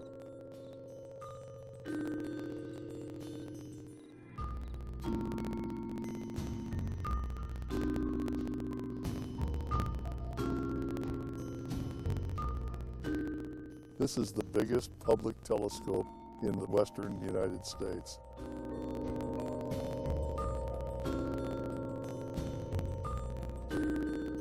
We own it. The citizens of Washington State, administered by our terrific Washington State Parks Department, actually own this telescope. Most telescopes don't have an eyepiece. They are more designed for cameras and for instrument use. But this one, you as an individual can step up to the telescope and see for yourself what it looks like way out there, and see what a planet looks like, perhaps what the moon looks like, or what individual stars look like.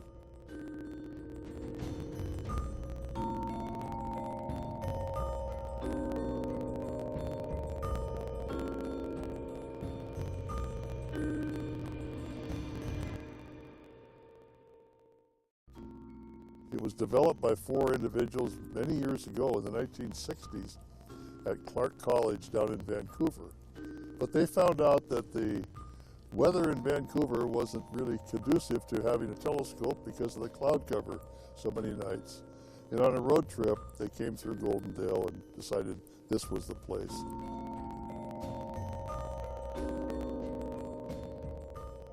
Our Washington State Parks program looks at this as one of the crown jewels of their many efforts to bring Washingtonians into better understanding of the world.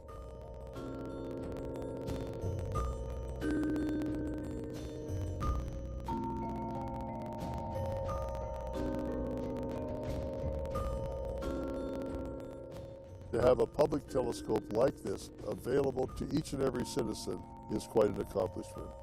The telescope here and the observatory and the whole entire package, it's a very impressive place and one of my favorite places.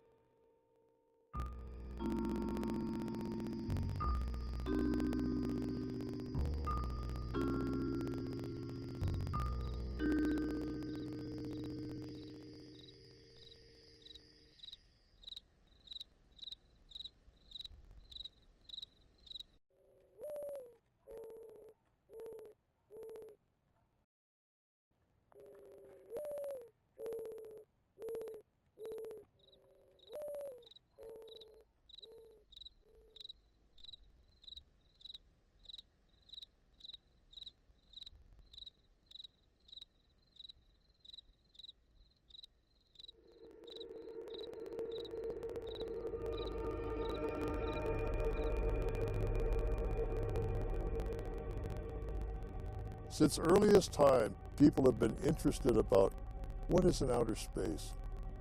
What do those stars look like? What's out there in the planets?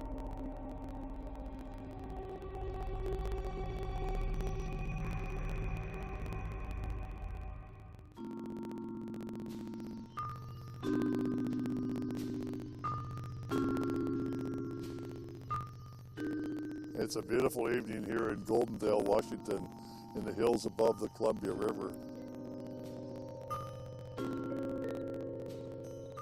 The sun just went down, the moon's coming up, and we're on Observation Hill looking at the newly revamped Goldendale Observatory.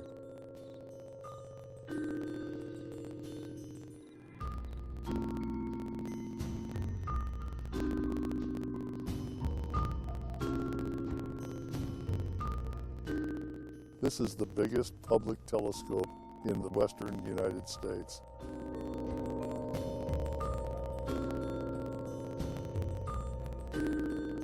We own it.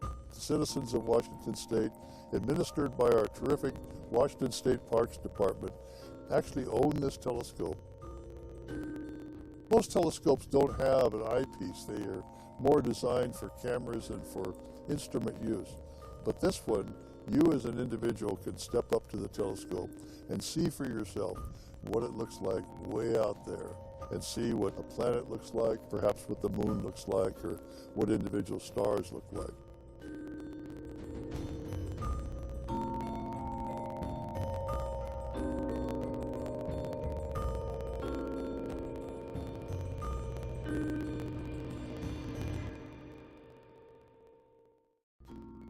It was developed by 4 individuals many years ago in the 1960s at Clark College down in Vancouver. But they found out that the weather in Vancouver wasn't really conducive to having a telescope because of the cloud cover so many nights. And on a road trip, they came through Goldendale and decided this was the place.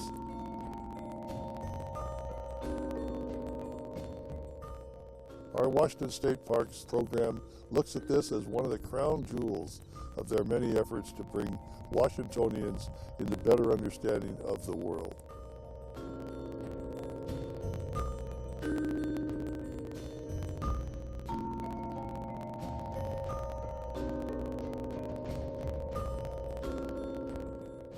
To have a public telescope like this available to each and every citizen is quite an accomplishment. The telescope here and the observatory and the whole entire package, it's a very impressive place and one of my favorite places.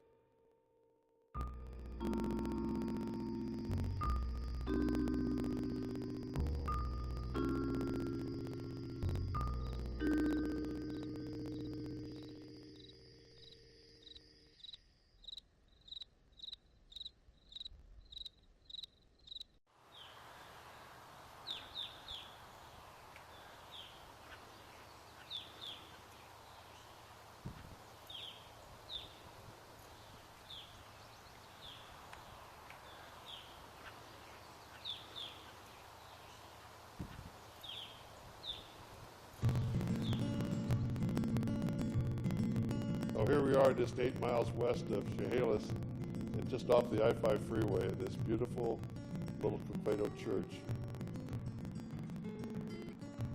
Coqueto Church is an amazing little place, ignored by the highways today of I-5 and the main corridors, but this was oftentimes the last stop on the Oregon Trail before people reached Puget Sound. I think about those pioneers that left St. Joe, Missouri and came all the way, walked here from Missouri on the Oregon Trail. And then they headed north on the Calais Trail looking for Puget Sound and a place to settle. This little church of Coqueto is one of their last stops.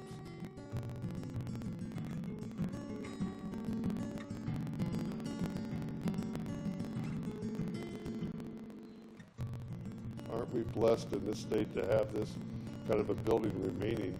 More than half as old as our United States government, built before Abraham Lincoln, and here it stands today.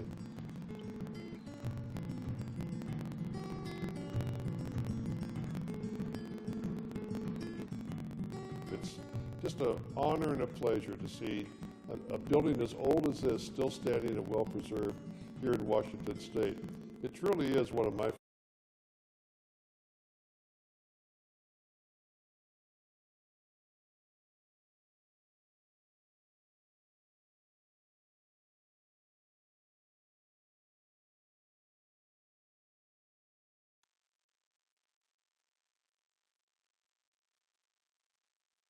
All right, good afternoon again, everyone. It's 1:30.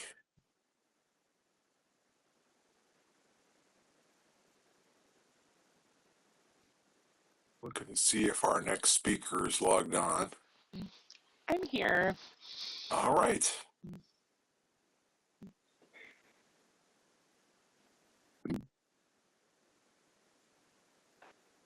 All right, so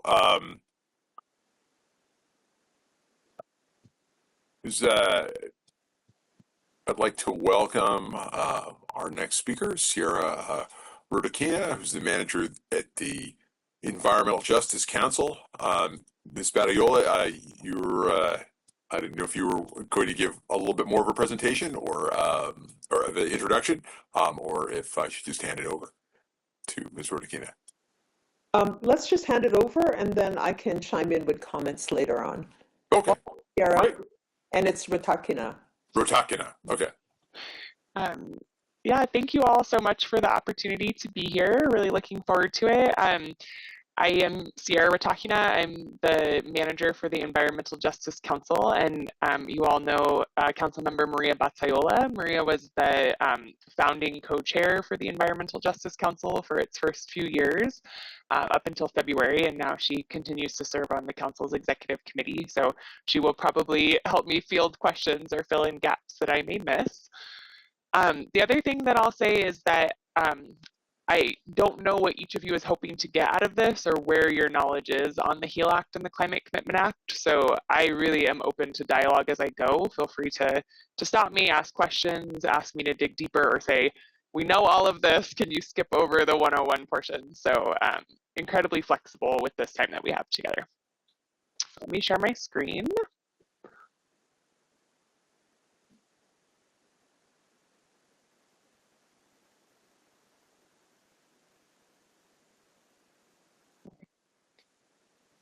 Let me just make sure. I just want to check quickly that as I advance my slide that you're seeing that, because Zoom gives me issues with that sometimes. Are you seeing the slide advance when I move forward off the title? I see the title. Yes, yeah. Are these look like they're advancing? Yes. Okay, perfect. Yes. Okay, wonderful. So again, going to do a briefing on the HEAL Act and the Climate Commitment Act today. I'm going to start with the Healthy Environment for All Act. And just want to really emphasize the intent of the HEAL Act here. The goal is to create transformational change in state government, to eliminate environmental and health disparities, and improve the health of all people in Washington. And this is done through implementing the recommendations of the Environmental Justice Task Force. This was the group that preceded the Environmental Justice Council and created a series of recommendations that informed the provisions of the HEAL Act.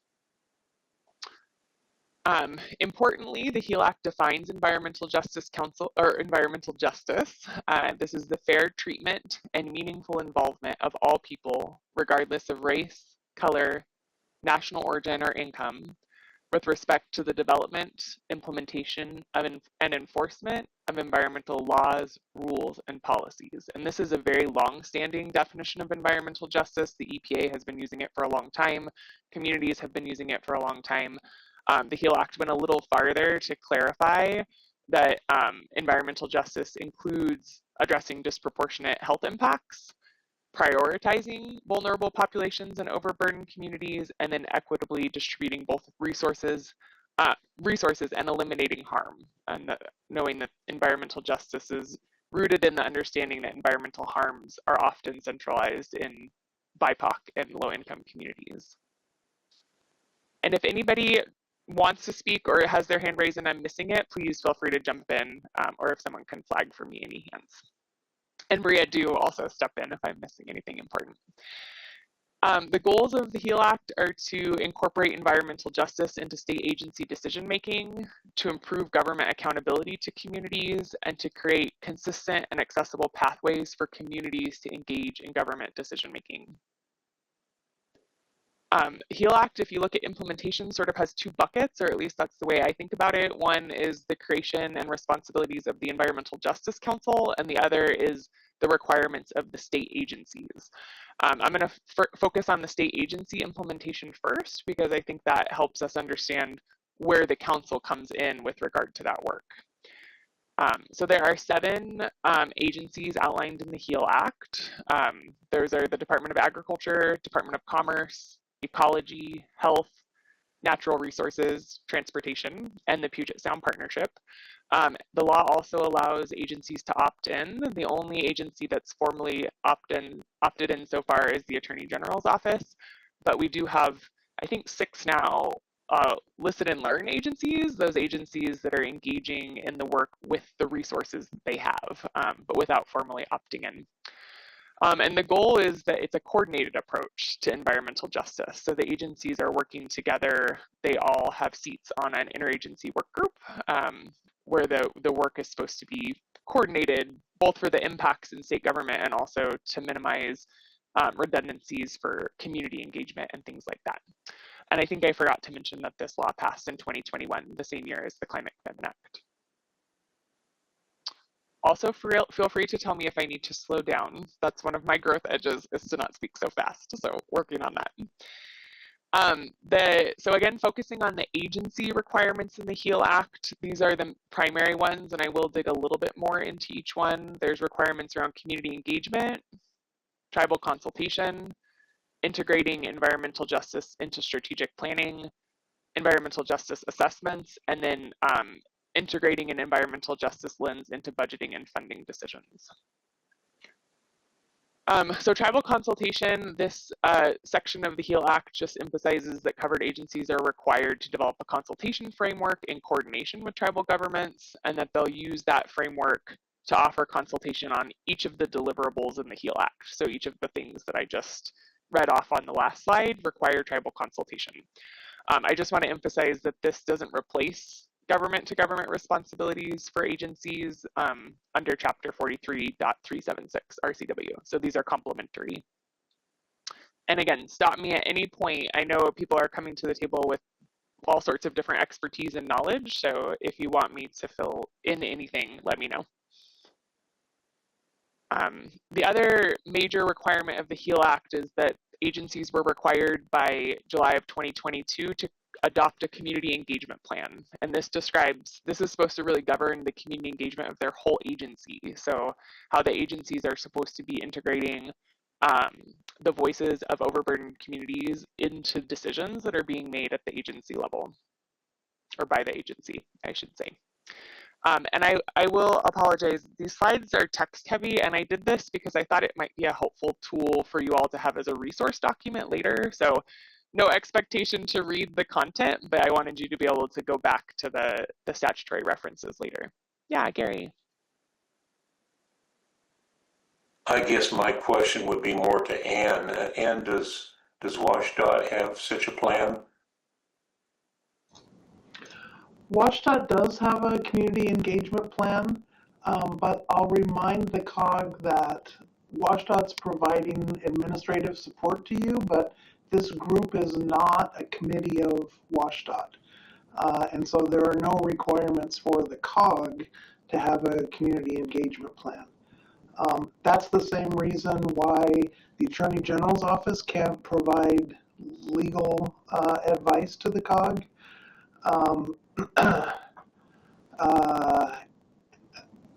Yeah, so this is a kind of a funny situation that we've addressed a couple of times here. So for the COG, I believe what we're talking about here is best practices, really good idea, not a legal requirement, if that makes sense. I think it would be interesting to see the WashDOT community engagement plan to see what we might be able to do as a group, though not covered by it. I have linked that as in the resources slides at the end of this. I've linked WashDOT's as well as some of the other HEAL agencies. So hopefully that can be a resource. Okay, thanks. Great. Thank you for the question, and I appreciate that normalizing interrupting me, because I do think that makes for a much more interesting hour together. The next large deliverable within the HEAL Act is environmental justice assessments, and this requires all of the HEAL agencies that I listed that starting in the middle of 2023, if they were doing a significant agency action, that they had to do and have to do an environmental justice assessment of that. And the goal of that is to be looking at how would that action impact overburdened communities and vulnerable populations. Should the action move forward? If it would have a harmful impact, can those harms be mitigated? Things like that. And the law does define significant agency actions, which I didn't put in here. It's technical. I'm happy to share that definition if people want, but it gives a sense of the scope of where environmental justice assessments are required to be done. And the law also gives agencies the ability to add actions to their list of significant agency actions, so they can do additional EJ assessments beyond what was initially required. For anybody that's interested to see what they look like, I put the link here to OFM's dashboard. The HEAL Act requires OFM to maintain a dashboard where all of these are posted, so you can see all 7 HEAL agencies, which ones they're working on, which ones are completed, and then access those reports. The next big piece in the HEAL Act is incorporating environmental justice into strategic planning. So this required by 2023 each HEAL or covered agency, as they're called in the law, to integrate environmental justice into their strategic plans and implementation plans. And so, and this just goes on to say that they can also weave EJ into other planning documents. But the idea of this, again, goes back to that intent that I talked about at first, which is the transformation of state government to really be centering environmental justice in its decision making. So putting that into strategic and implementation plans is one mechanism to get us there. The last major bucket within the HEAL Act is environmental justice in budgeting and funding, and this requires the HEAL agencies to apply an EJ analysis or EJ lens to their budgeting and funding decisions. So that's, budget development, making expenditures, granting or withholding environmental benefits. And so the idea here again is that, budgets have a huge impact on communities, and so as agencies are making decisions, that they need to be doing a environmental justice analysis.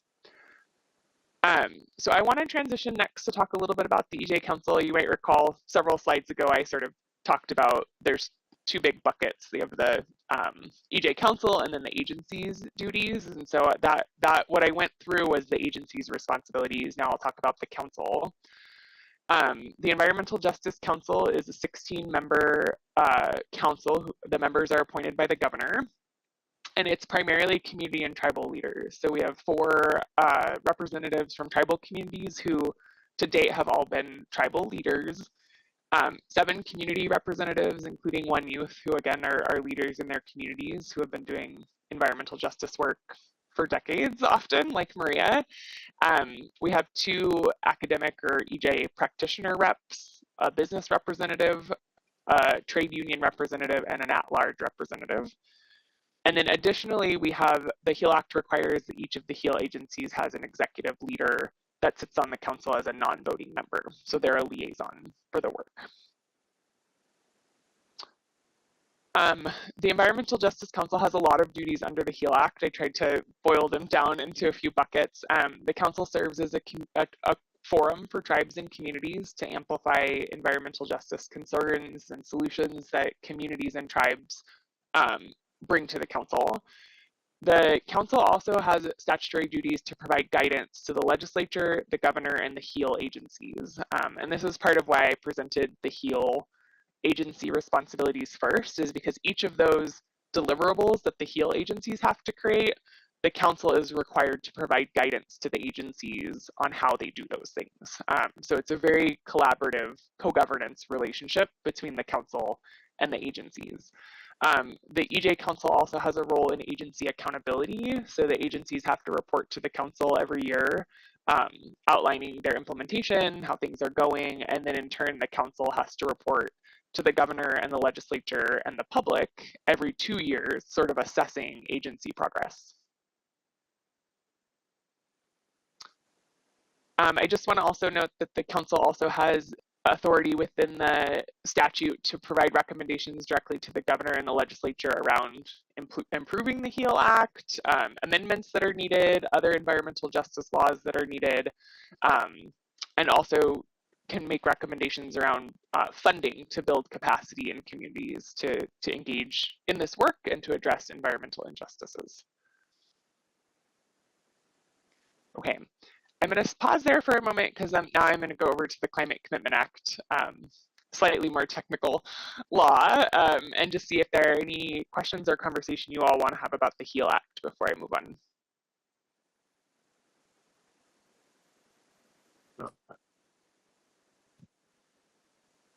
I don't see any hands raised. Okay, I can move on then.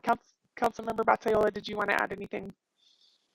No, I think we're fine. Thank you. Okay.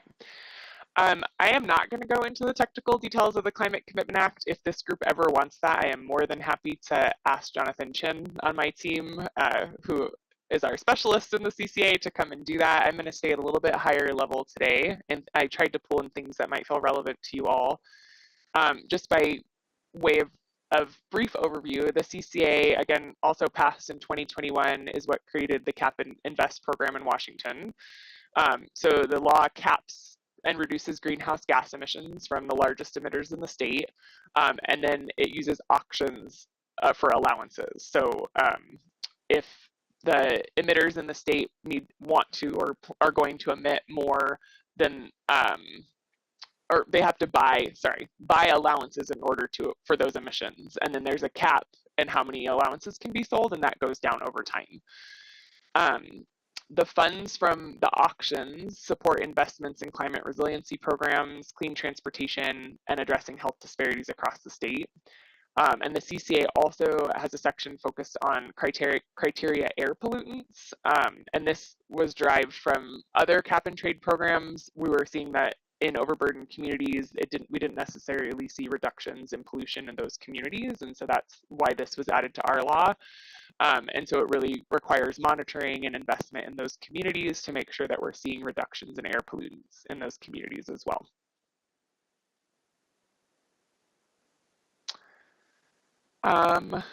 The other, I will get to that in a minute. I was like, missing something important, but I have a whole slide on it. So just want to share the EJ Council also has responsibilities under the Climate Commitment Act, a number of them actually, and just wanted to highlight a few pieces of those. So the council is required to make recommendations on meaningful engagement with communities, including around the air quality monitoring, so both for the Cap and Invest program itself and around air quality. The council also provides recommendations to the legislature, agencies, and the governor on the development and implementation of the Cap and Invest program. So a lot of that program has been developed through rulemaking at the Department of Ecology, and the EJ Council has engaged in that. And I think where we see a lot of the council's focus over the last few years is recommending how the money raised through the Climate Commitment Act's auctions should be invested back into communities. And so, and I will talk a little bit more about the requirements for those investments in a moment. Now, actually, so just really want to emphasize that the Climate Commitment Act requires investments in tribes and communities. So 35 with a goal of 40% of total investments that come from the revenue generated by the Climate Commitment Act auctions need to go back into providing direct and meaningful benefits to vulnerable populations within the boundaries of overburdened communities. And then in addition to that, there's a requirement that at least 10% of investments are used for programs or activities that are formally supported by tribal resolution. So this is really important. And this is where the EJ Council's budget recommendations on spending have been important to help make sure that those investments are going back into communities. Okay, that is what I have for the CCA. Maria, what did I miss? No, you did good. I think this is a lot of information, and we just really encourage questions or on how you think things might apply or how it might be helpful and inform something that we do at the COG. Thanks, Maria. Any questions on that? I know, I'm sorry, it is a lot of info, and I know I move fast. I'm reading the text of the slide that you have up right now for the investments that provide direct and meaningful benefits to vulnerable populations within the boundaries of overburdened communities. That seems broad.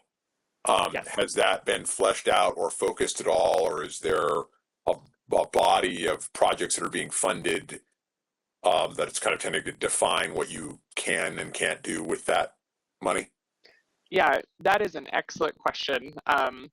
So OFM every year has released an analysis of where the CCA funds are going and what percentage they think have met these requirements. I think the challenge is that the law itself doesn't define all of these things very specifically, right? So what is a direct and meaningful benefit? And we've had really robust conversations among EJ Council members about this because the council would be in a good position to provide this kind of guidance, right? Like, is funding that goes to a state agency to have a grant program or to even do like on the ground programming in an overburdened community, like, is that a direct investment in community, even though it's going through a state agency? Or does it need to be money that's like truly going into the hands of community members to implement programming?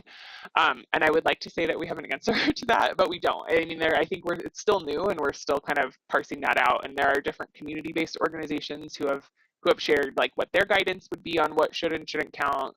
as I shared, the EJ Council has spent a good amount of time talking about these nuances as well, and I think it's something that's just evolving. And what we have shared with OFM is like the more that we can track the expenditures in a granular way, that helps us analyze it with different things. Like, oh, if we count what goes to agencies, what percentage does that get us to? If we don't, where does that get us? And so there is a huge lift every year for agencies to report to OFM and ecology around their expenditures, so we can start to tease apart that data. If I can add to that, on a practical level, the way the budget is evolved is the departments have their own initiatives. And as you well know, it's a continuation of broad framework that they're doing. And along with that, they may include grant giving, because they would need community partners to make it happen. And vice versa. The community might say, this is what we need. They might come to the EJC. They may actually go directly to our partner departments. So there's a lot of collaboration in terms of what are the presenting needs, and then how that gets articulated into a budget and grant giving or program investments. And then, of course, what Sierra is talking about, which is after all of that is said and done on an annual basis, we look at it and say, how does this really forward the improvements on health disparities? What is operative, what is not? And as always, there's always more need in community and in the departments than there is funding for. This year, as all of you know, was very difficult for the state with the 19 billion in arrears, and this dedicated funding was able to survive and be dedicated for the purpose of the legislation that it enabled it. Alicia, I see your hand up, please. Oh, sorry. No. I was going to say I was going to ask a tangent similar question around with the recent cuts federally and statewide. Do you see are there any changes within these investment requirements or things that you've come up with already, or do you predict that there will be a change in the near future? May I answer that, Sierra? Yes, please. Okay, the laws are intact on its own. The funding is intact so far. The governor has respected that.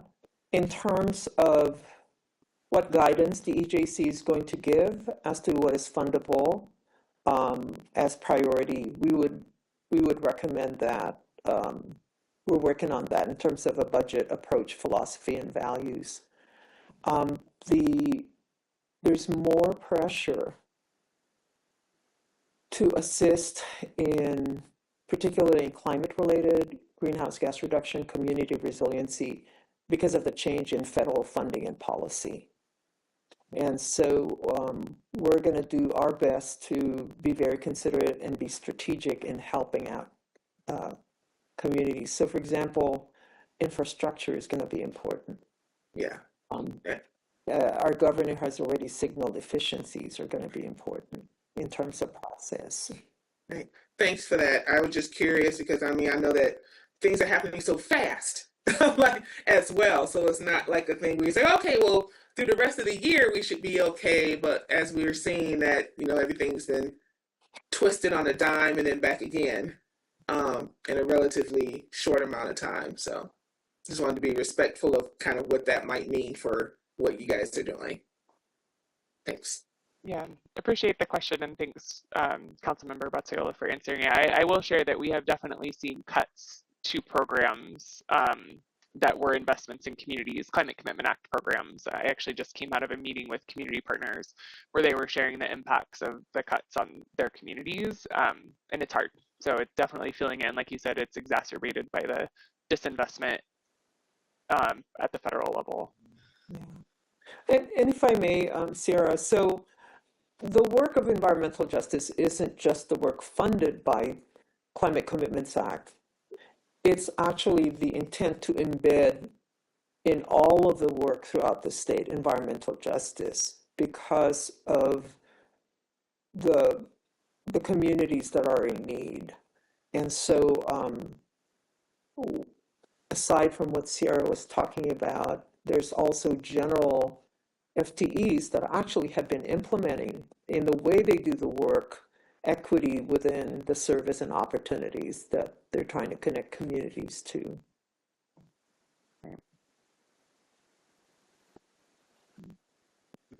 Any other questions before I move on?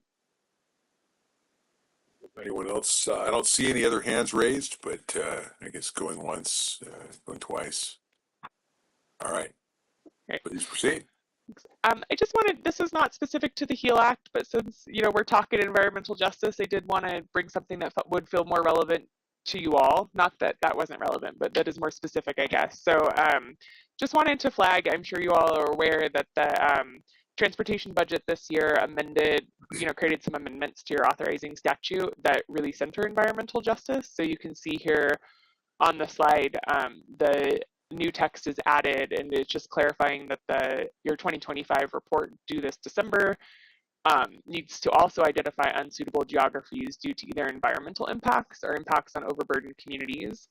And additionally, during the 25-27 biennium, the work group must work to understand what studies currently exist on state transportation needs and capacities and identify any gaps of information. And very EJ-centered, conduct meaningful community engagement with overburdened and vulnerable populations with a focus on the environmental justice impacts of aviation on communities. So really just wanted to flag that and also share a couple of resources as you start to weave this or continue to weave environmental justice into your own work. I wanted to flag that the budget bill does not define overburdened communities and vulnerable populations. So now you have this directive to be engaging with them, but it's not defined in the budget bill. These terms are defined both in the HEAL Act and the Climate Commitment Act. So I linked those. So those might be helpful contextually in defining those terms.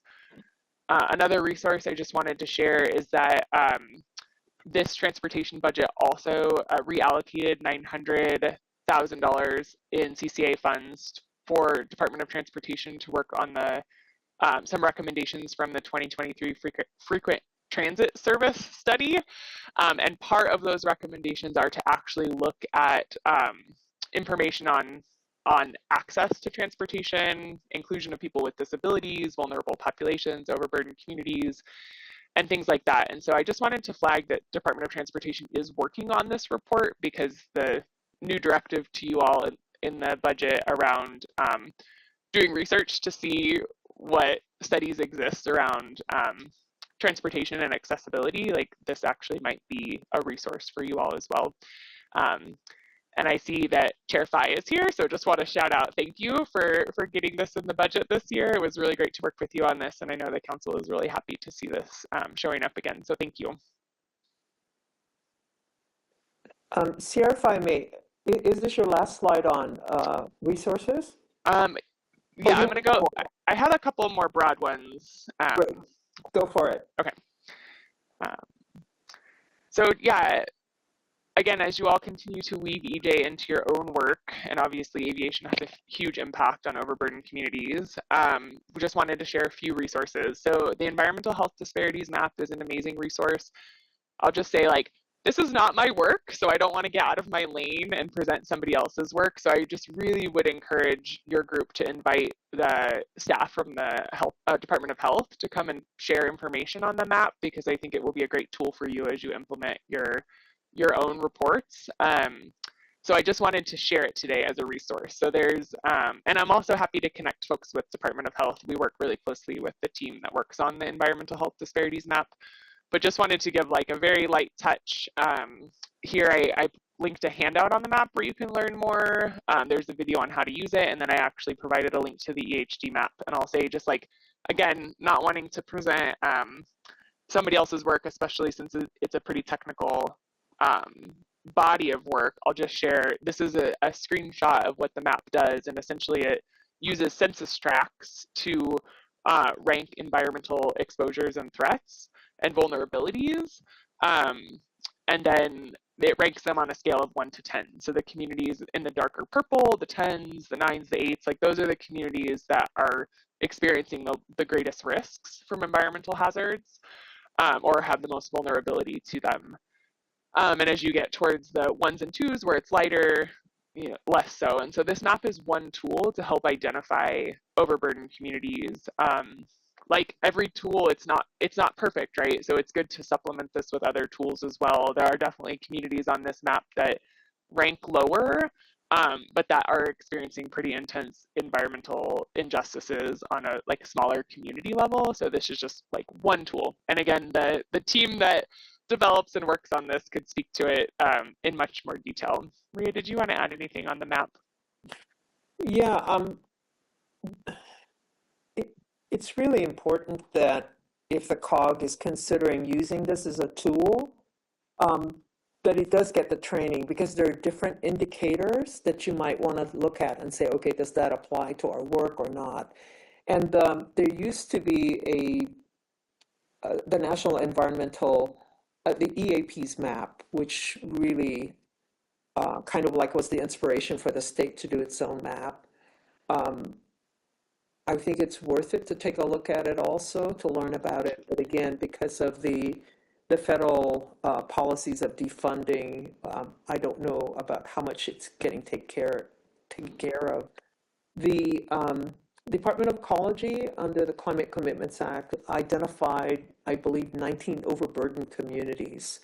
And so that is on the website of Ecology. So when folks are ready, I know Sierra is more than willing to connect folks to people,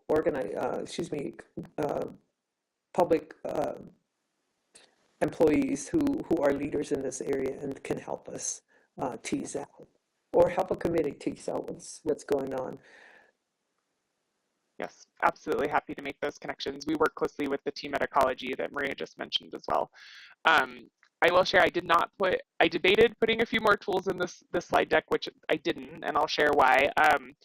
The governor's office under former Governor Inslee had also led an initiative to create an overburdened communities map. And this was using the definitions in the HEAL Act and the Climate Commitment Act. So that's another tool that exists. The reason I opted not to share it is because it depends on federal data. And it referenced, there's two maps similar to this that were federal maps that have both been pulled down off federal websites. And so the state level overburdened communities map is a little bit in flux right now because the underlying federal data is no longer available. So the EHD map is a much more kind of consistent and reliable map right now. But as we move forward with the overburdened communities map, I'm happy to share with you all if that again becomes a tool that can be a little more reliable. And then, of course, I didn't share the federal tools because you can't access them anymore. So, but not super helpful in this moment. Just to make a comment on this, it's really interesting. When we were going through the Environmental Justice Council, we actually had snapshots wherein we overlaid the federal with a state map. And that was really insightful for the work of the EJC Council. So if there's any interest in looking at those, it was part of our meeting with the public. So it's been shared with the public. It's probably on our website. It's just really interesting to see what gets measured and how often things get measured, and not for any of us to fall into a rabbit hole of data, but just to know that there are general tools out there. Thanks. Yeah. I'm coming close to the end here. I just wanted to share, again, with your requirements to engage with vulnerable populations and overburdened communities, which I should say, I'm using those because those are the terms used in the law. A lot of communities don't love those terms. So they are a little bit deficit based, and these are communities that have lots of assets and lots of strength. So I should have said that early on. The other thing that I should have mentioned is that under both the HEAL Act and the Climate Commitment Act, census tracts that have tribal lands on them are by default considered overburdened communities. So, and again, many tribes do not appreciate that term, but just it's important to know that if you're working in a census tract that overlaps with tribal land, that it also meets the definition of overburdened community.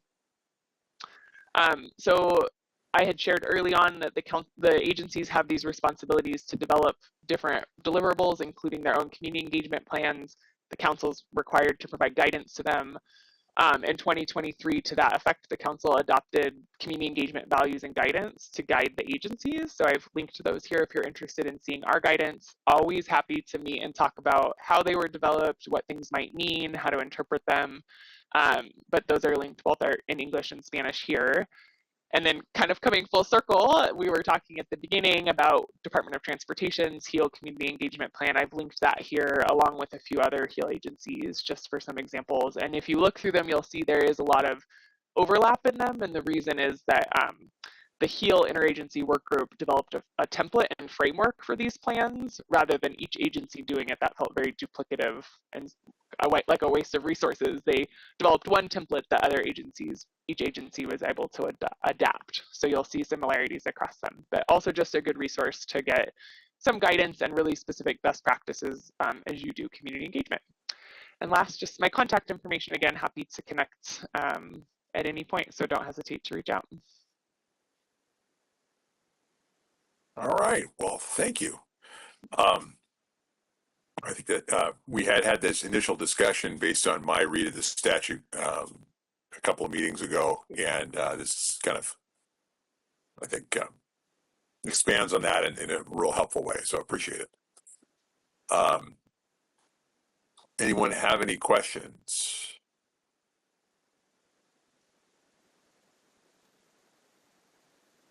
I am not seeing any. I actually thought of one though, and now I just remembered it. We were talking about the 35 to 40% funding a minute ago. How much are we talking about annually in terms of funds available for projects that advance the goals of the statute? I don't have exact numbers, but I want to say that the CCA has generated 3.3 billion in auction revenues roughly so far. That's probably a little outdated because there's been another couple of auctions this year. The first which exceeded the projections of what it was expected to generate. I don't know, not to put you on the spot, Rep. 5, but do you know off the top of your head what the totals are? It's in the billions, and so yeah, you're looking at 35 to 40% of that should be going into communities and then 10% to tribes. Yeah. There's a saying from, I don't know if possibly apocryphal from a former member of Congress, but it was you a billion here and a billion there, and pretty soon you're talking about real money. Councilmember Batayala, I see your hand. Yeah. I'm going to put back on my COG member hat, and that's to say I really appreciate the sharing of the recent legislation that does say we need to identify geographic areas that are overburdened. And even though it talks about studies, these maps are not per se studies, but they are state products that have a lot of credibility. So let's put it in the hopper in terms of figuring out at what point do we start, do we do that body of work and make sure that we're sequencing it in a way that we're pretty efficient.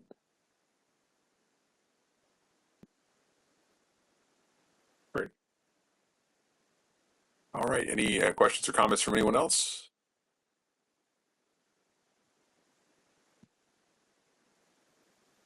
All right. Well, all right. Well, thank you again, Ms. Ratakina, for presenting. And I guess we've got, let's see, 2:30, I think. Thanks for the opportunity to be here. Really appreciate your time. Yeah. All right.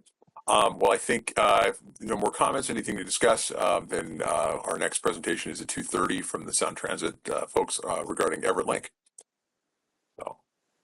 So we're in recess until then. All right. Thanks.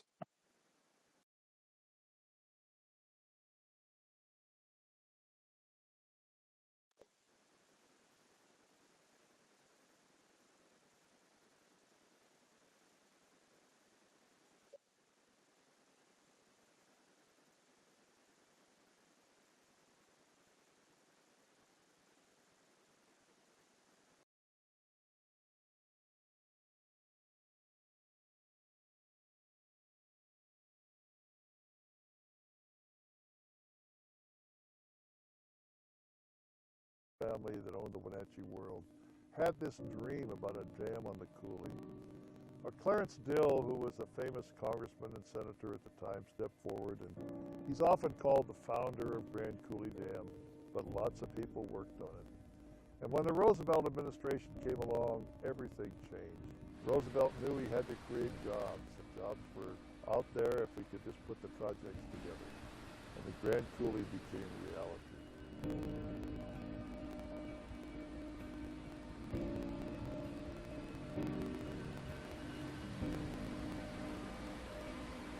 When people talk about the Grand Coulee Dam, they often say it's the 8th wonder of the world, and they have a right to say that in many ways. It was the biggest continuous pour of concrete ever, anywhere in the globe.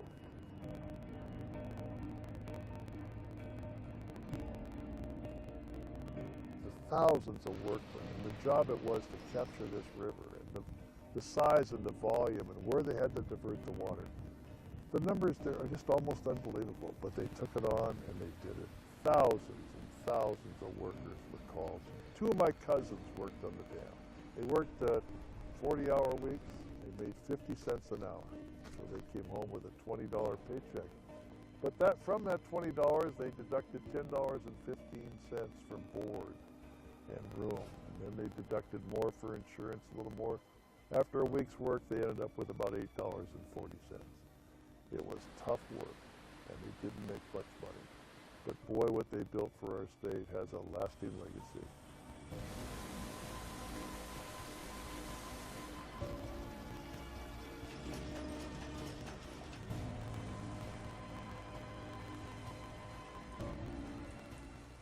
And of course, there's a negative side too.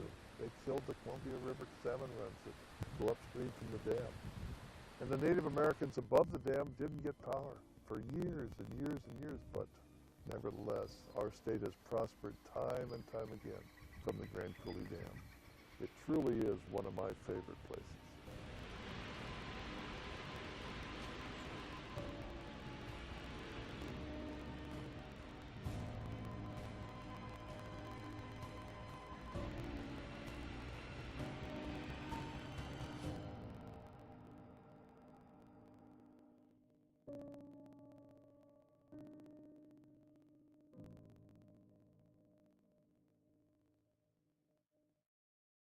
Well, the fundamental issue in housing in our state is this just severe shortage, and what it leads to is cutthroat competition for a limited resource. Absence of affordable housing leads to increased homelessness. It leads to increased cost, not just to buy a home, but also to rent, because if people can't buy, they stay renting. If they stay renting, occupancies go up. If occupancies go up, then rents go up. When I first moved out here, I was living in my car. The rent is so expensive out here. I could not believe the prices. And I'm like, my job could not afford it. I could handle it by myself, but my kids have to go through that in the cold, you know, cramped up in the car. I was even searching for regular houses where I can pay rent, but couldn't afford them. So I just kept searching for low-income housing. Finally, I got a call back from this place. Teach with TVW inspires civic engagement in classrooms all across Washington. It is all about the people. We offer a roadmap through the legislative process.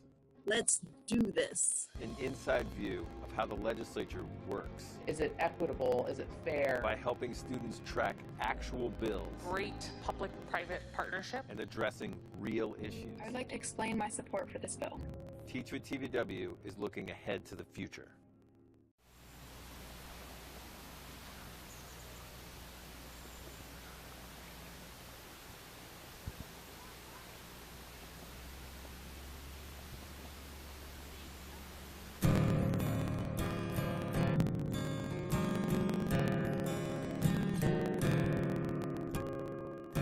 After the border was established between Canada and the United States on the 49th parallel, a dispute broke out over where was the border through the San Juan Islands.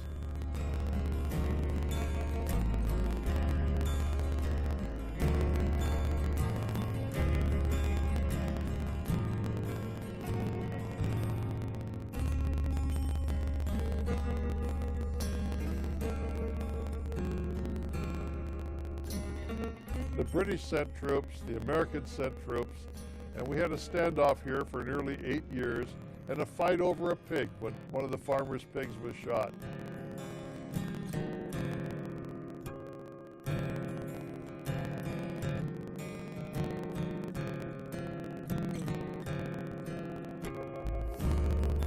When I was a little kid on Bainbridge Island studying history, this blockhouse was on the front cover of our history book.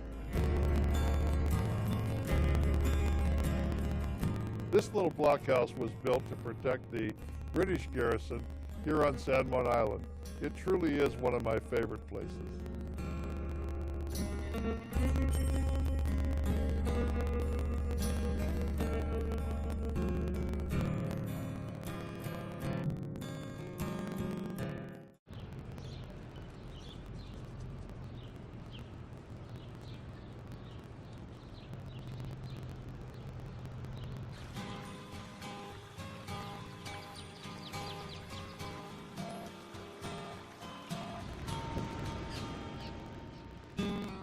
The land is such a delightful place to go and visit, especially in the summer. We go and swim and enjoy the lake and its surroundings. And right up the street is this incredible church, St. Andrew's Episcopal Church, built in 1897, designed by Carl Malgrim, one of our state's more famous architects at the time, Malgrim and Cutter in Spokane.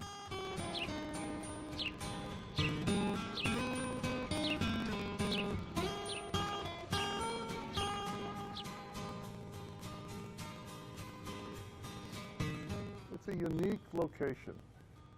My wife and I worshipped at this church just a few months back, and we found it to be just a delightful congregation, an incredible building.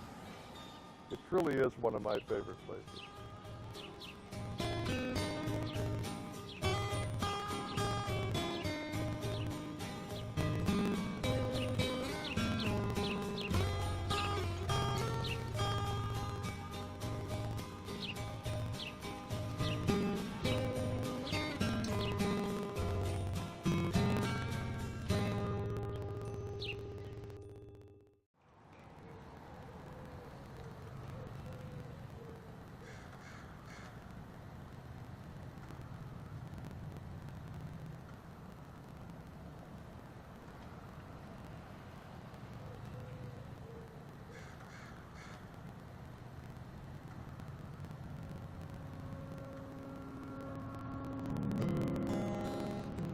Today we travel to Grays Harbor County, and this is the incredibly beautiful Grays Harbor County Courthouse.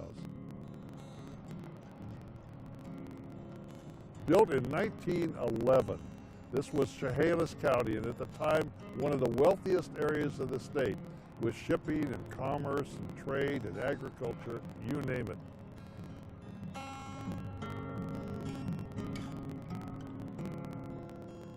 We see the exterior, which is beautiful Tenino sandstone from Thurston County, and the interior is all Alaskan marble, some of the finest marble work I've ever seen.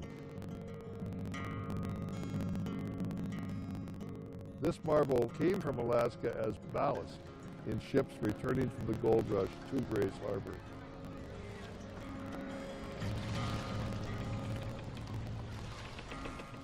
The murals, the beautiful gas lamps have been electrified, and the incredible stained glass up in the dome.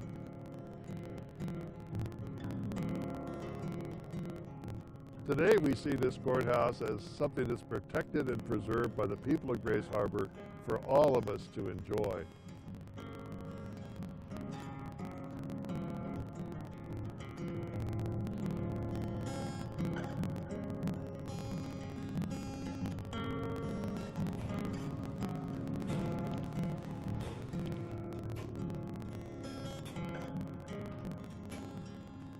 This building is almost beyond belief, and it truly is one of my favorite places.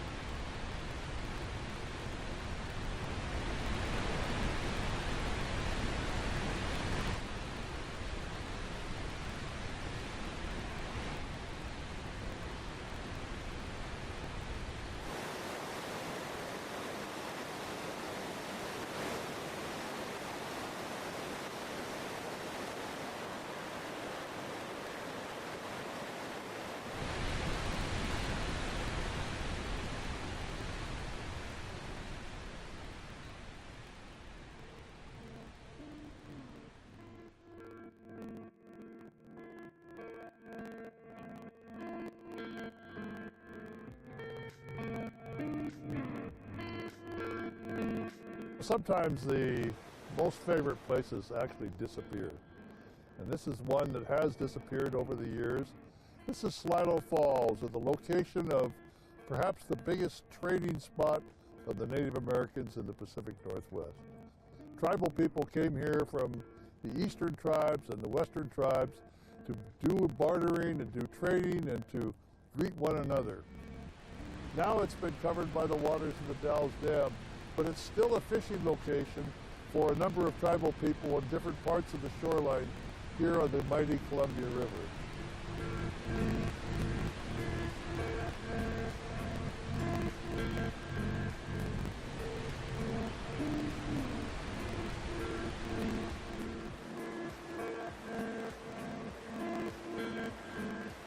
Lewis and Clark could hear these falls from miles and miles back before they could actually see them. And it was too difficult to take canoes through, so they had to portage around this location.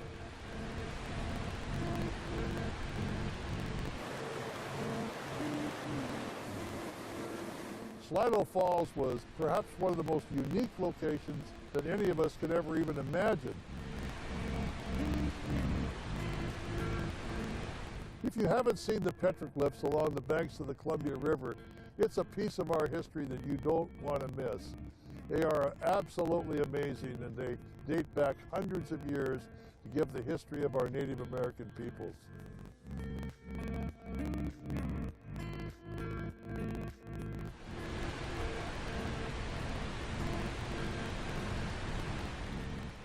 I wish I could see the falls again. I wish we could all see it again, but it's a thing of the past now.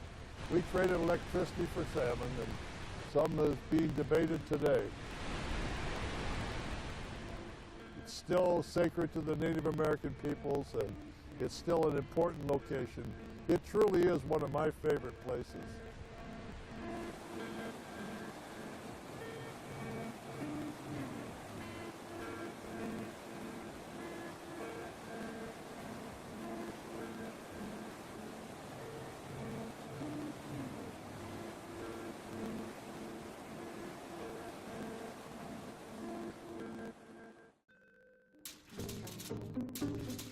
We're hoping we can get a sizable population in each area within 3 years. We're always on edge, hoping that whenever the next storm rolls through, that lightning doesn't strike in our area to burn down more habitat.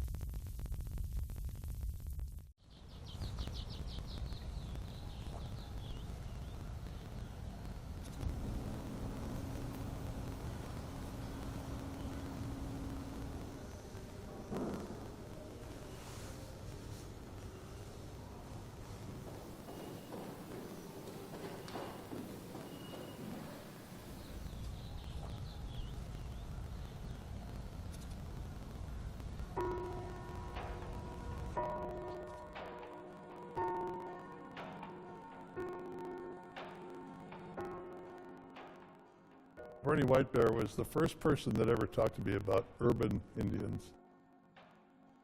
We spent time together on the streets of Seattle, and he would say to me, "Ralph, these people need a home. They need someplace they can go and they know they're safe and they can gather and sometimes could receive maybe medical care or maybe find out more about their own tribe back home, whatever it happened to be." They were from all different tribes, and some from Alaska, some from British Columbia, some from here. And they often found themselves on the streets in our major city of Seattle. Bernie had read the treaties, and he knew that a number of the treaties between the military and the tribes had said if the military ever gives up tribal land that they'd taken from the tribe, that the tribe had a right to take it back. And based on that language, he asked that when Fort Lawton was surplused, that part of it go to the United Indians for all tribes.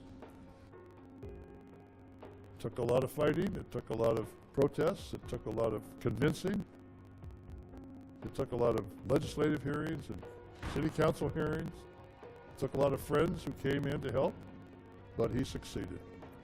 And today the Daybreak Star Cultural Center, even though Bernie is long gone, as our friend departed us, it's a tribute to him. a tribute to the work that he did and a tribute to the people he represented.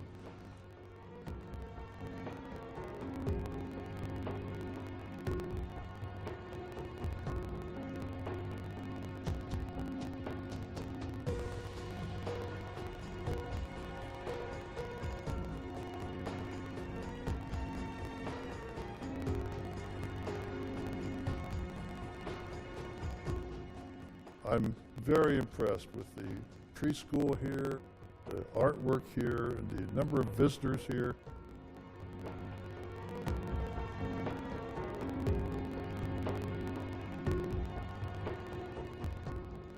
It's perhaps one of the most beautiful views in the state of Washington, looking out over Puget Sound and up to Whidbey Island and out west to Suquamish and Bainbridge Island. The Daybreak Star Cultural Center is one of my very favorite places.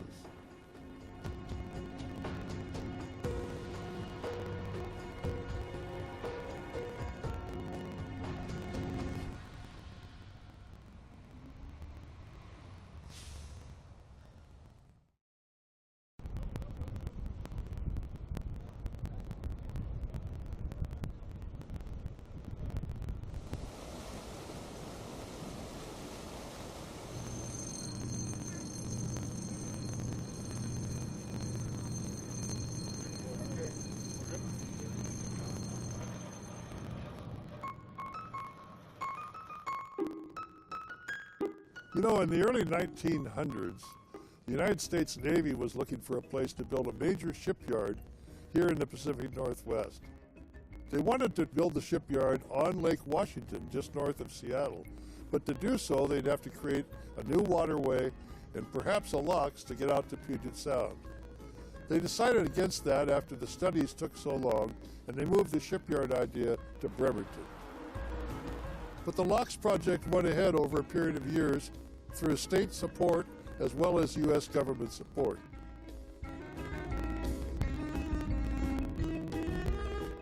When the locks was constructed, the water level in Lake Washington dropped 8 feet, leaving some piers in Salmon Bay high and dry and opening up all kinds of new waterfront. It was quite controversial at the time. There was no salmon or evidence of a salmon run here, and so to provide enough water to keep Lake Washington levels up and to have the locks work properly, they rerouted the Cedar River into Lake Washington. So the Cedar River began to flow into Lake Washington, opening up enough water levels to provide for the daily... everyone.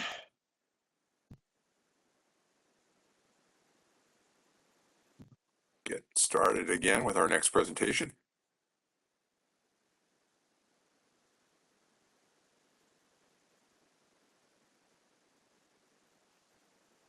Let's see, people are coming back, I think. Now I see people turning their monitors back on. All right. So I want to, let's see.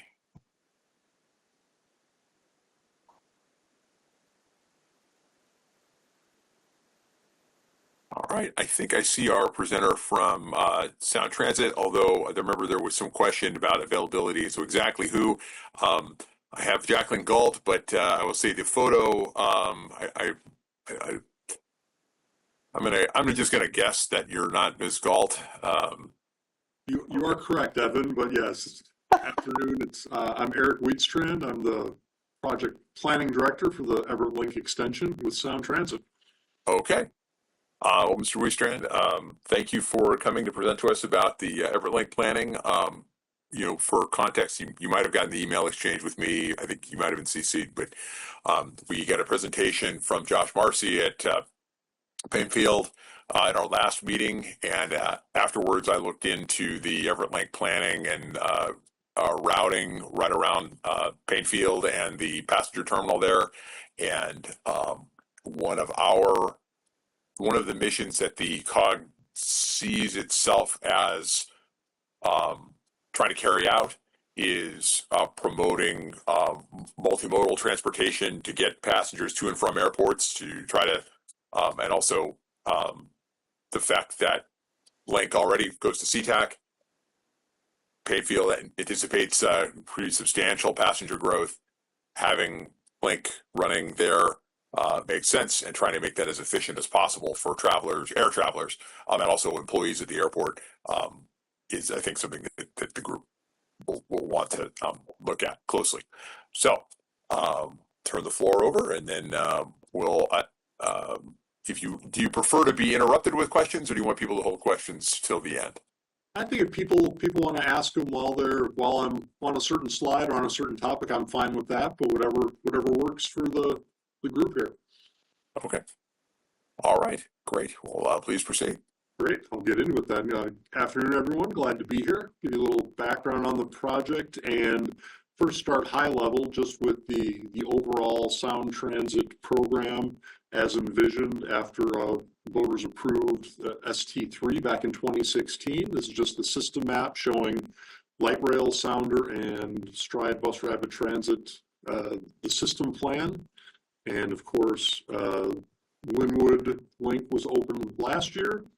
And, we're talking Everett Link today, and we'll get into that in the next slide. So the Everett Link extension is 16 miles, would extend from the Linwood Link station up to downtown Everett, includes 6 fully funded stations and 1 provisional station that's only funded through conceptual engineering and environmental process.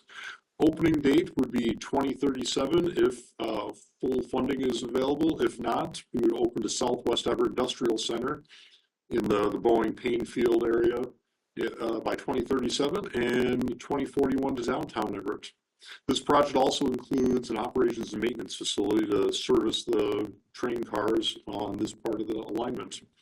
And we also have parking plan for downtown Everett and Mariner stations.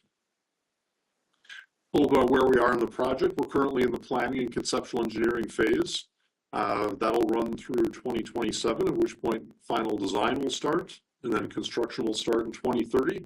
And I mentioned service dates, 2037 to 2041. And a little more detail on the planning and environmental phase.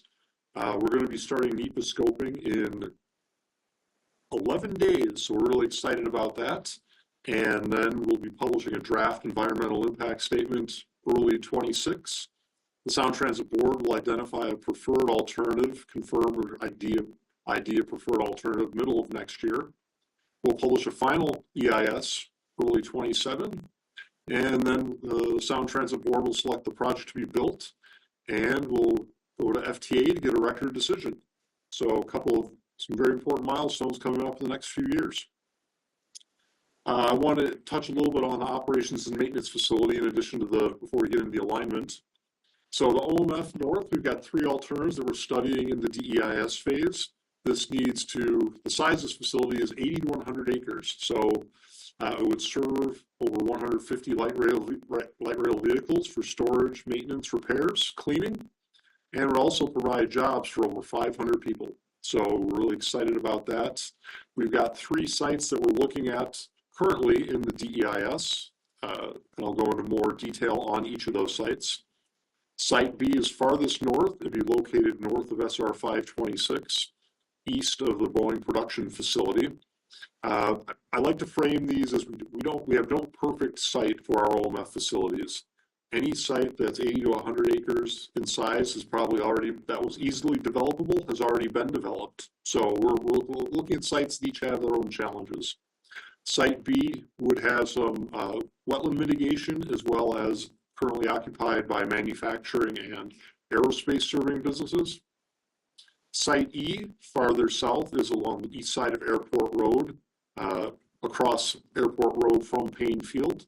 This site also has wetlands, stream relocation issues, and also would require acquisition of some businesses and some residential land uses.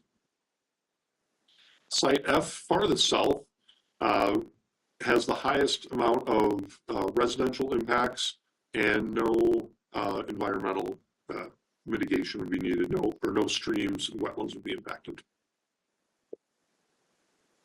The OMF site would be constructed and open by 2034, and construction for that would also start in 2030. And I'll get into specifics on the Everett Link alignment. So back in 2023, the board selected preferred alternatives at about half of our station and segment locations. So preferred alternatives segments are shown in green on this map. Other alternatives that we're also studying in the DEIS phase and completing conceptual engineering on are shown in other colors. So segments with the preferred alternative are down at West Alderwood at the south end of the corridor, the Southwest Everett Industrial Center, and then towards the north between along I-5 or Broadway, and then into downtown Everett Station.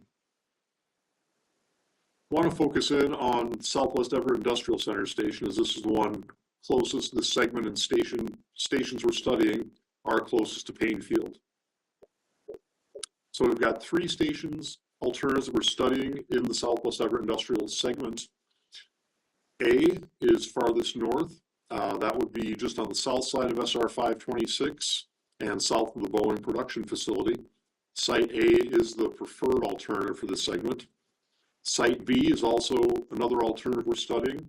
This would be to the east side of Airport Road, about where the Machinist Union building is. And then Site C is farthest south and would be closest to the Payne Field terminal. Initially, Site C was a little bit farther north than we're currently showing it, but as we've been having discussions with elected officials in the area, they asked if we could get closer to, or as close to Payne Field as possible. And so we're able to move that station site a little bit farther south, closer to the intersection of Airport and 100th. All 3 station alternatives in this site would be elevated stations. We aren't planning new parking structures at any of the stations, and each of the station alternatives would allow space for potential Boeing employee shuttles and also Payne Field Airport serving shuttles. I'll give you a little more detail on each of the station footprints themselves. So Southwest Everett A is the preferred alternative at this time. Elevated. I know that Boeing had at one point expressed some interest in a pedestrian bridge crossing 526, serving access to the station and their production facility. That's something it's not funded at this time, but we still will keep coordinating with Boeing on that as an option. You can see we've got a bus loop. We're providing space for pickup, drop-off, paratransit vehicles, and that's common between all alternatives. I'll also say that even though we have the stations identified, we do continue to fine-tune and refine the design on how the actual layout looks. In this area, we do have a stream that's crossing under SR 526 going through the site, so we're looking at ways to daylight that stream and improve water quality, because I think it is fish-bearing. Southwest Everett Site B is in the middle area station. Oh, I should also say that Southwest Everett A also serves, in addition to being closest to Boeing and providing the shuttles, it also would serve the Casino Road community, being located on the west end of that Casino Road segment. Southwest Everett Station B, also an elevated station, located just east of Airport Road between Casino Road and Cash Park Road. You can see the layout here. And Southwest Everett C, we've got changed the alignment, so north is to the right. Again, Payne Field is to the west of Airport Road on the upper part of the slide here. You can see potential access on how the station would tie into the existing street network with both access points to 94th Street and 100th Street. And again, we were trying to avoid, I think one of the reasons we initially considered going farther north with SWI, with C on this alternative, was because we were concerned about impacts to the Beaumark building. We have tried to avoid, we are still trying to avoid impacts to that building, although there would be impacts to the parking lot itself. So that's, again, one of those design refinements we're still looking at. We've been coordinating closely with our jurisdictional partners on these alternatives, Everett, Snohomish County, and Linwood, and also with the Payne Field staff. We know the plan for Payne Field is growing both in passengers, 4 million passengers a year in 20 years, And then the airport master plan also calling for intersection roadway improvements at the intersection of 100th and Airport Road. So again, a lot of coordination going on, and we continue to coordinate with those partners on the developments, both at the airport and with the light rail alignment. This is my last slide, and this just has a QR code if you want to go to the actual project website. We just completed some outreach on station access alternatives. These are this is access for bicycle, pedestrian, and transit access that would not be on the site footprint itself, but a little bit farther out, getting people, whether it's walking or bicycling, transit improvements, a little bit off the station footprint. So that's what we just did was conduct public outreach. We're correlating that outreach, seeing what alternatives people liked, what they didn't like. Once we get that information, we're going to collect that, review it, share it with our jurisdictional partners, and then go through another vetting process last year. And eventually then the board will make a decision on which of those station access allowance projects get built along with the full Everett Link stations and alignments. That concludes the presentation, but happy to take any questions you may have. And if you want me to go back to any slides in particular, if we want to talk to certain slides, happy to do that too. Thank you. All right. Well, thank you. So I have a few questions, but Mr. Dunham has raised his hand. I will call on Mr. Dunham. Yes, a question. When you're talking about the Everett Industrial Center and connecting to Painfield, do you have any forecasts that you've used? Obviously, something's decided to put that kind of expense into moving something that far north. What kind of forecast have you got as far as what that will provide by the year 2036? I can share. I have some handy dandy.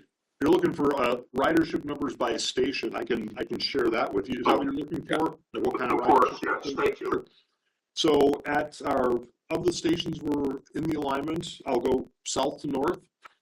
West Alderwood would have 1,900 passengers per day.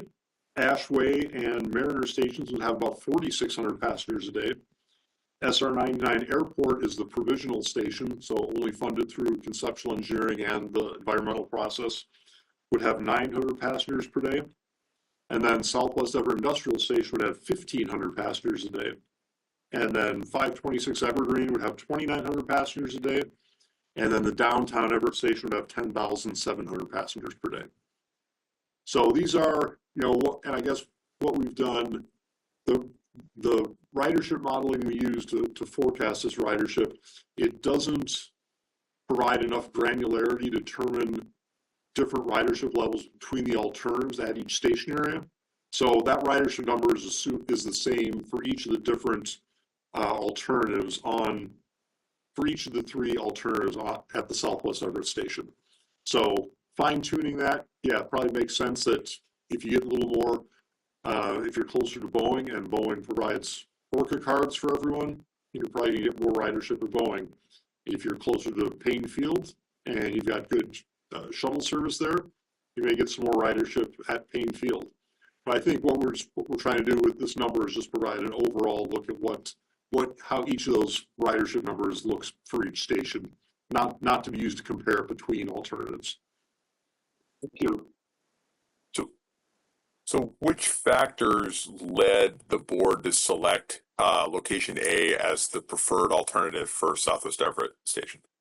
Yeah, it's a great question, and I think that being closest to, Southwest Everett C is definitely closest to Painfield. Southwest Everett A is closest to the Boeing production facility, and also the residential development along Casino Road. So I think some of those are probably two of the biggest factors. SWIB was kind of in the middle, not really serving any one destination best. So I think that, those are the things that led to it. And I think that knowing that we'd have to serve the airport with shuttle service for each location, even if you're at SWIC, you're still going to need shuttle service because it's about a mile between the terminal and where that station would be.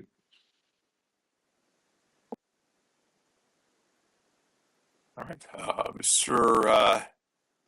Ashley Vink, you're also with Sound Transit.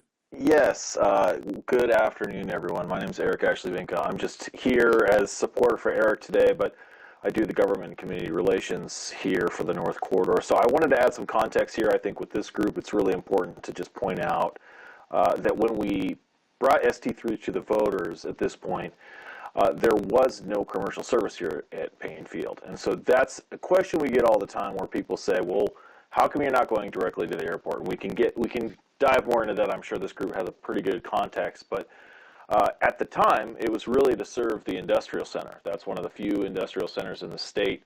And the drive from, people outside of the legislature to the legislature at the time was, we need to have this, what we call the westward swing, to serve these jobs, because this is a job center.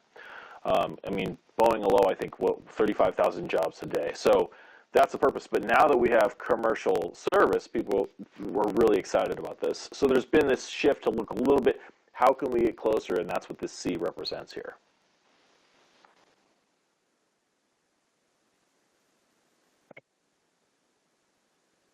All right, Mr. Hodgman? Yes, thank you. So I'm wondering, Eric, I think I knew you when I was at Washtenaw Aviation. I'm wondering if there's been analysis on the percentage of Payne Field passengers that would use this service. I think it's pretty likely that employees, Boeing employees and so forth, but I'm wondering if there's been analysis. Certainly there are other locations across the country where subway or similar service the airport. But it's a little bit of a different animal when you're dragging bags with you to try and get on a plane versus when you're just going to work. So I wonder if anybody's taking a look at that. I think we are going to see tremendous growth at Payne Field, tremendous growth over the next decade and beyond. But I'm wondering if that passenger is a good fit for the rail. Thank you. Yeah, no, I think excellent question. I think that, there's a lot of airports. I think probably it's fair to say that many international airports in the U.S. and around the world, the gold standard is have a train go right into the airport and you're walking up the escalator, up the stairs to your gate, and you're on. I think the challenge here is, preserving space for airport expansion and not getting too close, but close enough to serve it. And I also think that, having shuttle service, it's a short shuttle trip, no matter which alternative it is, whether you're taking, a shuttle bus from site A or site C. So it is a few minutes. So it's common. It's common for other airports to have that. A lot of mid-size airports see that a lot, providing that shuttle service. And even some of the, the larger international airports, JFK and LAX, they've got right now, LAX is building kind of a people mover between light rail and the terminal at a cost of, upwards of $1 billion or close to it. And then JFK has had more of a long-standing, people mover between subway and the terminal. So, can you move people efficiently and, cost effectively with the shuttle bus system? I think you can. I think the challenge is if wanting people to walk that distance is where it gets to be problematic. I think if, depending on how the airport expands and which direction that terminal expands, if the terminal expands southeast, then you're getting closer to the light rail station, but still thinking about what that distance is. I think we tried to look at it just also as a comparison with SeaTac and the light rail station there. You're talking about at least a quarter-mile walk between from once you're, feet off the train by the time you get to a representative spot, just out of the parking garage into the terminal. And, that definitely depends on, which airline you're using to fly to. And, just to add on to that, I see Representative Fies on the call. If you remember, Representative, we tried to get you out when I was working with the chamber to Payne Field before we actually opened. We did that big event there before we opened for commercial service. And we've been talking about this on the outside of this before Sound Transit even started the project. And now that we've been engaging for several years with our stakeholders. It's something that we're looking at through the whole process. It's going to take a lot, and what we're trying to do is start this work now so that there is ability to be adaptive as this project goes forward. But there's a lot of unknowns, obviously, with what the next airport looks like, what Payne Field looks like in its expansion, and there's a lot more work to do. Eric, just with Alaska Airlines, I don't know if you've had an opportunity to connect with folks at the Port of Seattle. My own experience with the percentage of customers in that airport using light rails is somewhere slightly south of 5%. So it's challenging even with the direct connection to actually get the connectivity there. But happy to provide any information that I might have with port information or Alaska specific information given the size of our operation that can help support this decision. If you need to, we can connect offline. And Eric, just for your awareness, that people mover at LAX is now up to 3.4 billion. It's slightly more than the billion that they initially forecasted that. Yeah, not a surprise. So it's I guess getting to the cost effectiveness of what you want to, how can you move people and where you want to spend your money, I guess, too.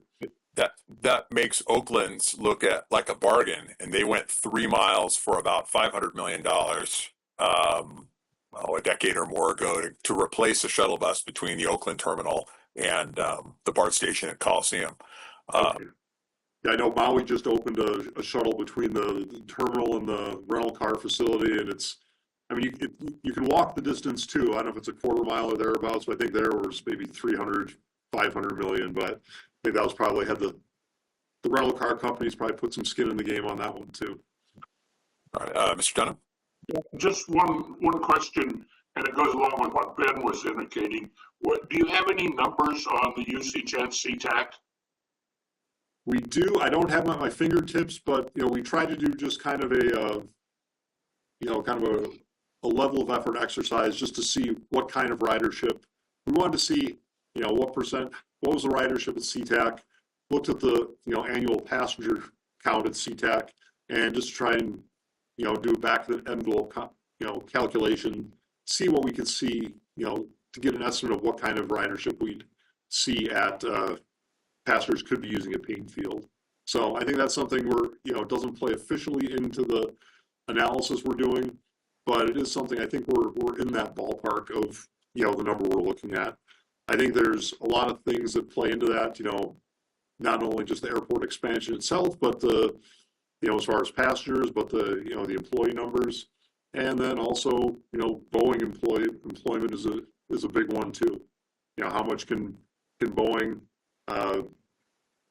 make it an attractive experience and make it attractive for employees to take the train instead of driving. Same for airport employees too. Ms. Lee? Hi, thank you, and thank you for presenting this forward. I had a question on the ground side and outreach and engagement. I know for this Everett sort of link, there's outreach and engagement already. So let's say the COG gave a recommendation that we would like to see this at the airport, and it's not included in this portion.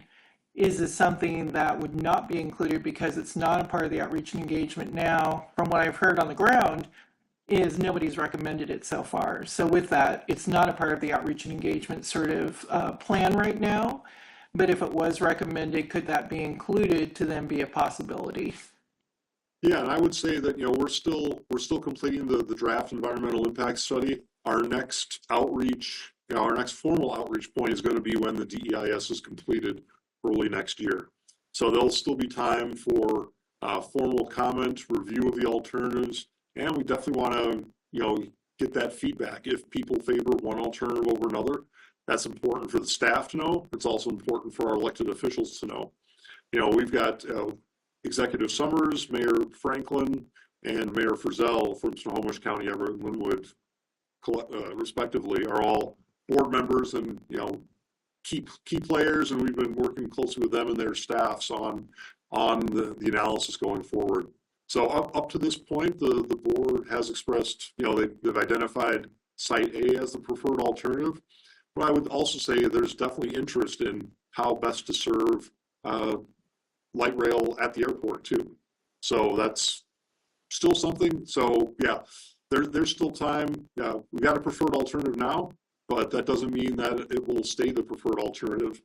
So yeah, we definitely want to get input from folks on this call, and happy to do any more outreach or presentations if you'd like. And but yeah, look for another formal outreach period to take place early next year once the DEIS is published.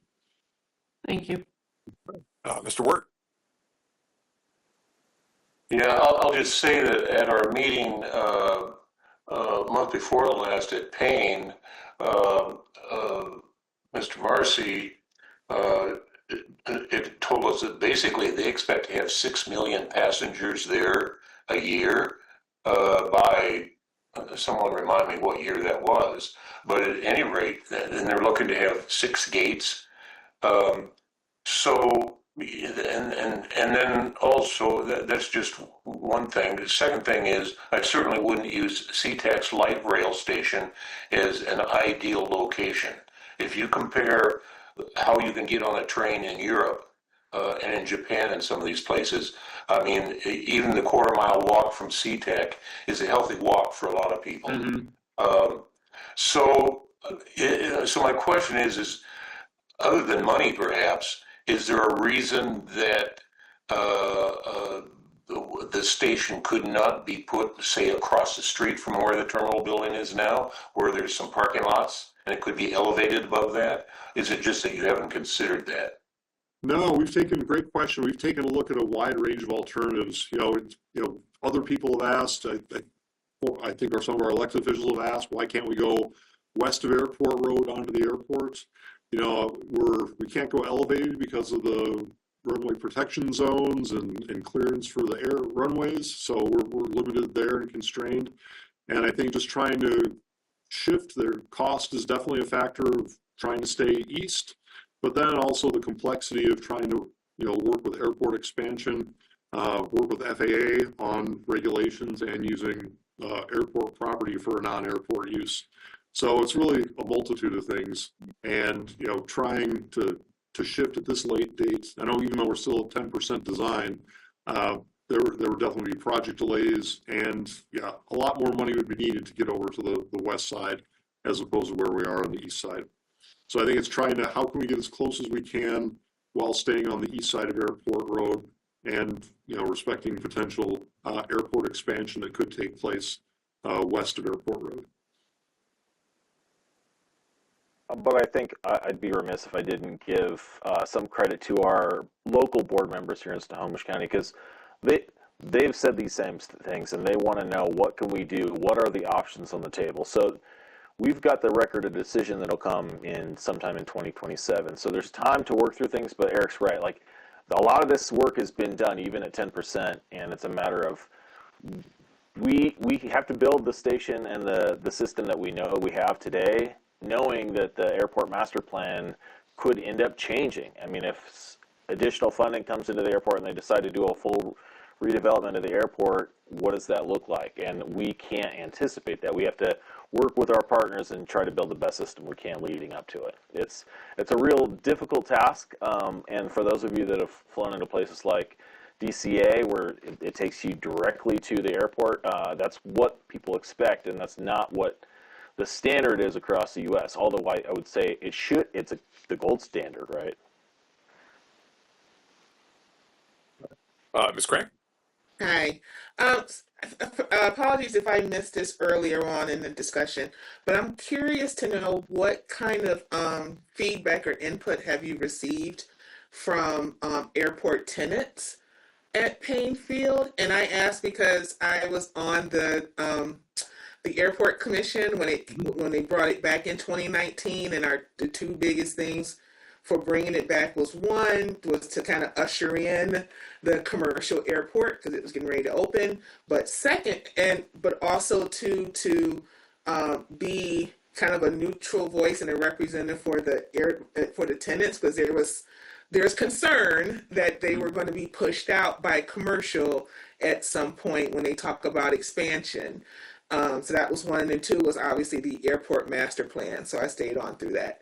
So I'm curious to know if you've had any initial responses from the general aviation tenants already, and then also what do you maybe anticipate is going to happen?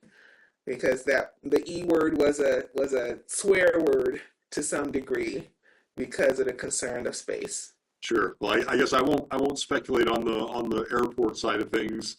I know that we're trying to work to minimize impacts to businesses, and so we're going to continue to do that with the sites we're currently looking at. Although, yes, some of them do impact businesses, and the corridor 16 miles long in this part of the state and the region. Yeah, it's tough to find open land, but we're trying our best. As far as hearing directly from General Aviation, I don't know specifically. Eric, maybe you do, but we can also check with Jacqueline Galt, our communications specialist, if we've gotten formal comments from General Aviation. Yeah, digging back through my own personal history, Alicia, I think one of the first times we presented to any of the aviation groups was when you were there. Yeah. We've done some since, and that continues to be something that we hear from the local tenants. Yeah. What I can't pull up out of my brain right now is when we did our initial outreach with SEPA, how vocal that group was. We do our best to try to reach out to everyone so we can get that feedback officially. Mm-hmm. It's good to hear it, but we also need that in the record as we go through the SEPA NEPA process. And so I think what I'll do is I'll write this down as a follow-up with that group again to just see what they did in the first round of the SEPA scoping. I was just going to say that I would strongly recommend reaching out to offer another kind of update presentation so that it doesn't feel reactive but more proactive. Mm-hmm. And I think the GA folks might welcome that. Yeah. Instead of having them to summon you guys for a meeting. Yeah, I think everybody on this call probably understands the difficulty in trying to get people engaged on this work when they say, hey, it's 15 years out, 10 years out, I don't care. But all the decisions that we make now are going to be what we build here, right? We're about 5 years off from construction on this thing, and then we have more time. But it's oftentimes that people come to us in the last 2 years of construction wanting to change a project, and at that point the train has left the station. Yeah. Before we get to Robert, I see Alan's got a question here about like an escalator type system. This is something that I have personally hounded Propeller Airport about since they opened at Payne Field. I say go to the legislature, start getting your capital ask on what the potential could look like. I mean, an escalator system even covered from the street, because currently community transit, the bus system, service is right there on the road, but you still have to walk in.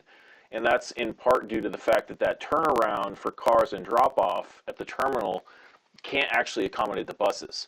So I've been telling Brett over there for ages, you need to get your capital request in order and start asking for it, or figure out what you want to ask. Because it absolutely could help make that easier. Well, I'll call him Mr. Hodgman, but I have a follow-up to that. Thank you. I just wanted to address the conversation about the GA community at Payne Field. So I'm a GA pilot. I own 2 aircraft. I'm very familiar with Payne Field. It's a high density of general aviation pilots. But I'll say that more than a decade ago, when I was the senior planner at Washington Aviation, I was asked to meet with the Port of Kennewick as they were getting ready to close Vista Field. And so I did a lot of analysis and study, and basically the takeaway from that is that when you have a commercial service airport, what inevitably happens is that as air service grows at that airport, the general aviation community is displaced. And there's many examples of that. For example, with SeaTac, Boeing Field is the business and general aviation airport. And there are many examples across the country and across the state.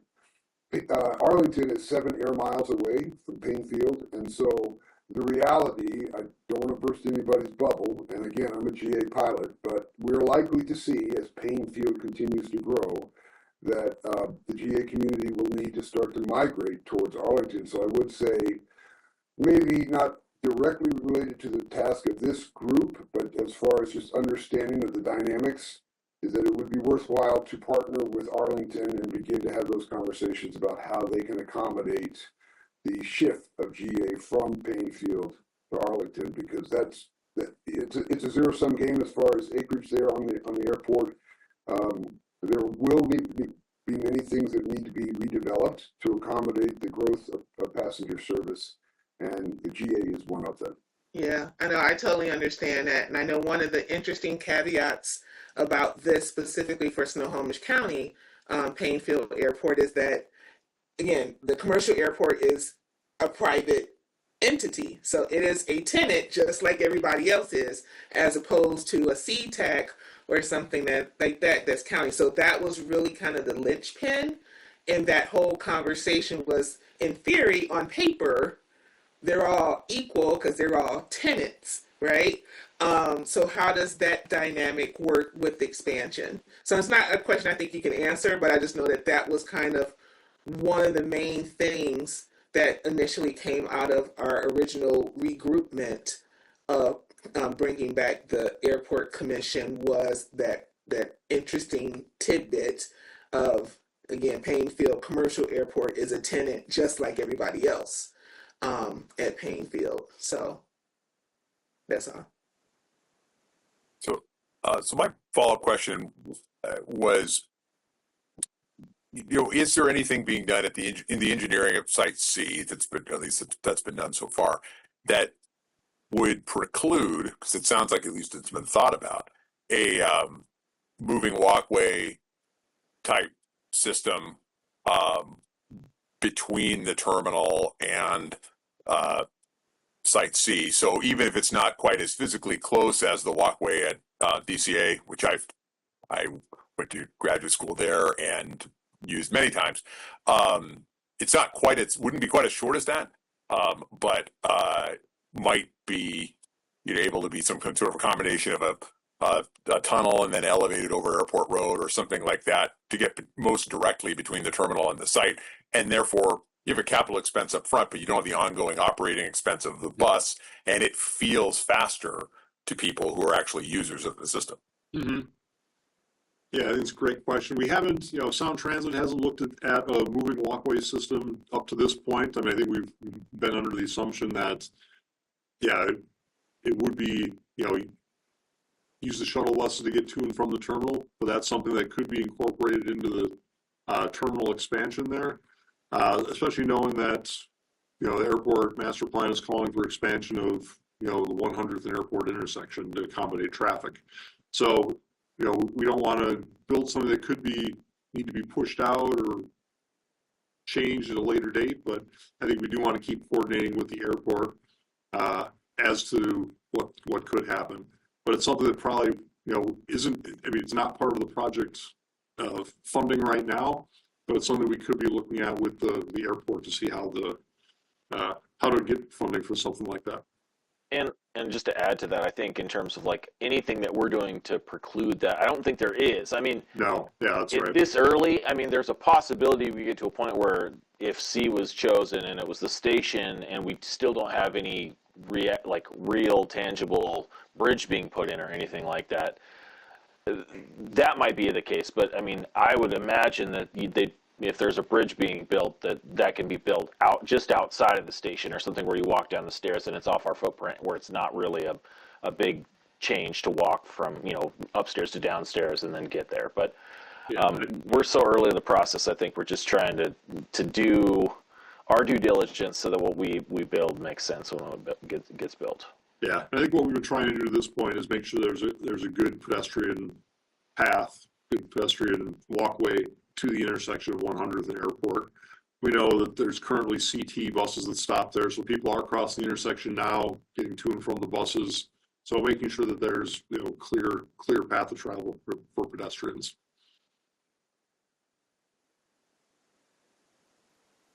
Mr. Dunham. Just might as well just say it like it's going to happen. You're going to get the passengers to your station, and if they go anything beyond that, they'll come out of the airport. They'll end up having to build it. I've never seen anybody else step up and put something to an airport, and I'm sure Ben will be happy to pay for it. That's how it happens with airports. Well, I would say that we're Sound Transit is financially constrained at this point. We're trying to make sure we can, get our alignment fully completed up to downtown Everett. And so we're taking a hard look at that type of thing. Anything that's, kind of goes beyond that is something we're going to have to wait and see. But, that depends on, board decisions. And we're always looking to partner. I know some of our jurisdictions we partner with are, look at grant funding for infrastructure projects. So I think that, Snohomish County's been getting some, grant funding or funding from the legislature. So we're always happy to partner and help find other funding to get some of these things to improve access to and from stations.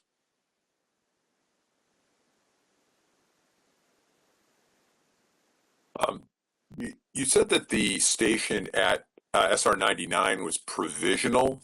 Yes. What does that mean in your process? And as we are looking at this, there are good reasons for perhaps the site A being close to the Boeing plant. If ridership was going to be higher at a commercial terminal, at the site C location, why not have site A and site C and eliminate the SR 99 stop? I think it's a good question. I think that, I think that's been brought up by others in the past as well. And I think one of the challenges is, SR 99 Airport Road was approved in ST3 by the voters. And it was approved as a provisional station, meaning it's not fully funded. It's only funded through conceptual engineering and the environmental process. So that's one piece. The other piece is that, well, why not build both stations? Build one near Boeing, build one at the airport. That's again comes down to a funding issue, and or do Painfield instead of airport. And I think the challenge there is, how do you build one station? If you get the funding for one extra station, how could you switch the funding from Payne or from Airport 99 to Payne?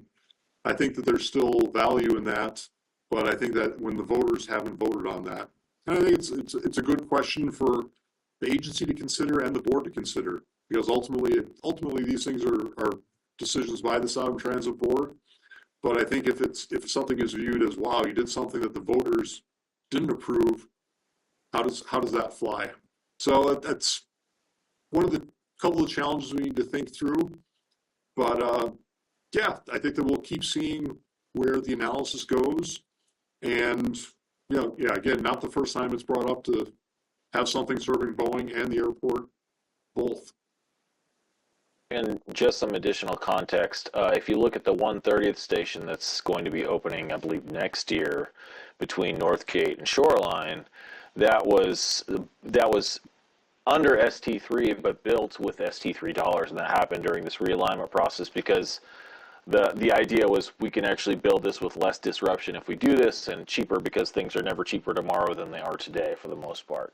And so what happens with the provisional here could be very similar to that, where in the future there is funding that says, hey, let's do this now when we're actually doing it. But all that is, there's nothing being talked about that right at the moment that's concrete.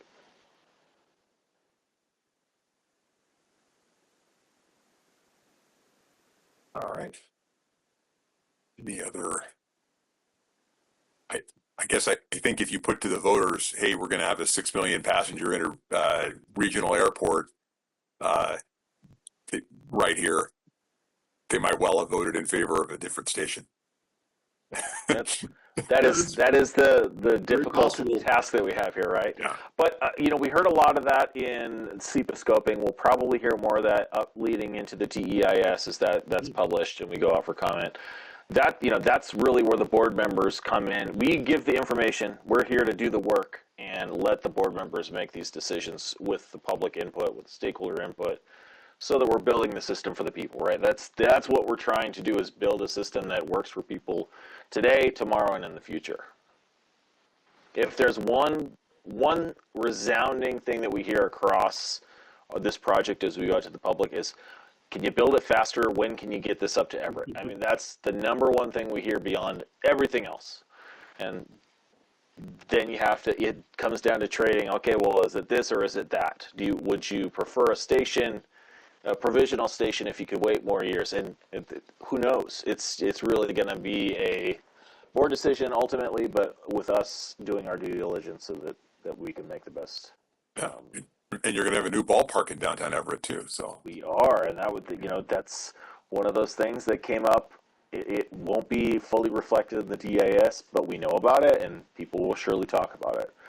But that doesn't happen in a vacuum. We know what's going on. So as we're doing internal work, we're well aware of these types of changes. Yeah, we're coordinating with city on that. All right. Oh, I thought Maria, I thought you were raising your hand as a thumbs up. Okay. For the ballpark. Yeah. Mr. Wirt. Yeah, I think we ought to have some sort of a follow-up meeting or some plan where we consult again later on this, or have some sort of a process where we can provide input to the Sound Transit Board, whatever it takes, because I think most of us here would agree that the closer we can get a station to the terminal building, the more likely we are going to have travelers that will use Painfield, aviation travelers, and also use Sound Transit. Yeah, we can definitely keep you apprised of when the DEIS is published and our next formal outreach period. Then we're also happy to come back and talk at any other time. But that might be a good time to kind of get a sense of where the analysis is, and then we'll go into the board for approval of a preferred alternative, hopefully middle of next year, so June, July. So before that might be a good time to loop back, and if you can see where the DEIS, what that publication says, and have a public meeting. And then if you want to have a formal, position for us or the board, happy to work on that with you. And I might imagine that some of you that are in and around this, the current alignments and stations, will hear from us later this year, because we'll do some property outreach. Property outreach is the hardest part of this job, I think, as we tell people that we're building this, and there's a lot of work that goes behind the scenes on that. But we'll do that, and then, late January, looking to do that DEIS, and I think that would be a good time frame for us to get back to this group and just present what's new. And that's typically a 45-day period. Is that right, Eric? 45 days? It's either 40 or 45, but I think it's ballpark. Yeah, given the timing, it'll probably be 45 days, so I'll push for it if we can. But that's when we really want to get this type of feedback. And you can always reach out to our board members, whether it's Cassie Franklin, Christine Frizzell, or Dave Summers. This helps them when a group like this can say, here's what we think. Because it just helps them make their decision. They know the weight that's in front of them having to make this choice. But the more people they hear from, the easier. I mean, sometimes. But the idea is to give them the info so that they are making an informed decision, because we can only do so much to get people to give us feedback. Yeah. Oh, great. Oh. Ms. Battiol, you're raising your actual hand and not it. Okay. You have a question? Okay. I have a comment. I really appreciate Gary's comment. And I think if we are to do any kind of support, let's make sure it's a generalized statement that connecting light rail to airports, increases the viability for service, that kind of a thing, as opposed to saying it's a COG recommendation, because we still have to explore other facilities and other options. Thank you.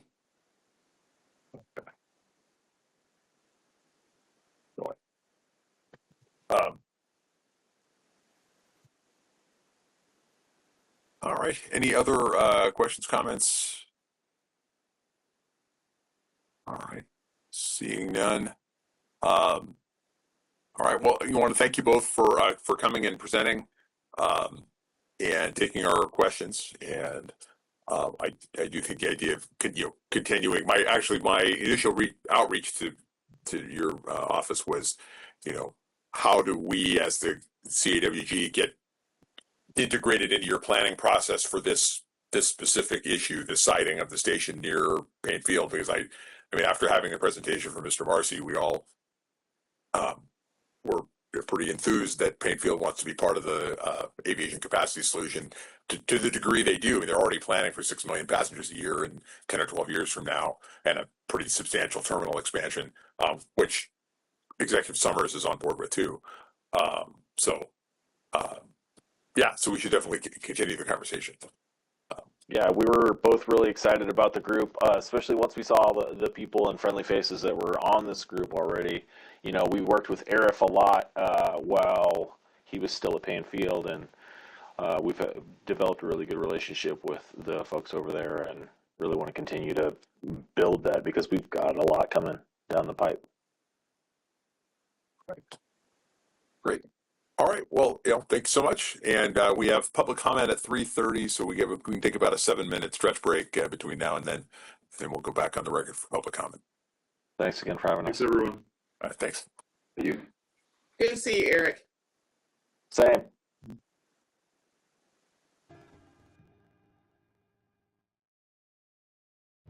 I'm born right here in Washington State, Tacoma, Washington, actually a block away from where we're sitting right now.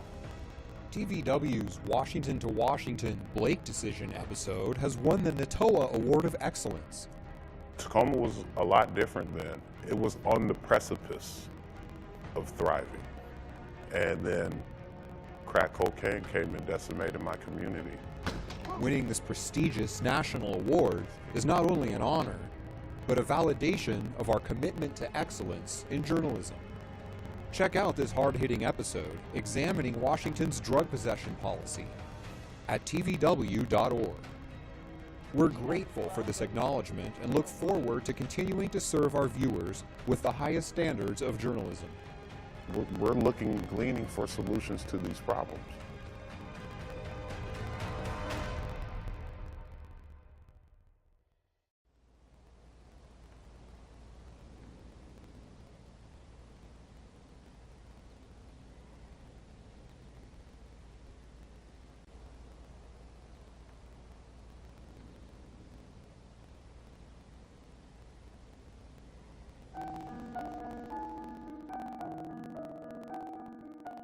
Today, it's hard to imagine what this state was or this region looked like during the Ice Age.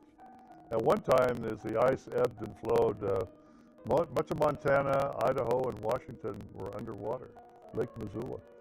And the Columbia River shifted around several times, and one of those shifts created Dry Falls, where the river just gorged out when the ice dam broke.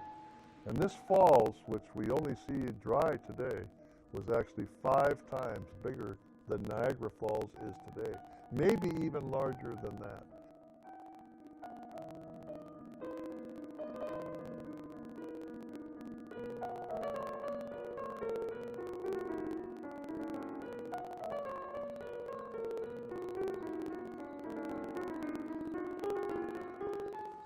It's an incredible place to visit and something of great interest, especially to geologists and others who study our history of ancient times. It truly is one of my favorite places.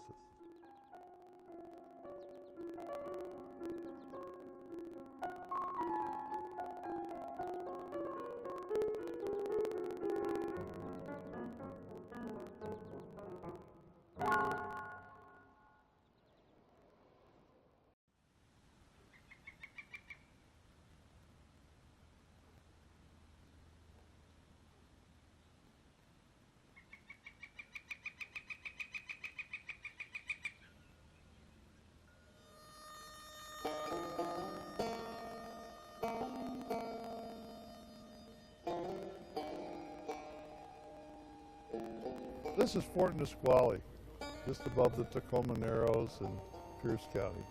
What a magnificent reproduction of our state's history. Where the British flag still flies as a location of part of the Hudson Bay Company, as they built many forts and gardens and areas to really develop the land all across America. Most Washingtonians don't realize that once we were part of the British Empire. Everything north of the Columbia River was considered British, and it wasn't until the Treaty of 1846 that the boundary was set on the 49th parallel. The British fought over this territory, the U.S. wanted this territory, the Russians wanted this territory. Everybody wanted this area because of this pelt. This is the skin or the pelt of a beaver or sea otters. These were incredibly valuable in Asia and back in Britain. This fort was originally located down where the town of DuPont is now, but it was moved here during the CCC days, the days of our depression in the 1930s, when the Civilian Conservation Corps and the Works Progress Administration had thousands of men that needed jobs, and this was an activity that they took up. They brought many of the buildings here, and the Park District has added to that, and now it's a living, vibrant history of Washington State life long before we were a state. This is a real educational location where kids can come, and they do by the hundreds. They see the various tools that were used. They experience what life was like in a fort in the 1840s and 1850s. They have reenactors that demonstrate the day-to-day activities. It's a wonderful place for education and a wonderful place for learning.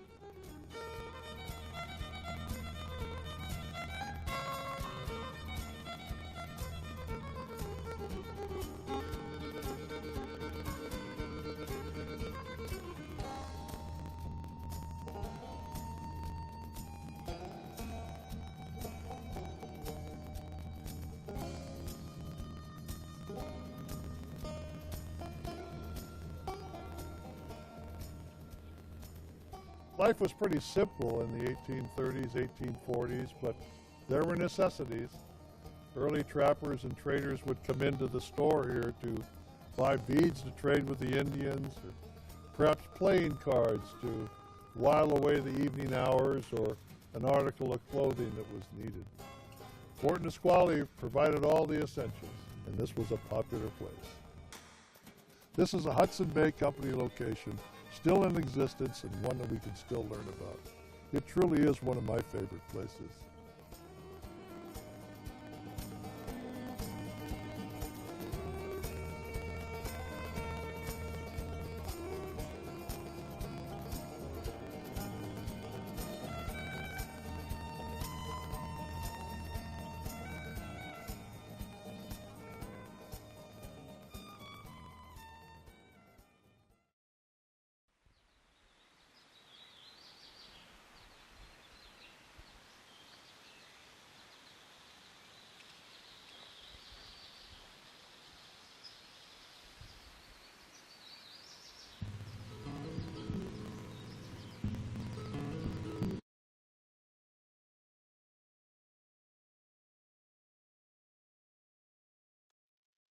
Okay, it is 3:30.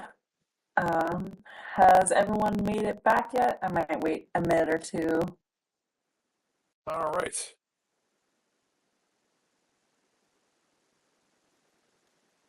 Great. Looks like people are coming back. Let me give it just 1 minute before I start.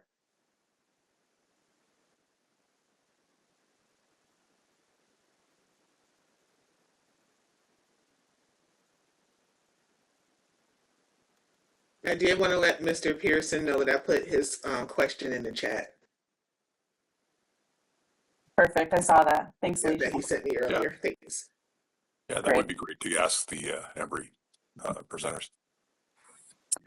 Just wanted to prove I was a woman of my word. I said I would share it. So it's a very good question. If we're okay with it, I'm happy to take that back, discuss with the CTAC team, and provide an update at the next meeting. I think that'd be appreciated. Thank you. Sure thing. Yeah.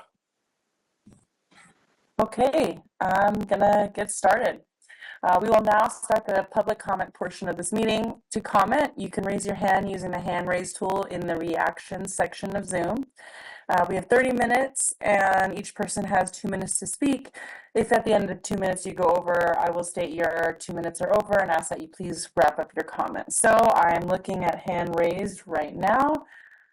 We are going to start with James. 1 moment and I will unmute you.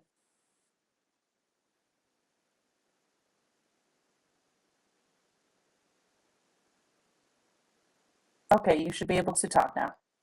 Oh, thank you very much. And especially thank you, Alicia, for forwarding my question, which was through LinkedIn.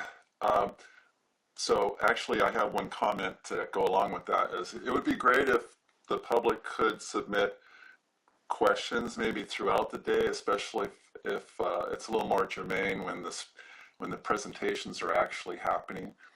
But you can see the text of my question there, so I'll leave it to Mr. Brookman and others to address that. But it does sound like a pretty promising technology that's being rolled out across the country. My question to the team here is, can the COG, the working group, do anything to help get this rolled out faster at CTAC, et cetera?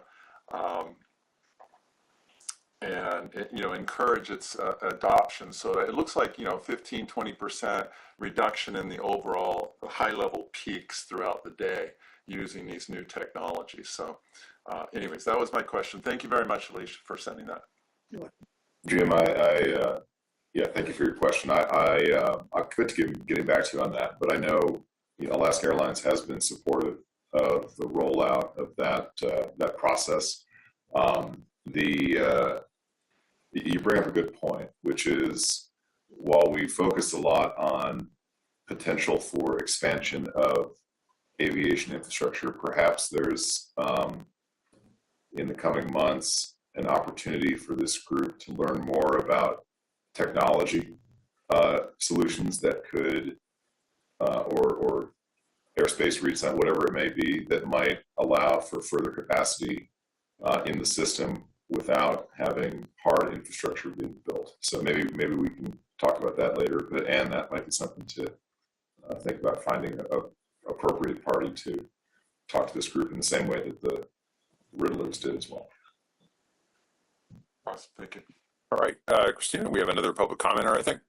Yes, next up is Ursula, and let's see, I'm going to, there you go, and you should be able to unmute.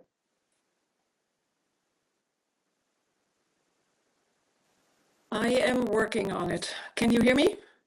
Yes. Yes. Perfect. My name is Ursula Euler. I live in Thurston County, that south area that you referred to earlier in the meeting that perhaps would be a location for a new airport.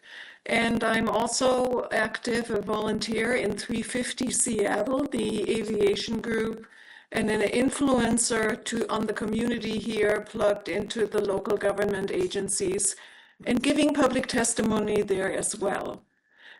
This afternoon, I would like to remind of a few facts that seem to get swept under the carpet.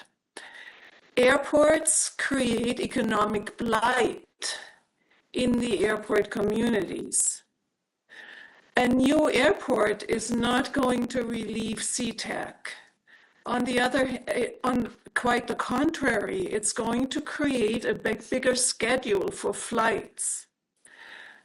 The other modes of transportation, and I'll get to the bill in a moment and we'll read the wording. The alternative modes of transportation you are supposed to examine in the bigger context of transportation included, the wording is exactly like that in the bill, is meant to not add public transportation to bring more passengers for more flights to an existing or a new airport. No, I mean, nice try to continue on that storyline. It is actually meant in the bill to replace flights, especially the short haul flights and cargo. In order to accomplish this, the airlines really need to look at changing their business model. The hub and spoke model is potentially very outdated, and one could easily start moving away from that. And last not least, just for today, I would really like to see a survey done, whether it's by Evergreen or by another independent consultant, that actually asks the general population, what is your intent to fly? Where are you flying? Why are you flying? and to determine who is flying for what reasons. There's a lot of people, statistically 6 people out of 10, who don't even fly in a year. And then there's a whole bunch of other people who fly very frequently. Would really like to have a survey done on that. The wording in the original bill, 1791, your group must take a comprehensive, coordinated look at the transportation system as a whole, not alternative modes just to supplement and bring people to an existing airport, to replace flights. It needs to consider environmental, health, social, and economic impacts on the surrounding communities. Hopefully that will continue to happen. And by the way, commercial aviation fuels, the burning of aviation fuels, i.e. at the pipe, is excluded from the CCA, just a little pointer. The best way, it continues to say in the bill, to address aviation needs in the context of overall state transportation needs in the next 20 years using independently verifiable data. So independently generated verifiable data that forecast of what is really natural growth, capacity demand versus induced. Sorting that out would be very important. Of course, the airline industry would like to continue to grow and grow and grow without making adjustments for the climate and for health and air and noise pollution.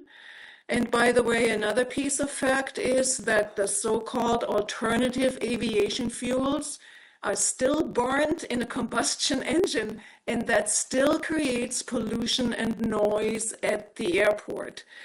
So just want to say those things and perhaps bring this back into perspective as a public interest, that you're supposed to work in the public interest, not in the commercial interest.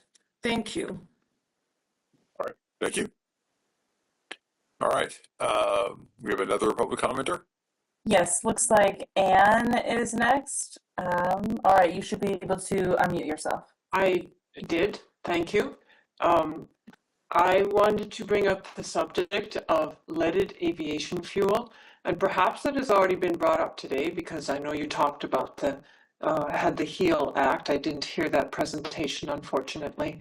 And there may be other people from the King County International Aviation Airport Coalition Group, and they may not have that exactly correct. But they are the ones out of around King County, and they have recently brought to the interest of the Duwamish and surrounding airport communities the dangers of leaded aviation fuel. And there definitely is a fact sheet on this that I could share. The reason I bring this up, it's not because you're considering it, it's so that you will not consider it. It is so that you will understand that this is quite dangerous to the health, is currently dangerous to the health of the surrounding communities, and brings lead into their lives, which we all had thought was long gone, but it is not. And so because it's recently been brought up to their communities, I wanted to make sure that this group also knew that this was a going and viable concern, and to make sure that there was the process in place so that at least anything you did for the future, if it included infrastructure, that avgas was not going to be supported here in your proposals. Thank you. Thank you. Okay, I don't see anyone else with their hand raised. If you have a comment, raise your hand. All right, I don't see anyone else. So this wraps up the public comment, and give it back to Evan. Okay. All right. Well, the last thing on the agenda is to discuss our next meeting. There are members of the group, particularly Stuart, who've been working hard to, and Christina, along with Christina, to find, because I've been CC'd on the emails, to find the location and a date in Yakima that will work for both remote participants as well as in person. So I was going to call on either or both of them to update us on if we've nailed down exactly a proposed date or dates that work and a location. Christina, do you want to take that, or do you want me to kick it off? You can go ahead and kick it off. Okay. The dates we were talking about would be September 16th and 17th. Isn't that right, Christina? Is not the dates? I don't have them right here in front of me, but it wasn't. There was a reason we couldn't do Thursday. But at any rate, those dates seem to work for the folks in the Yakima area here. The Central Washington State Fair starts that weekend. So, and Alan Adolph, who's on the call right now, is going to be tied up with that. So, but the other part of the story was to try to find a venue where we could actually do this professionally and that was available. So we looked around at several places and we have a venue tentatively reserved for those dates. So that's kind of where we are on that in a quick summary. Which venue did you land on? This would be held at Union Gap City Hall. They have a very nice facility there that has all the high-tech cameras and audiovisual equipment that I think that Christina would need. I went down personally and was given a tour of it. And in the past, I know that Washington State Transportation Commission held a meeting there, and it was fine. I attended that, and there's enough room in there for 50 people or more. It's a very nice facility, almost brand new.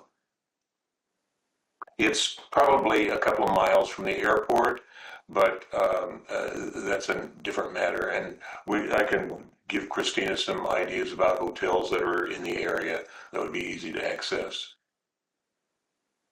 All right. So Christina, from there, is there anything else? I just want to verify those dates, but I think that's correct. Yeah, I believe that's correct, but I think Anne has something to say. She's got her hand raised. Yes, Trigger. Yes, I'm not available on those days for what it's worth. But I'd like to revisit the venue for the next meeting as well, because Yakima seems pretty far afield for a lot of the people that would be attending. And so I'm just wondering if we landed on that Yakima is the location for the next meeting. My recollection is when we did the vote and we did the survey, that we were alternating in person and hybrid, and that we were trying to go on the road and wanted to do Yakima before the weather would get bad for the winter, and anticipated a West Side meeting again in our next in-person meeting, which is probably January. That was my recollection too. Since there was some interest from Yakima in talking about their airport there and air cargo expansion in particular, doing that in person there, and we can also,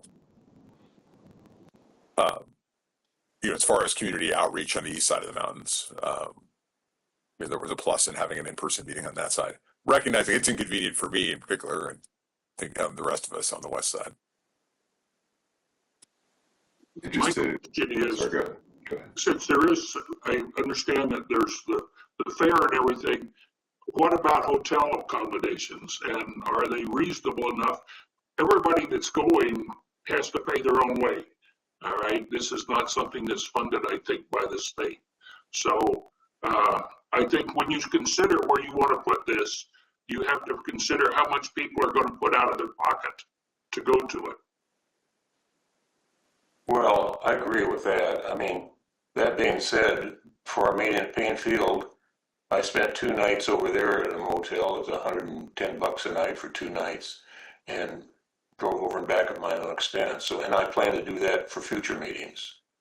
So, yeah, I don't know how many of these meetings are going to have a field. I think Yakima is kind of an outlier, if you will, because of their specific interest that was previously expressed by the city and the county. So I'm not sure, Chair Nordby, how many times we need to actually go outside the Puget Sound area.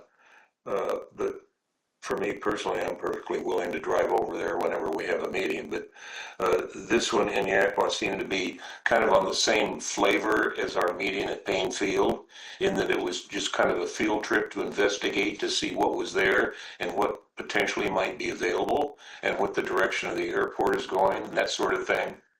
And get familiar with the territory, because we'll probably be talking about it again in the future. So that's just kind of my take on it. And I see Rob Hodgman is on. If he wants to chime in about this, feel free, Rob. Sure. Well, of course, we'd be happy to host you. I think, a lot of the airports, the existing airports in Western Washington, are very constrained as far as land and also airspace. Having been involved in the CAC and the previous study, I can tell you that one of the biggest challenges, if it's going to be an aviation solution, is the airspace.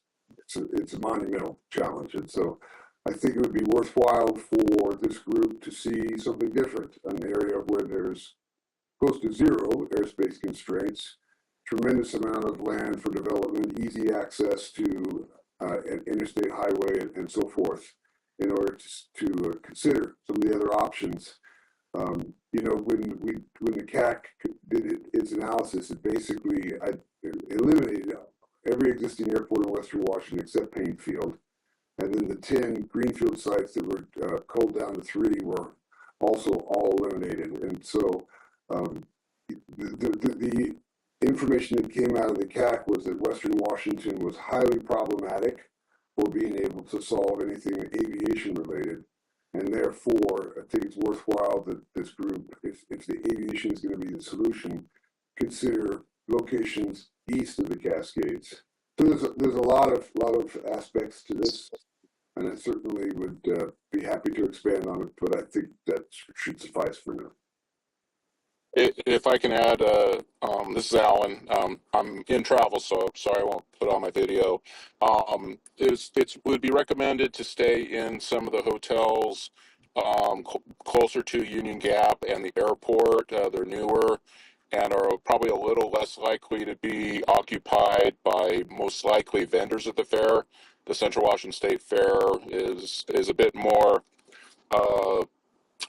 local population base as compared to maybe the Puyallup Fair, which I think garners more statewide attendance. But reservations being made now would pretty much secure you midweek.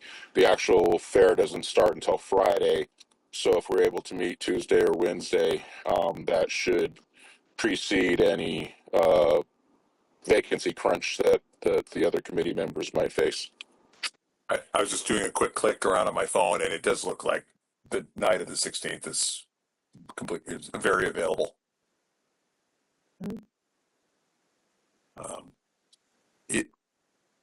So as far as the date, we have one. Mr. Reardon, raise your hand. Yes, I did. And I'll just to throw the obvious monkey wrench into the discussion. Obviously, Yakima has airspace and land, but the demographics, the population base, is on the west side of the Cascades. So, this discussion will have to come up at some point. A moment ago, we were talking about financing a moving sidewalk into Payne Field, but now we're talking about a transportation system to get a demographic population to Yakima.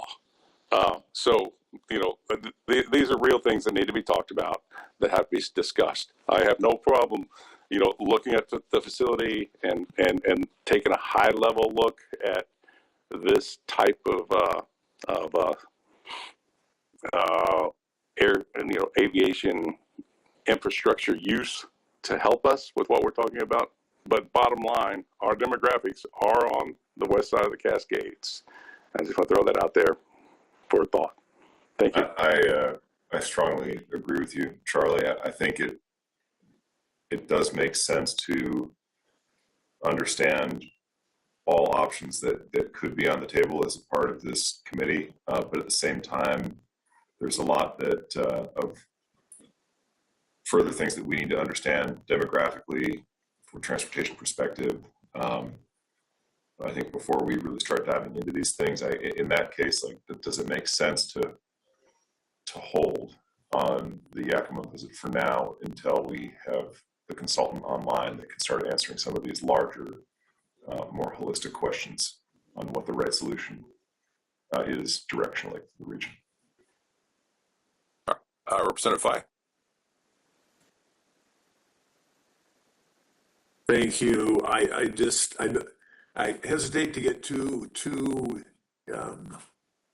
deep into things. I just would, as a reminder in this whole conversation, is when we designed this legislation, we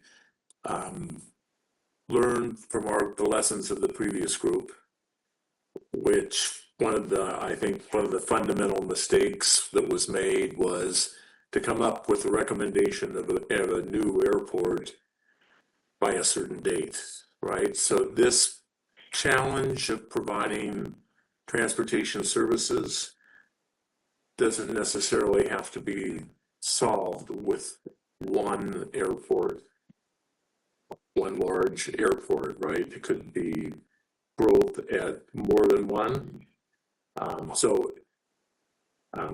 I don't believe it's appropriate for me, even if I had preferences about how this comes out in the end.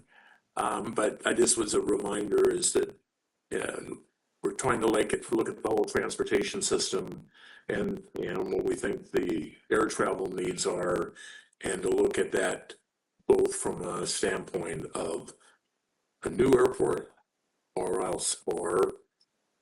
growth at other airports that exist already. So for my 2 cents, it's up to you folks where you want to meet. I think it is important for you to make it convenient for people to participate locally. So I'll just say that. All right. Ms. Ringer? Just one more thing, and I'm trying to be really sensitive here because I mean no disrespect to the city of Yakima and their generous offer to host us out there. But I've got to let everybody know too that I got an email this week from Boeing Field, and they offered to host the group at whatever time the group might want to have a meeting there too. So there's other invitations as well.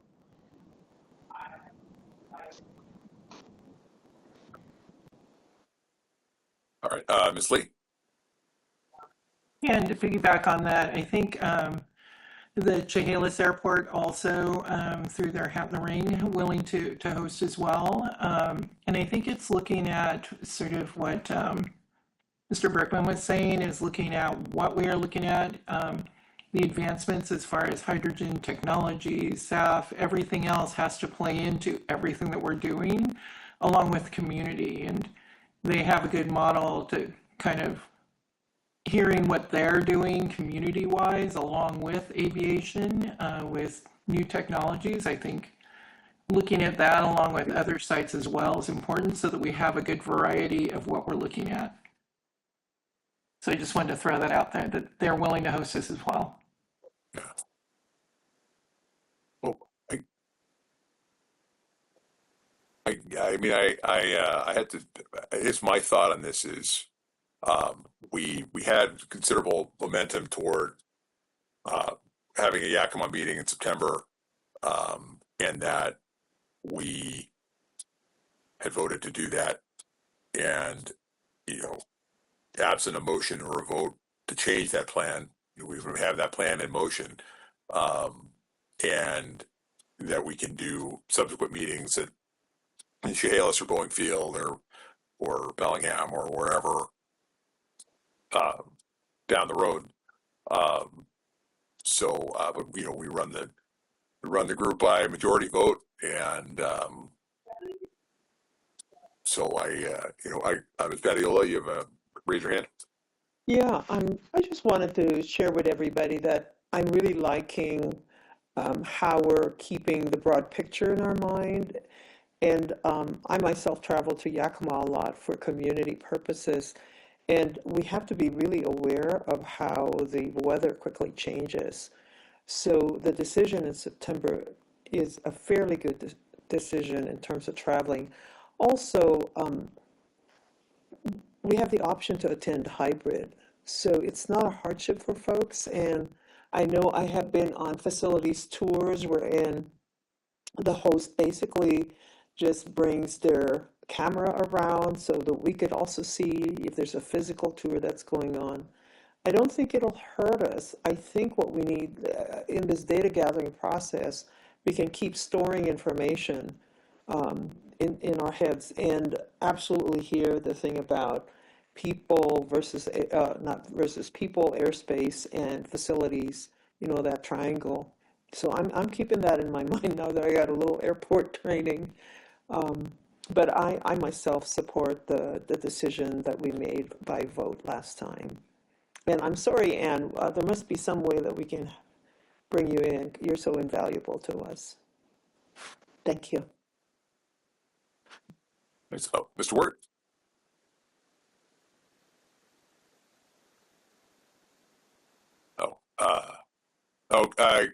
I think you're on mute, or you were put your hand back down.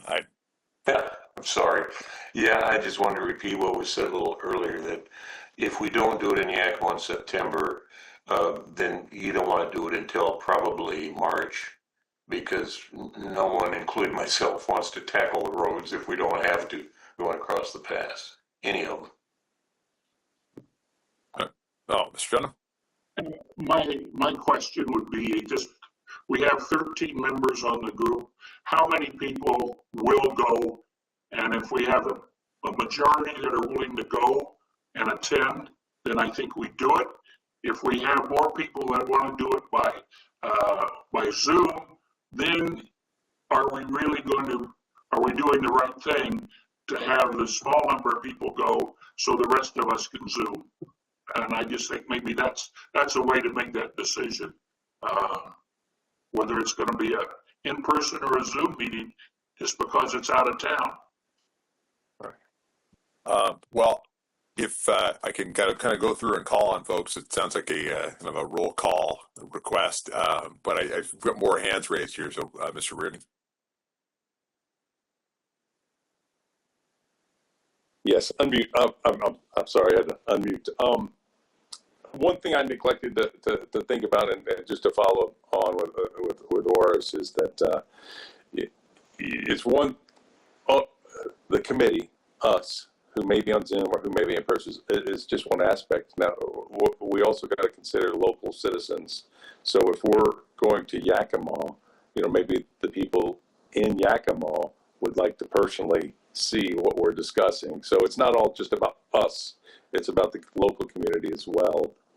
So I'd just like to bring that point to our attention. Thank you. All right. Ms. Badiola? Yeah, Oris, usually I support you, but I'm going to stand on the principle that many of us have attended state, national, international meetings by hybrid and have been able to learn effectively. So I am uncomfortable changing a vote on the basis of access in person or on Zoom as opposed to changing the vote, because it's not a good idea. But my position wasn't that it wasn't a good way to do hybrid. Many of us do hybrids all the time. I do a hybrid on an international once a month. But what I was trying to get across, is it fair if only 3 people are willing to go over there, that we make, or 3 or 4 that wouldn't be going? Is it fair to them to have it over there? Now, if the only ones that are going to attend live in Yakima, why are we having a meeting in Yakima? I guess that's my question. So I was planning on attending in person. So I would be remote for this. I would be remote as well. I'm happy to do it. I will be remote. There's a 50-50 chance that I'm going to be going over there because I have other community issues that I work on.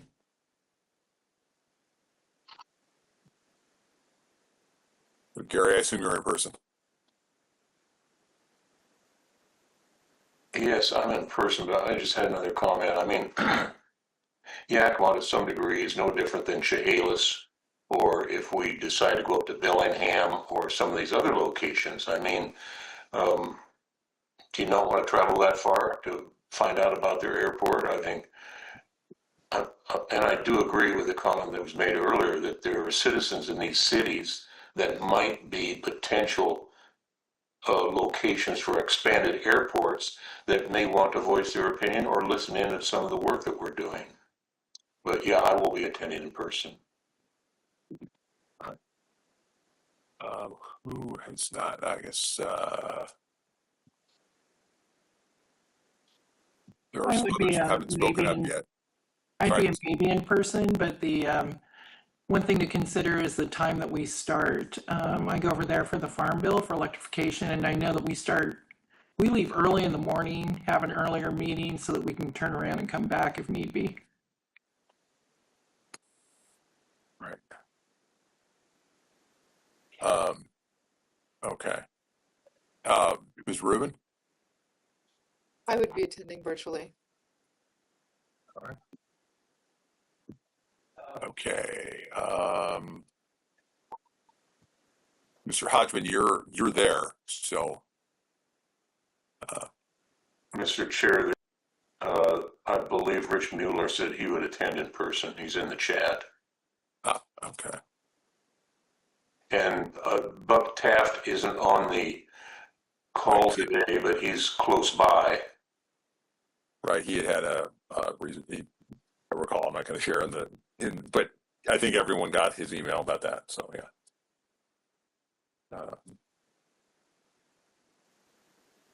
I mean, I think it's coming down to roughly. I mean, I count 4 in person, 4 Zoom, 1 maybe, and I mean, I think that's about the kind of ratio we have, give or take, when we're in Olympia, and it's the East Side folks Zooming and the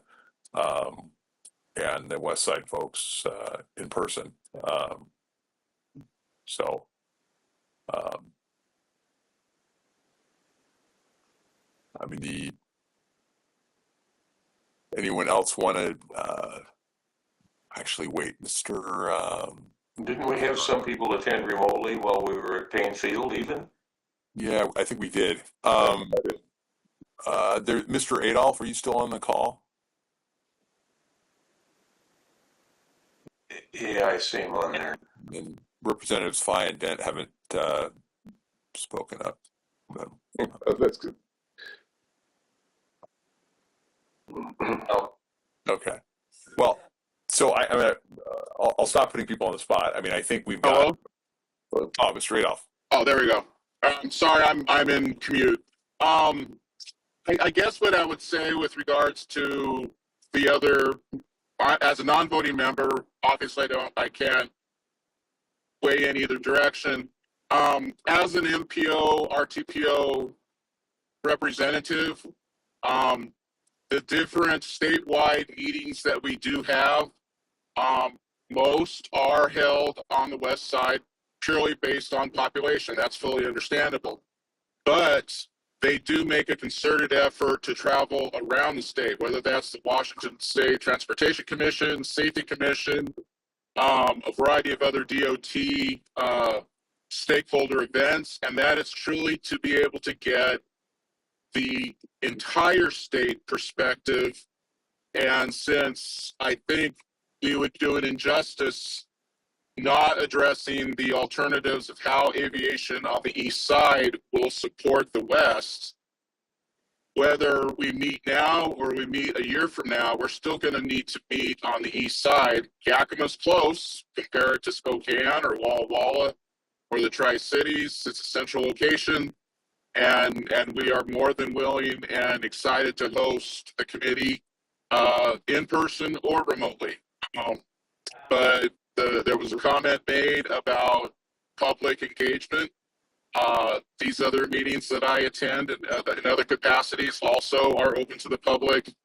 And I personally would feel disingenuous that that is not part of our effort, even in the early stages of this committee, to engage all areas. Even if we ended up having to go to the peninsula somewhere, I think Gary and I, if schedules permit, would still travel to the coast or the peninsula because of the importance of this committee.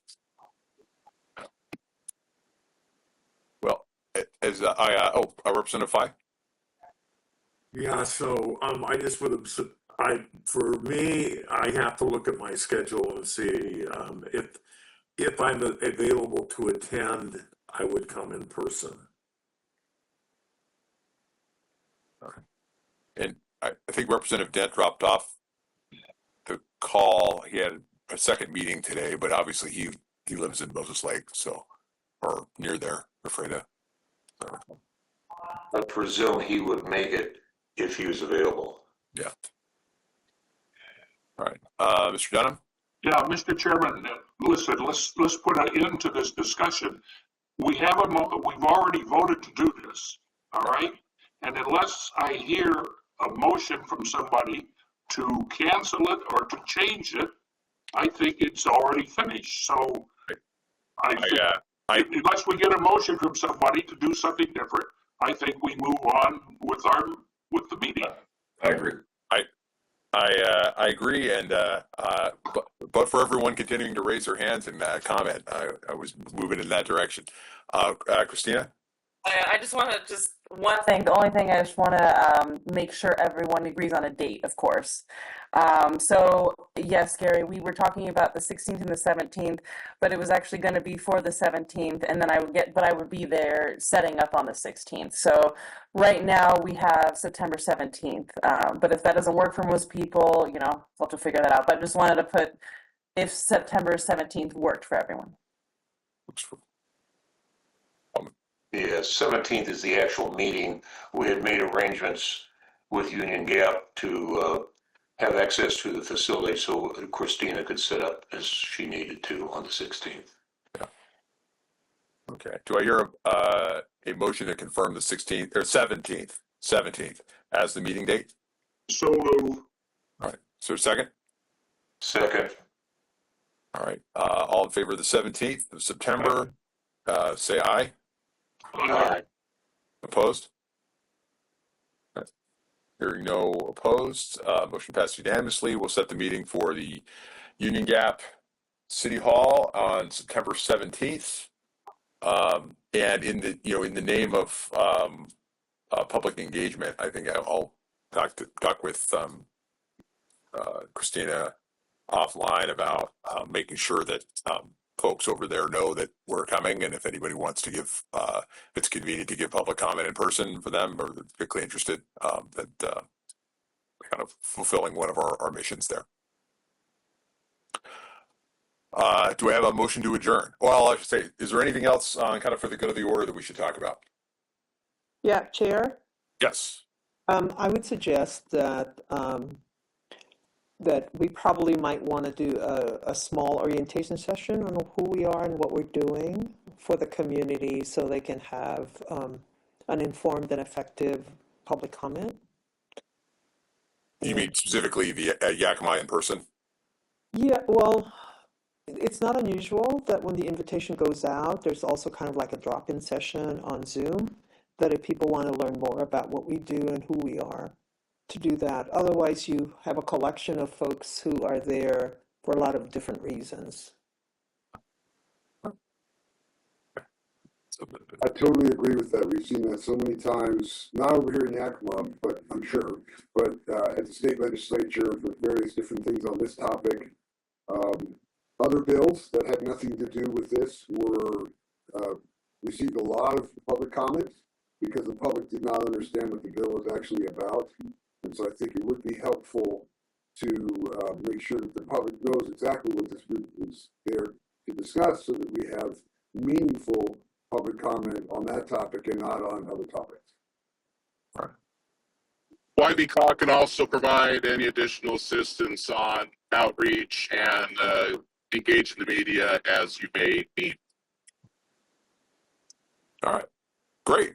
Mr. Richard? I just wondered if we wanted to create an agenda for the September meeting as well, as long as we're all here. Well, I am only noting that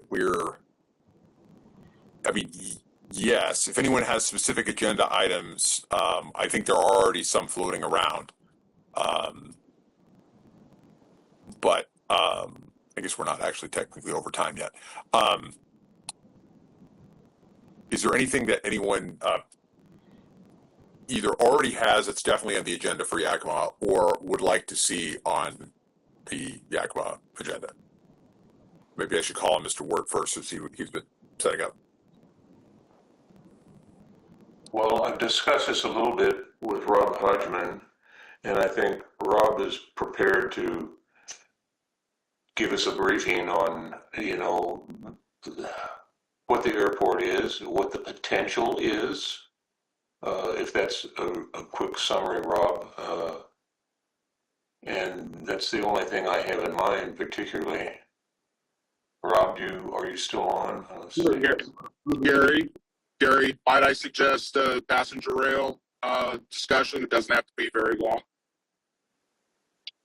Yeah, we could do that. Which leads me, I don't want to give off topic here, but underlying this use of Yakima's airport for some expanded operation would be the question of how do we move people and goods rapidly between Yakima and the Puget Sound area, where a lot of these goods and people would be traveling. And I don't want to lean towards any particular direction, but I believe some form of expanded rail statewide in this state is going to probably be part of the solution.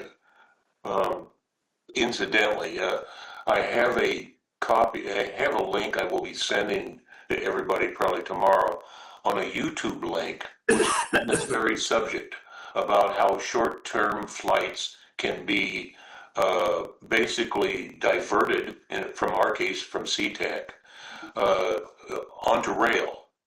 And that's, I think, part of our multimodal conversation that we want to have as our work progresses. So I'll just leave it at that, but I could give everybody a quick briefing if you want 5 minutes on what's going on with the restoration of passenger rail through Central from Spokane to the Tri-Cities, Ellensburg, and on to Seattle. So I don't want to get into that here, but I could do that if the group wants me to. It wouldn't take but 10 or 15 minutes. Gary, I have a question. I'm kind of interested in a big picture design, just like the training, the workshop we had earlier about airports and siting, because I just don't have enough information about. There must be some kind of federal design or federal initiative and state initiative, and maybe there's a group that can kind of lay out those basics for us. Are you talking about for rail? Yeah. Oh yeah, I could do that. I've been playing around with restoring passenger rail for at least the past 5 or 6 years here. maybe another big picture, and again, mindful of how much time we have. Yeah, it might be good background. I mean, no decisions have to be made. In fact, what I'm talking about is federally funded anyway. There's no state funding involved to speak of. But yeah, just quick, if you're not aware, the Federal Railroad Administration has recommended to Congress that 15 long-distance passenger rail routes in the United States be restored. And the route that goes from Seattle through southern Montana, Yakima, Tri-Cities through southern Montana onto Chicago is one of those 15 routes. So that's the one that affects us. There's others around the country, but I could give a little presentation on that if the work group wants me to. So I really believe that somewhere down the line here, if you're going to talk about Yakima or even Chehalis or Shelton, some of these airports that are even in the Puget Sound area, how do you get people from there to downtown Seattle? Are you going to put them on I-5? I don't believe so. We've got to have a first mile, last mile look at all of this, I think. And that's where it could be conventional rail or light rail or high-speed rail. But I think somewhere along the line, these other multimodal options need to come into the discussion in support of aviation. No, I'm done. All right. Thank you, Stuart. I've seen some comments in the chat here that I've been writing down related to both we need to have an annual report draft by October so that we can potentially adopt it in December. We also have a couple of ideas for briefings related to either we'll have the consulting hiring list by then, as well as the idea related to multimodal and I-5 corridor, and also the flight data manager and surface collaboration decision making, which is completely new to me today. Ann, give your hand up. Yeah, and I was going to add, I would also like to invite FAA to talk about how they manage capacity issues at SeaTac, including slots and other ATC actions that the FAA would take. Yeah, I agree with that. It's something this group needs to understand. As we get closer to capacity, there will be some FAA actions. I definitely sat on a plane waiting to take off the last time I was flying back to SeaTac because of the FAA flow control into SeaTac. Mr. Reardon? Yes, thank you. Just following up on Mr. Ward, and I would very much enjoy to learn about the state rail plan, and as I guess Mr. Dent and Mr. Fay mentioned, this is we have to take a look at all of this stuff. I mean, just hearing you talk a little bit, Evan, just right there at the last minute, as we continue to meet, we're going to learn more and more and more about how many different pieces of the puzzle this project has, or our task assignments have. So if Mr. Wirt has a state, rail plan, or we hear from TX.Rail or whoever's in charge of the rail around our state, what kind of rail plan do we have? What kind of long range plans do they have? Maybe we'd like to, maybe not at the Yakima meeting, but at some point, what is that piece? I would very much enjoy seeing that down the road. Thank you. Yes. Ms. Lee? Oh, sorry. That's okay. Well, I was just going to add, following up on Mr. Worden comment, the WashDOT just recently revised their state rail plan, and it includes both Amtrak Cascades and high-speed rail, which you may know that WashDOT has a grant to begin preliminary planning between Vancouver, BC and Portland. And the third project is the restoration of the service that I was just talking about through Yakima and the Tri-Cities to Spokane. So yes, there is a brand new state rail plan that public comment period just closed a few days ago, It hasn't even been printed yet, but and we can certainly invite WashDOT Director Jason Biggs, who's the director of the Washington State WashDOT Rail Freight and Ports Division, to give us a presentation on that. All right, Ms. Lee. Hi, thank you. I also want us to not forget about Lewis McCord. I'm not sure where we stand on that after our last few conversations, but just wanted to make sure that we resolve that. Right, we were supposed to include comments related to JBLM in one of our annual reports, and as I recall, there was some outreach to someone who could talk about military airspace, maybe not directly representatives from JBLM. Perhaps it was the FAA that was going to talk about military airspace needs, but it's weird. I'm sorry, I keep muting and then have a tough time unmuting.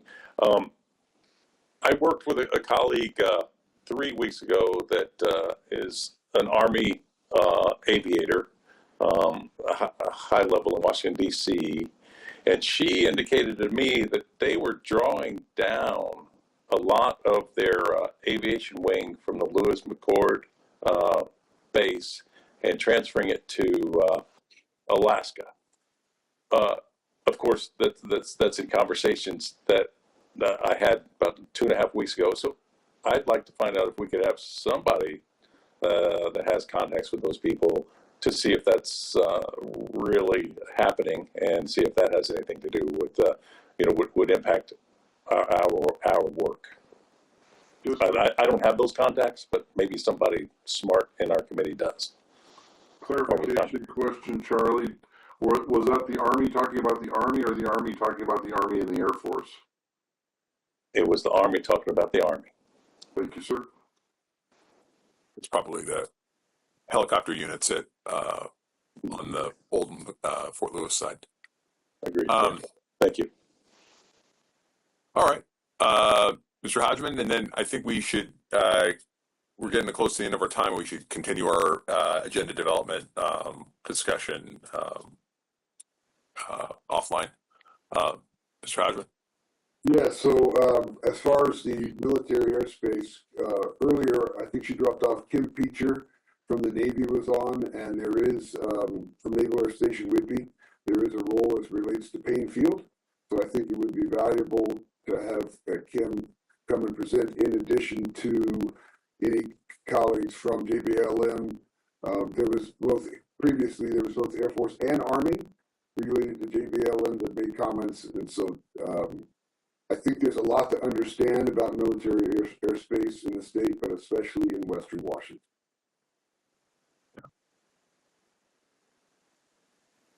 Okay. Well, it sounds like we have some definite agenda items, and then we have some maybe agenda items that aren't Yakima specific that could be included in the agenda for September. Certainly, we'll have to ask Anne to tap someone to talk about the consultant process if she's not available for the meeting. Hopefully, that will work out. But do we have a motion to adjourn? So moved. Okay. Is there a second? Second. Right. All in favor to adjourn for the day? Aye. Aye. Aye. All right. Is there anyone opposed to adjourning at our? All right. Everybody.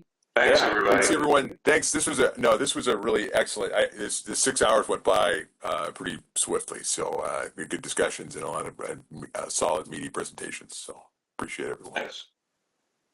All right.